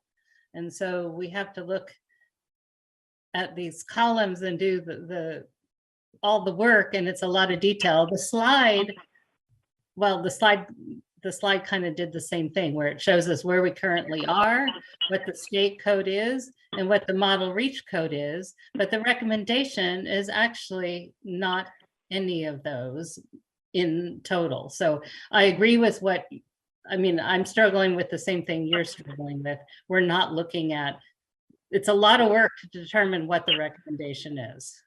Okay, I was beginning to wonder if it was me. Thank you for, that's very reassuring to know I'm not the only one who's out here going, oh God, what do I do here?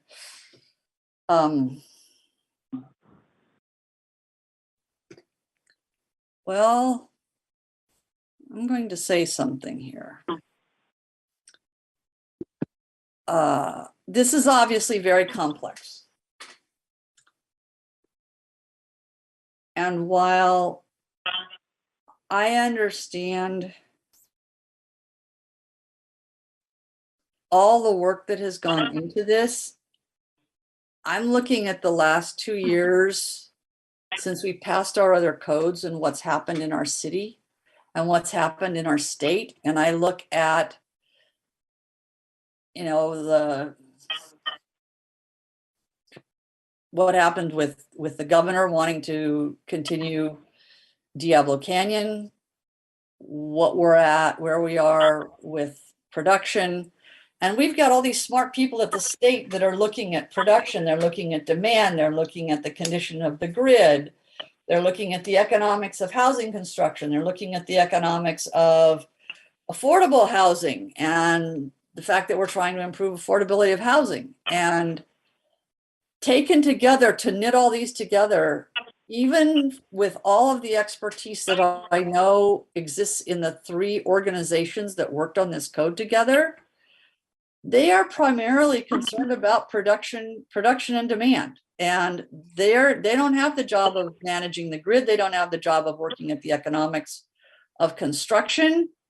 And so taken all together, frankly, I have to conclude that leaving the standards to the state is the smart thing for us to do. And so I am going to put out there a motion that we direct the Environmental Commission and the staff to cease work on this related to prospective reach codes, and we allow the state codes to become effective January 1, 2023. I realize that that may be unpopular with, you know, half of the community. I don't know how many people there are, but it seems to me that there are just a whole lot smarter people at state trying to balance all of these factors. And we are better served in the uncertainty that we have right now with our energy situation and with our housing situation if we stop trying to second guess what's better than what the state comes up with. So.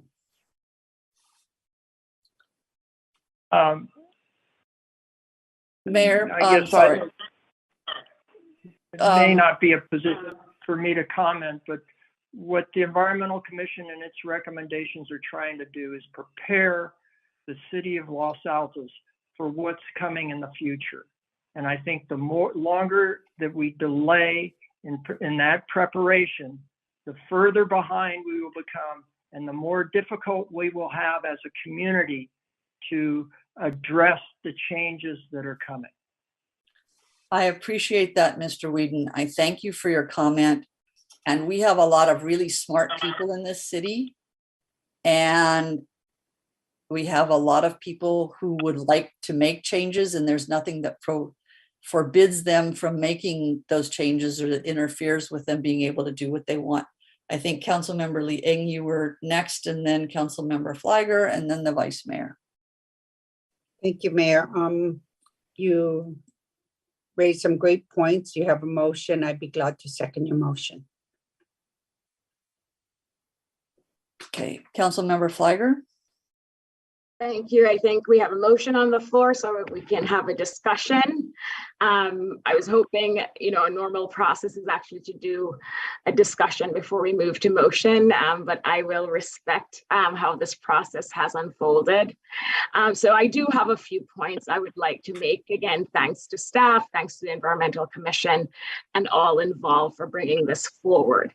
I will start where you ended, Mayor, on the recommendations related to the EV infrastructure.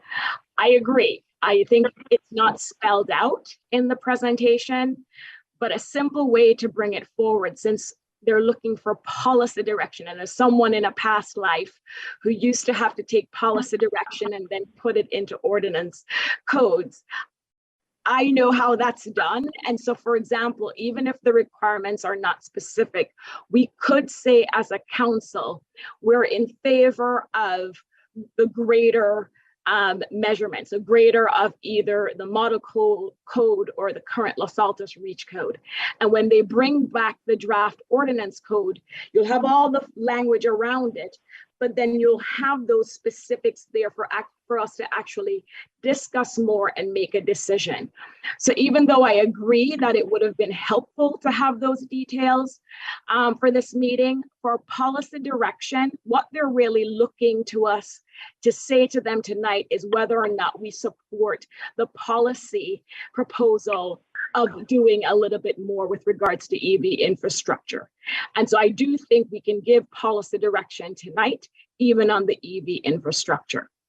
But I do want to go back to where we started this evening, which, we mentioned the survey that went out to residents. And again, it was very disappointing that a group that I know is not a lobbyist or a PAC, just a group that represents itself as a resident group, sent that email to our residents, and it was very misleading. We received hundreds of emails from residents thinking we were going to consider something tonight that we weren't, and it was unfair to residents. And as public officials, we also have a responsibility not to forward that email, but we all should say, no, that is not correct. We all should have been responding to these residents and explaining that is not what we're considering. Here are the facts. As a resident pointed out, we should have dialogue around the truth, even when we disagree. I have utmost respect for every single resident, even when we disagree. But let's discuss the truth. Because can you imagine how much more valuable it would have been had an email gone out to the residents saying, these are the proposals council will be discussing and considering tonight, and getting that feedback, as opposed to having them react and respond to something that we weren't considering tonight. I'm not sure it brings us forward to debate that. I agree with you about giving policy direction, but you can't give policy direction without information. And there was massive amounts of confusion about what was being proposed, what this involves, and so on. But that's not going to bring us forward with making a decision tonight, I don't think. I can put a motion, Mayor, when I'm finished with my comments, as we're allowed to do during discussion. I am happy to put a motion on the floor, maybe a substitute motion. But I do think there are points that need to be made based on what we experienced over the last couple of days, where our residents, really reacted to what they thought we were going to consider tonight. And as we heard tonight, and as we know, many cities have adopted REACH codes back in 2020 that go farther than what we're even considering doing tonight. And so again, the idea that we are considering adopting the strictest REACH codes was also misleading information. I also want to acknowledge and thank Mia, who spoke earlier, and I agree with her. I wish the survey had included responses from our youth. We talked to them and we have many stories we can share, but it would have been really wonderful to see their views reflected in the survey. And so for me, Mayor, I know you have a motion on the floor. I am definitely prepared to support parts of the recommendation. I don't agree with everything in the recommendations. For example, I know if council is so inclined, we can carve out exceptions. We heard concerns about fire pits, stove tops, and I think pools. I am also concerned about the 50% or more remodel and how that's applied. I would hope we could include language that maybe touches on what I think Councilmember Lee Eng was saying. Well, if you touch a kitchen or the laundry room or something that has gas appliances, maybe that will trigger the conversion to electric appliances. So those are two things based on the recommendation that I would support changing. But overall, again, I applaud the subcommittee, and I am ready tonight to support a lot of what they're recommending. It is not the strictest reach codes. We're not banning natural gas. We need to make sure the truth is getting out there. And then the last thing on the EV infrastructure, I would also support policy direction, asking staff to come back, and I know they're going to do the cost analysis in parallel. But as to the EV infrastructure, I would be prepared tonight to say, yes, I think we need to go farther. Bring back a draft ordinance code that spells out what farther looks like, so that when we get that draft ordinance code, we can say, you know, maybe this, maybe not this, like we did the last time, right? The difference in policy direction versus adopting the ordinance code is, if we had the language in front of us like we did the last time, we could go through it and do both at the same time. We're doing one step now, and then they'll come back with more specifics on what the ordinance code will look like. And I know that's something we can do and give direction on tonight. So thank you. Council Vice Mayor. Thank you. I think we've got some audio trouble going on in the background a little bit, but we'll make do. It's not the most problems we've had for the evening. So I don't want us to throw the baby out with the bathwater. I agree that what we've looked at, when we tried to marry the recommendation in the slides with the detail, we faltered because it wasn't really there, and it's a lot to do on the fly, nor should we try to do it on the fly. But we haven't really discussed, Councilmember Flagger just touched on it, staff's recommendations, which are very important.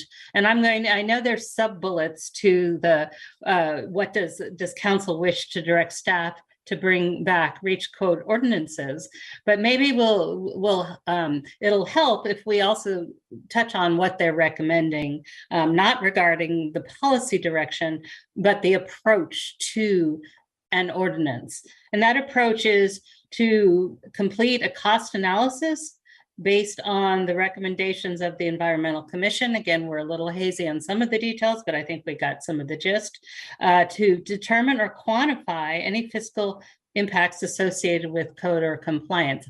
That will actually help address residents' questions as well, and will help us when we have a discussion, if we get to a discussion around exceptions, because I think exceptions have to be a very important part of the discussion.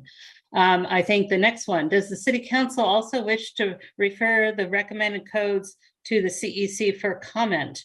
I think that's also an important thing to do. I know they say that we don't have to do that anymore, but we should do it, because we should want to understand if what we're adopting achieves what we want to from that perspective.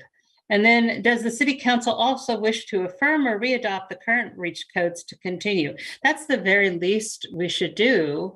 I don't think that reverting to the state versus just reaffirming, I mean, to me, the least resistance option is to reaffirm where we are today, rather than going to the state. And then that will allow us the time to look at what's the recommended, or consider the state. I'm not saying we shouldn't consider the state, but so I think that the sub-bullets underneath the policy questions for council consideration that staff is recommending, those are all very important, and I would support that. So none of those are necessary if we went with the, well, let's just go with the state, because then we're just going with the state. But I'm not ready to recommend that, because then we haven't really done our due diligence to understand what will work for our community. So my baseline would be to reaffirm where we stand today. I don't know why we would throw that out. We've been living with it for 2 years, and the state is essentially caught up anyway. And then I would support everything that all the actions that staff is recommending. And I do think we can have a detailed discussion about what some of the finer tuned details are in the recommendation, and then carve out exceptions. So I would like to call a question and have this motion voted on before we spend any more time on discussion. I'm sorry, Madam Mayor, why don't I get to be a part of the discussion as well? Everyone else got to speak. Sorry, didn't see your hand, Mr. Weinberg. Go ahead. I'm going to start by saying that I agree with everything the vice mayor just said, and I'm in support of calling the question. Let's go ahead and get your motion voted on and out of the way. This has been one of the ugliest processes that I have seen this council face all year. And it has started with the email that was sent out by community organization. A lot of the things that we've heard tonight, I think it is almost stunning to hear some members of this council now saying, let's leave it to the state knows best, let's defer to what the state wants us to do. In a way, my head is spinning based upon a lot of the invective that's been said. And I think that this process has become very, very muddy. But Sally really, I think, cleared a lot of the mud out of the way. And she said what I was thinking all along. Staff has suggested that we take 3 specific actions. So that we give 3 specific policy directions, and they make all the sense in the world to me.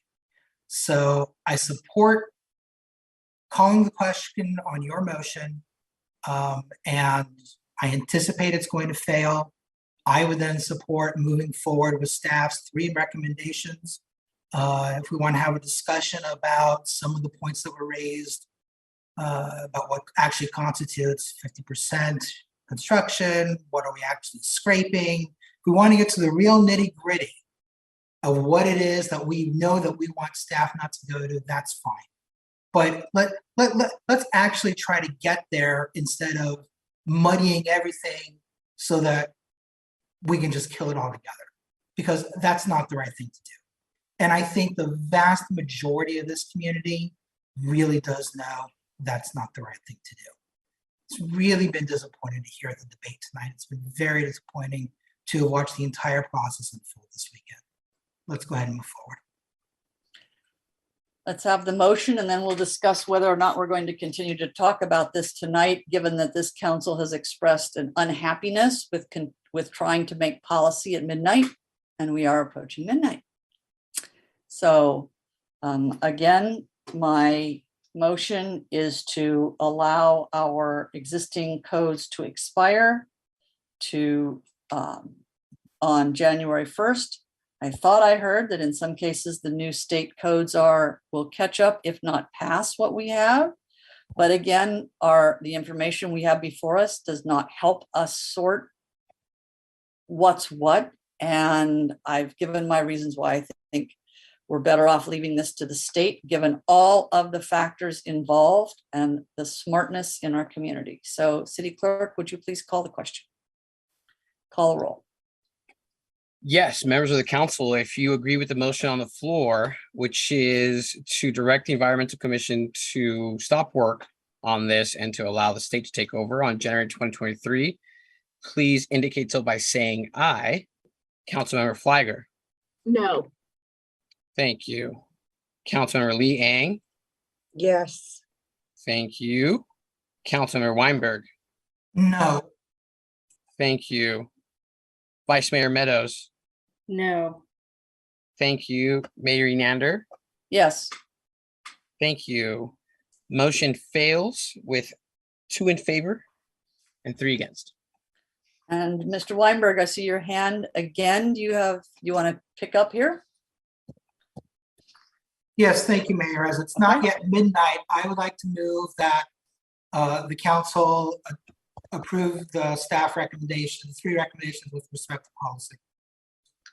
I'm not sure I know what those are. Can you summarize what those are? Sure, I'd be happy to. Let me call those notes.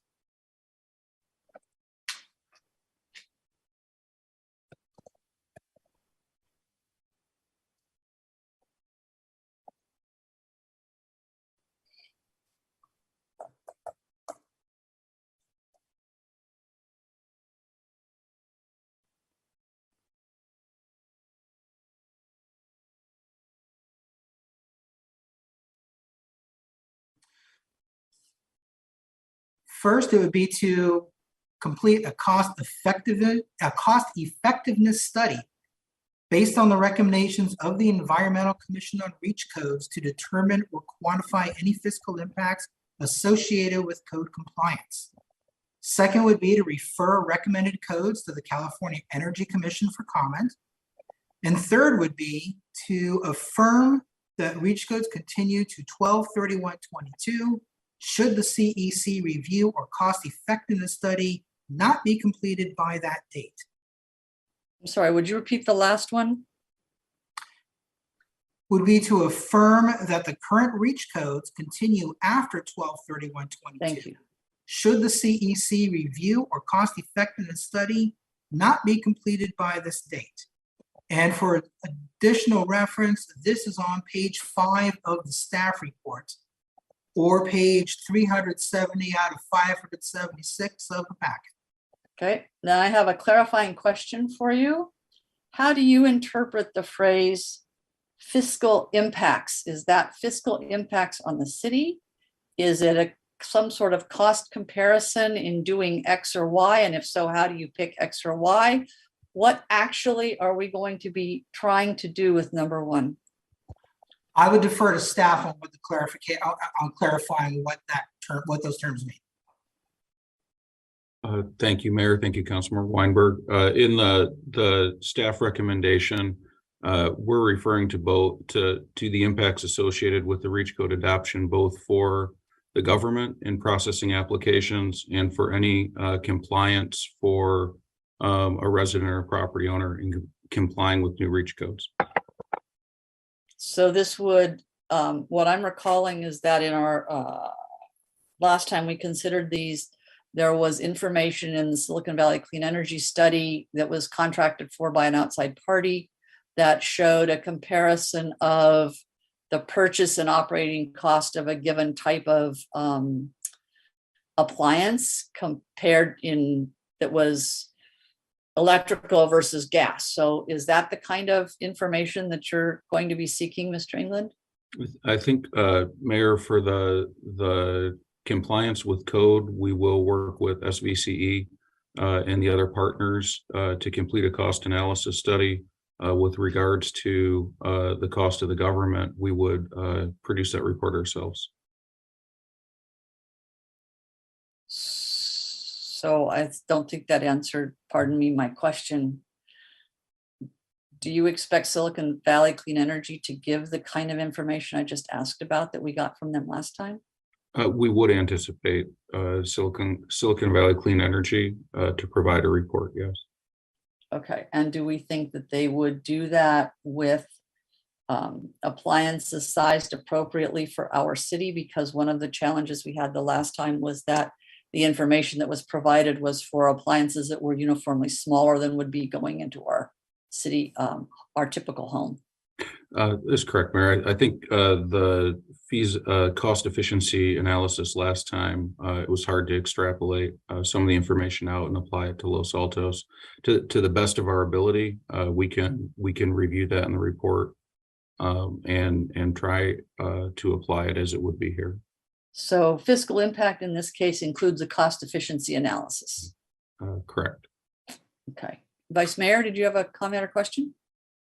I was going to make a friendly amendment, and I wanted to ask the city manager whether he also supports, because we did leave out one recommendation that staff has done on page 5 of the staff report, which is to direct staff to review what other peer and local agencies have adopted with regards to REACH codes after the new state codes take effect on January 1st, 2023. I think that's also an important thing. My friendly motion that's my friendly amendment to your motion. I'm sorry, I've got to ask a clarifying question again. Does that mean finding out who else has passed what kind of REACH codes effective as of January 1, 2023? Mayor, the intention of that was to determine the agencies that adopted REACH codes so the state code would not preempt them, and then determine what types of application those REACH codes had. As an example, we heard from a speaker tonight talking about what San Mateo adopted. We would like to know what the other cities are considering and adopting as well. Councilmember Liang.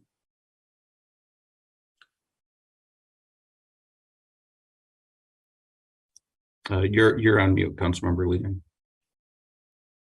Thank you. When you, clarifying question, when you talked about doing that cost analysis to understand the financial impacts, you talked about for the city and for residents, we want to make sure that we include businesses as well.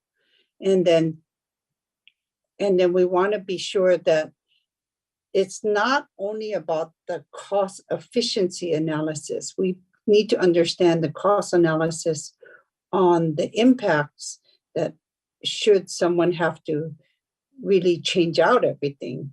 We need to get a bigger picture.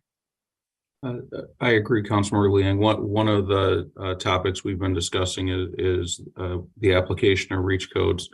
What is the actual cost to a resident or business? And when we talk about it a lot, when a government puts regulations on residents, is the cost to bear that regulation worth the outcome? That's up for council to decide, but staff should be able to quantify that cost for council to make that decision. Okay. Yeah, I think. And then, go ahead. Yeah, sorry. go ahead. Sorry. Go ahead. No, Go ahead. go ahead. Yeah, go ahead. No, go ahead. Yeah, because one of the things that was confusing to me was comments that I heard from the commission, not tonight, but in prior meetings and were reported in the press, that it seemed to ignore the possibility that someone would have to upgrade their electrical system and the cost of doing that, which we had one resident who wrote in that she'd just gone through a full electrification and what all that involved. So I was just surprised that that issue of electrical upgrade to your system, panel wiring and all that had basically didn't seem to be something the commission, at least one commission member was knowledgeable could happen. So my question is, are you comfortable, Mr. England, that your staff is going to be able to scope the request for the study such that we're actually going to get all the information we need? Mayor, and that's not a knock on your staff. This is a big issue. This is a big set of questions. Yes, I agree, Mayor. And I think the answer to that is to the best of our ability, we will work to quantify and estimate these costs. We do run out of expertise on staff on this issue, so we will be leaning on SVCE, the Environmental Commission, and other partners to assist. Okay. Other comments? Councilmember Liang, did you have something? Yeah, so my question is, if we're solely leaning on SVCE, which has financial gain in this, my question is that, are we seeking other consultants who specializes in understanding electrical replacement? I mean, you know, some sort of electrician type of knowledge who can truly talk about that financing, like some sort of engineering consulting group.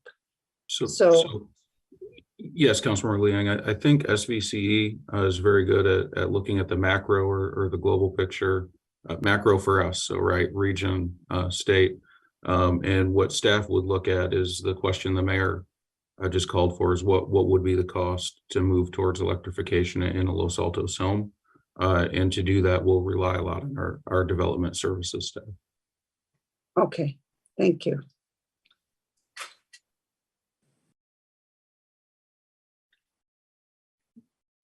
Point of order, Mayor, did we have a second on the motion? Not yet. Nor is it clear to me that we've got the policy questions on the table that you and the vice mayor raised. So we have staff recommendations, but we don't have anything with respect to the policy questions. So Mayor, right now, and I'll let anyone on the subcommittee correct me if I'm wrong, but I believe their recommendation as it stands now is to adopt the Bay Area model reach codes for the model building code, and for the environment, for the electric vehicle code, to apply whichever standard is more stringent, either our current Los Altos code or the Bay Area model reach codes. Yeah, what I'm trying to sort out is the couple of things that both the vice mayor and Councilmember Flagger have mentioned as possible carve outs or changes or things that they would not necessarily support. I'm not sure that it is in the best interest of the city to spend money getting analysis and reports on that if our council already basically knows that they don't want to do something or they would want to exclude a particular thing. So it seems to me, and perhaps that's why Councilmember Flagger has her hand up, that if the council concurs that there should be certain things carved out or excluded, we can save the city some money by not studying those. Councilmember Flagger, have I hit something, or am I off? Well, you're correct in the sense that, you know, besides the fact that it's after midnight, I was hoping we could move to the discussion tonight about whether or not we wanted any exceptions. But I agree with Councilmember Weinberg. After the vice mayor laid out the approach in the staff report, and I quickly pulled it up again, I think it's a good approach for us to take tonight, where it sounds like staff, and to your point about maybe the analysis will include things that council in 2 months will decide it wants to carve out as an exception. I still think that analysis and information will be valuable to residents and council members to hear, because, for example, residents may be thinking, oh, please, let's exclude fire pits because of the cost, just a hypothetical. But after we have done the cost analysis, maybe when they hear it in 2 months, it's not that big of an issue as they may believe today. So I think the motion on the floor is for staff to do the analysis under those 3 bullets with the recommendation from the Environmental Commission and bring that back to us. And I do think when that comes back to us, hopefully in ordinance code form, and depending on what the cost analysis and all the other work shows us, then we can even make more granular decisions. But I'm comfortable with the motion that Councilmember Weinberg made.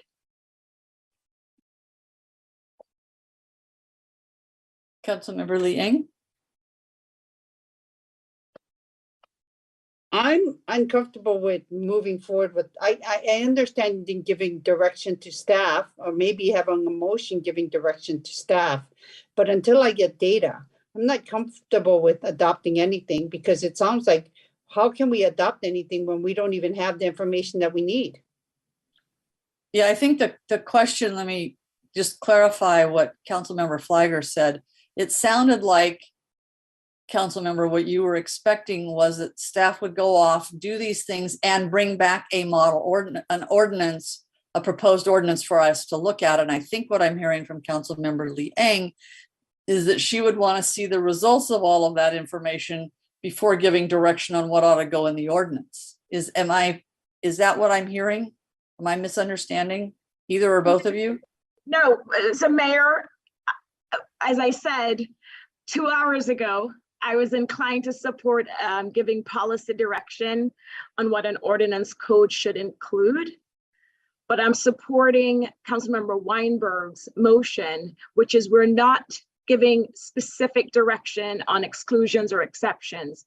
Staff will take the recommendations, all the recommendations from the Environmental Commission, and do the analysis and bring it back to us. That's the motion on the floor. Bring the analysis back, not bring back a suggested ordinance.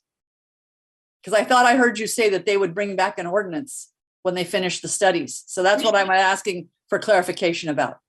We should ask staff on the steps if they're planning to bring both back at the same time or bring back the analysis before the code.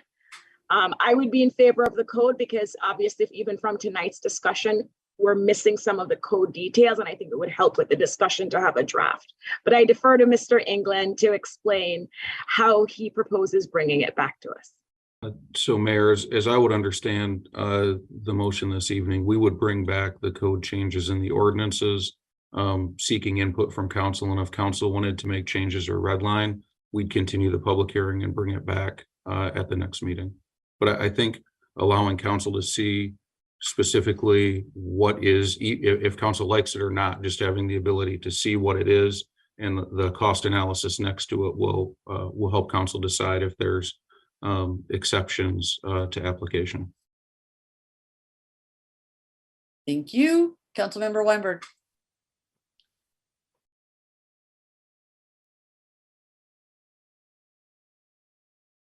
We can't hear you, Jonathan. You're muted.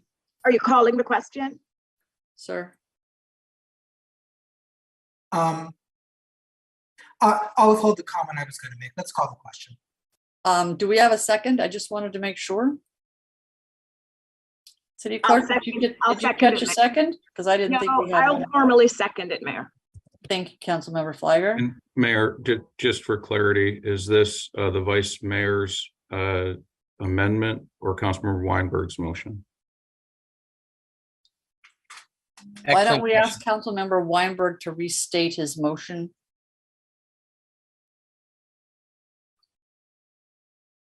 Because I believe it's 4 elements, but I don't know that Councilmember Weinberg formally accepted the Vice Mayor suggested. I don't quite understand why there's confusion here. All I'm doing is reading from the staff report. So element number 1 is the completion of a cost effectiveness study based on recommendations of the Environmental Commission on Reach Codes to determine or quantify any fiscal impacts associated with code compliance. The second is to refer recommended codes to the CEC for comment. And the third is to affirm the current reach codes to continue after 12/31/22 should the CEC review or cost effectiveness study not be completed by the end of the year. And my friendly amendment included the last part, which is to direct staff to review what other reach codes are adopted or take effect on January 1st, 2023 for other peer and local agencies. That's that I think is useful information as well, or at least that's in the staff recommendation. So I'm being okay, so that would be the fourth part of it. I accept that. Okay, thank you. Thank you for clarifying that. And Mayor, I second the amended motion. Okay, so the amendment is fine with you as well. Okay. Members of the council, if you agree with the motion as presented by Councilmember Weinberg, please indicate so by saying aye. Councilmember Lee Ang.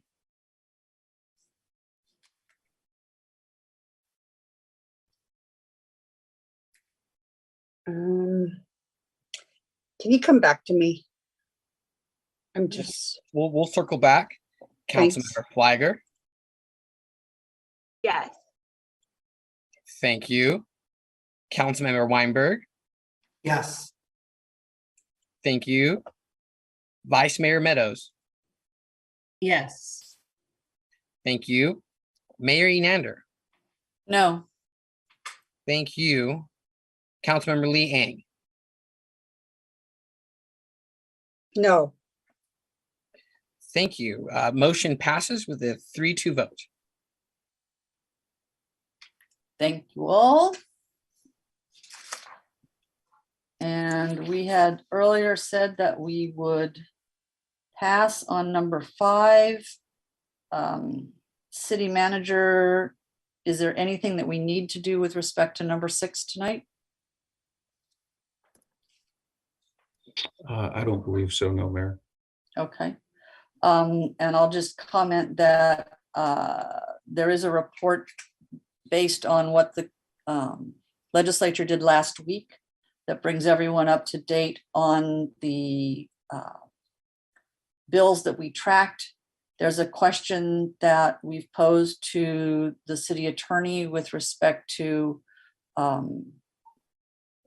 whether we should can or should take positions on state ballot measures. And there's also a question implied there that the subcommittee felt that we had never had the charter to look at state ballot propositions. And so if the council feels that the legislative committee should look at state ballot propositions, we probably need some sort of separate direction, and that would need to happen as an agendized item. So that if that's what council wants to do, we should indicate that tonight, that there's a desire to do that, and that we should agendize that change in scope for the legislative committee. And so I'll see what people want to do.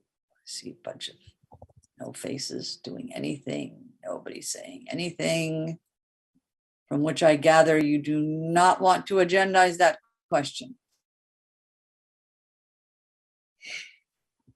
Okay, that's fine.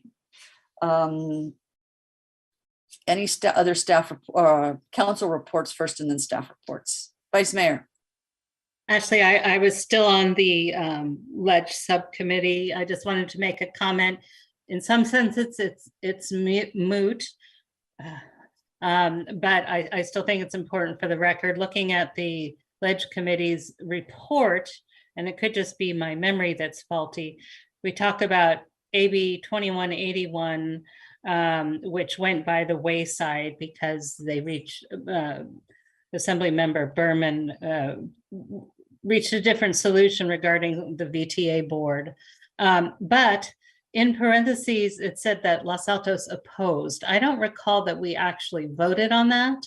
And so, and I don't think we keep detailed enough minutes, and I'm not necessarily recommending we go back, but I don't recall that we voted to oppose that. So I just would. I will go back and double check that. And if it's an error, we will send a corrected report. Thank you very much. Yes, thank you. I would appreciate that.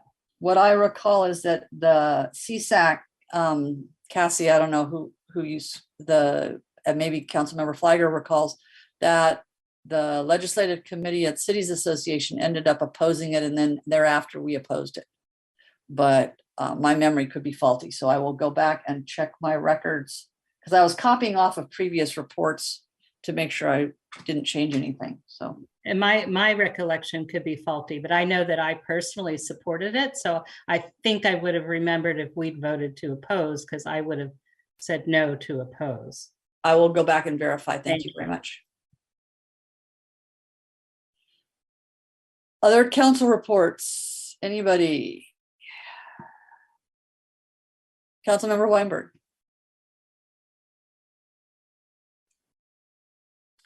Thank you, Madam Mayor. I just like to get some clarification about what the scope of the voting members'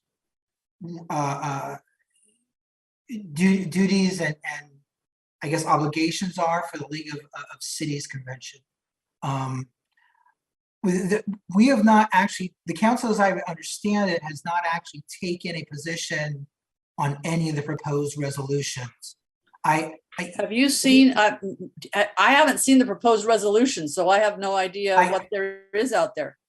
I haven't either, but now that I'm here in Southern California, I remember last year there were people coming around asking for signatures, and something ended up on the floor because of signatures.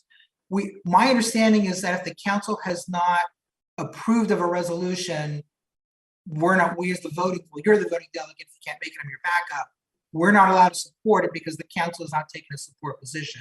Does that also apply to signing anything that someone puts in front of us that they want to support?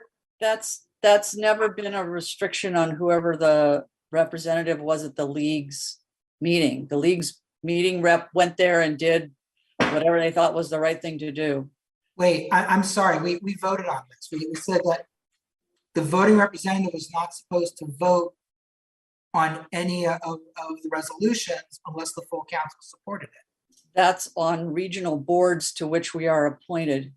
That's what our bylaw, our norms say, I believe. I will verify it with the city attorney. Okay. Mayor, if I may, as the president of the Cal Cities Peninsular Division, I'm very familiar with the process. And a matter of fact, an email went out in August to the delegates, and the process is for the voting delegate to represent their body. So for example, many cities here, and I'm in Long Beach as well, Mhm. many cities here, they bring the resolutions to their councils to vote on it. And if, as sometimes happens, the resolutions come out the week of the conference, then those voting delegates will vote if they believe it aligns with their council's position. And so I know some of the bylaws that will be considered on Friday at the General Assembly here, they reflect composition changes of the board that were discussed, and they'll be formalized on Friday. And I know this council has not discussed them. I also understand that there may be a measure, a resolution to amend the Constitution. There's a group, Neighborhood Voices, that may put a resolution on the floor of our General Assembly. And I know that's something our council also has not taken a position. So everything that I'm aware of that's going on the floor on Friday, our council has not taken a position. So you or Jonathan, as our voting delegates, would not be able to vote up or down on these resolutions. Thank you. Any other reports? Any staff reports? No reports, Mayor. Any further business before we adjourn? I just want to give an update and see if I've got direction to pursue this. There are some local city attorneys in Santa Clara Valley that are trying to put together a group to be consistent with the concealed weapon permit requirements, and they want to do something countywide. And I told them I would help, or I would, but I didn't want to do something that I had gotten direction from the city council. So I just wanted to update you on that and see if you support me in doing that. This is to do a model ordinance for the county, and then for all the cities so we're all in alignment with the concealed weapon permits after the the Supreme Court case, where we can't. Isn't this just a report out? Because this is not an agendized item. So It's a future. It's a future agenda item. So it is. So we're not actually giving you direction on this or voting on this tonight. Right. Well, we can't vote. Yeah, right. I just said I want to. No, I just wanted to. It's just an update. Thank you.